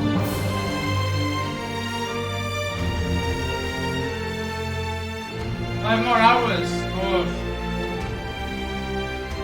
Bro.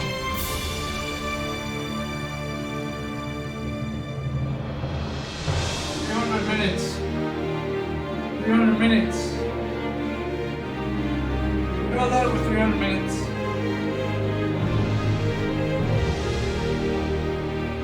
And Slav, this is not a waste of time, bro.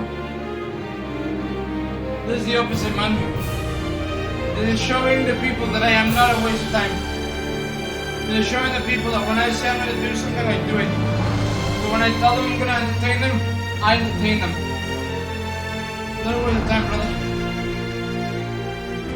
You gotta push through the hardness, man. Otherwise, why would they respect you? You know?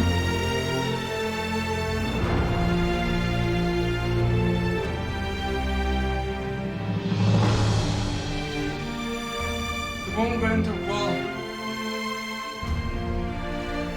Leave him be. Leave him be. Oriolis and the other guy, whatever his fucking name is. Hassan 2020. Oh yeah, it's some fucking cook that likes Hassan. That makes sense.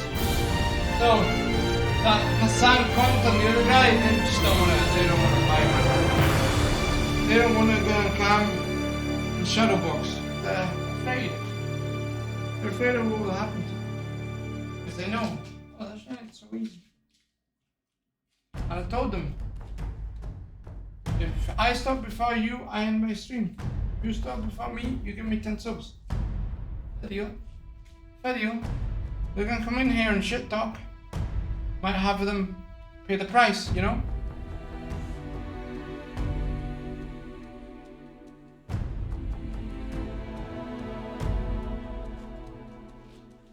That's how it works.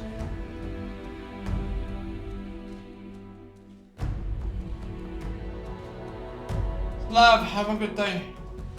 Thank you for being here.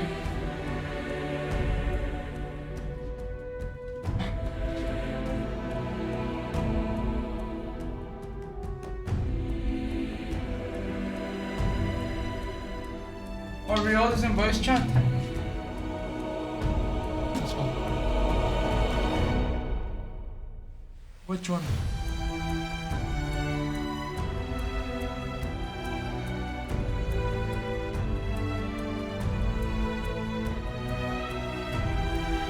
I can't go on that one.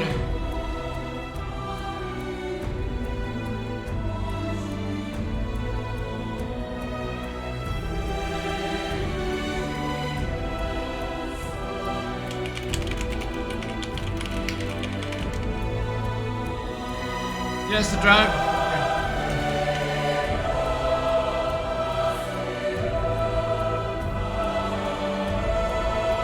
Yo, Aurelius, please don't show cock or anything, bro. Please.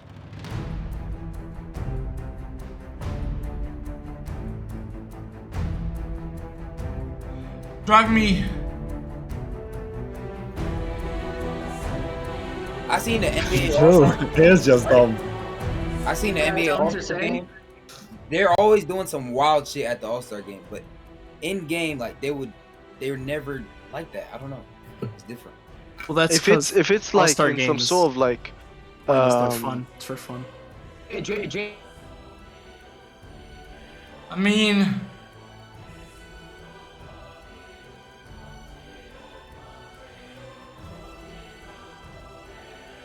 drag me in, Orioles.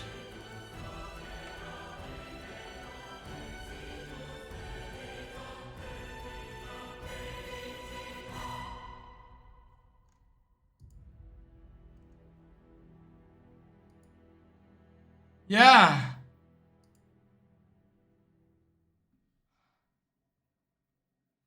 Drag me. I'm there, bro. Drag me. Don't pussy out. No puss puss. No puss puss. No puss puss.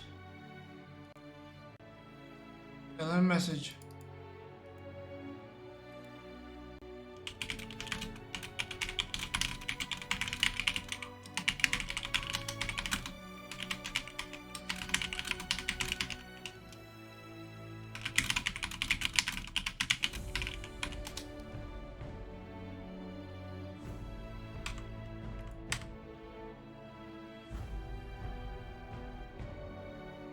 Alright. Alright. There we go. Where's Vibe, bro?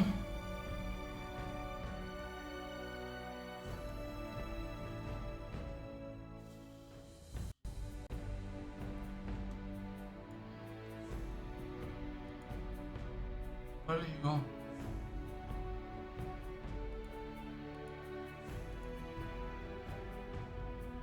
I'm here. I am here. Orioles!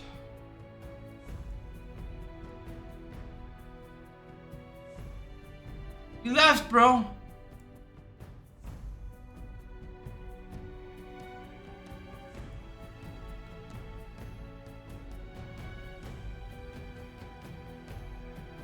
Look at this, bro. Look at this, bro.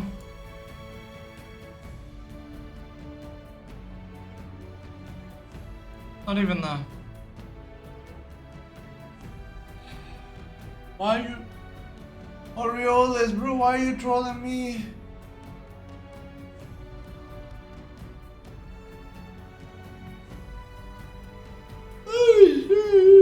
Why do you troll the people that are like you, bro? I don't get it. I don't get it, bro. Pull up the cam. Stop being a puss. Let's go. This goes out to the guy, too. No puss shit. He's not gonna come in here.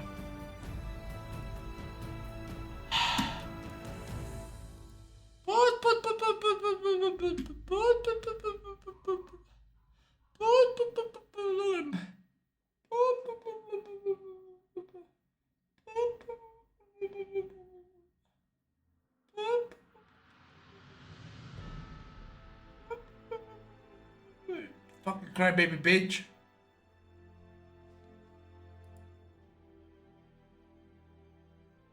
What up, Jaden? Bro, he left. He left.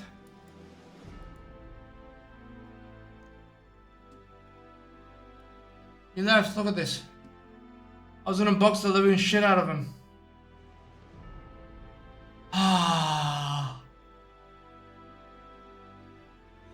I was gonna box the living fuck out of him. And yeah, Jaden, we need to, right? We need to.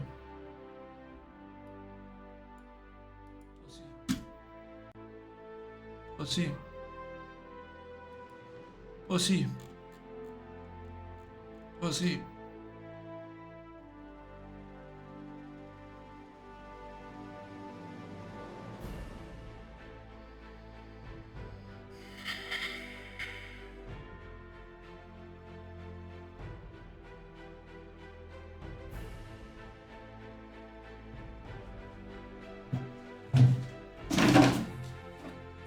This man. This man a little fucking bitch. This man a little fucking bitch. Him and his fucking little bitch ass minions, bro. Him and his little bitch ass minions. Orioles, bro. You could have given me clips. I pulled up and you left. What the fuck? I was fucking gonna destroy you, dude.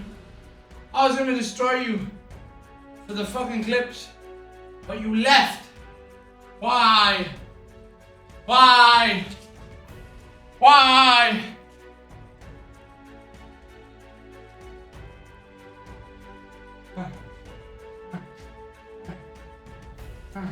I don't even know how long that rest of my eyes, I don't know how long that was, bro. Yeah, like the other guy. When I called him out, when I said, okay, you and I, let's go. You and I, let's go. If I stop fast, I'm down. If I stop fast, I'm down. Right?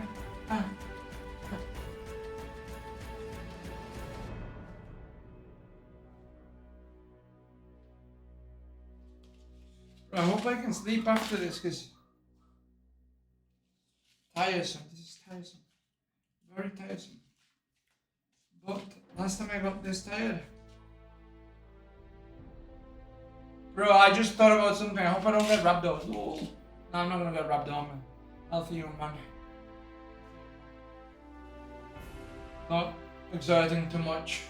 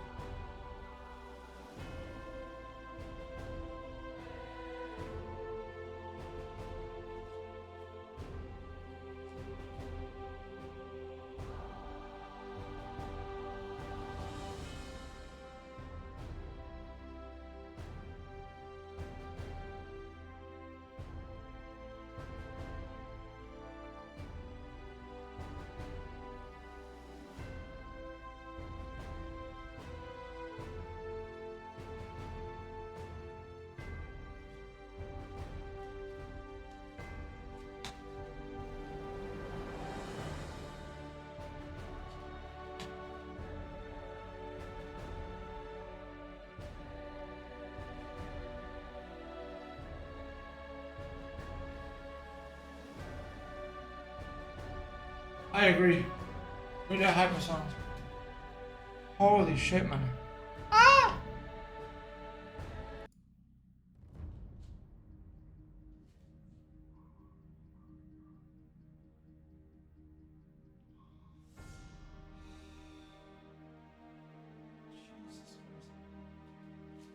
So tired.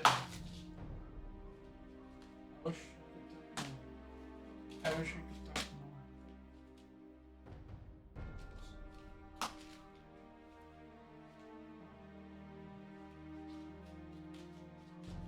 And everybody else is coming back home, dude, from work. We're still out here, putting in the fucking time. When most of the fucking streamers are asleep, when they're sleep streaming, we're out here putting in the fucking time. We will overtake them. Don't get it twisted. We will overtake them. And it's coming. It's coming. We'll get on the dates. It's going to be our launching pad. Actually, today is our launching pad. Because people knew I was funny. People already knew I was funny. People already knew I was entertaining. But they weren't watching. You know, they weren't watching me. Now they know I've got a fucking fire. Now they know that what I say I mean. So now, they know a little bit more about me, and hopefully they hop in and they watch, enjoy, and then they go out in life and become fire-breathing fucking dragons. I do have water, yes. And I also have salt.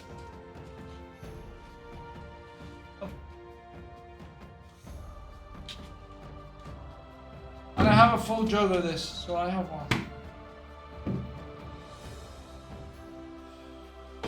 Time to drink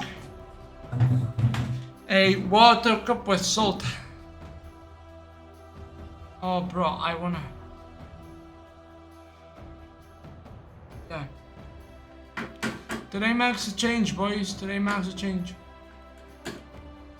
No more lazy mini Dumby. Only hard working Dumby. No more laziness. No more excuses. Go full in. It's time to become millionaires, boys. It's time to unenslave the people of Twitch.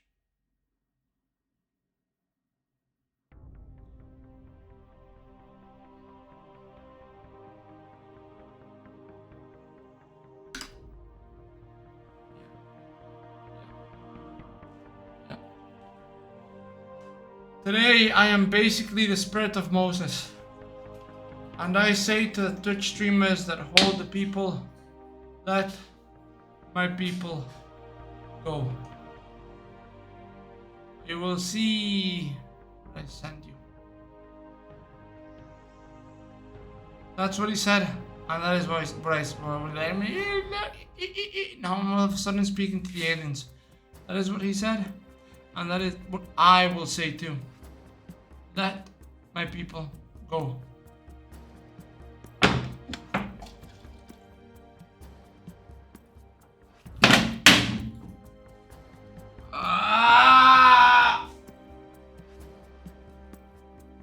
That's a lot of salt, I'm not gonna lie. I added a shit ton of salt. But I think that's good. My feet are burning. That's always a good sign.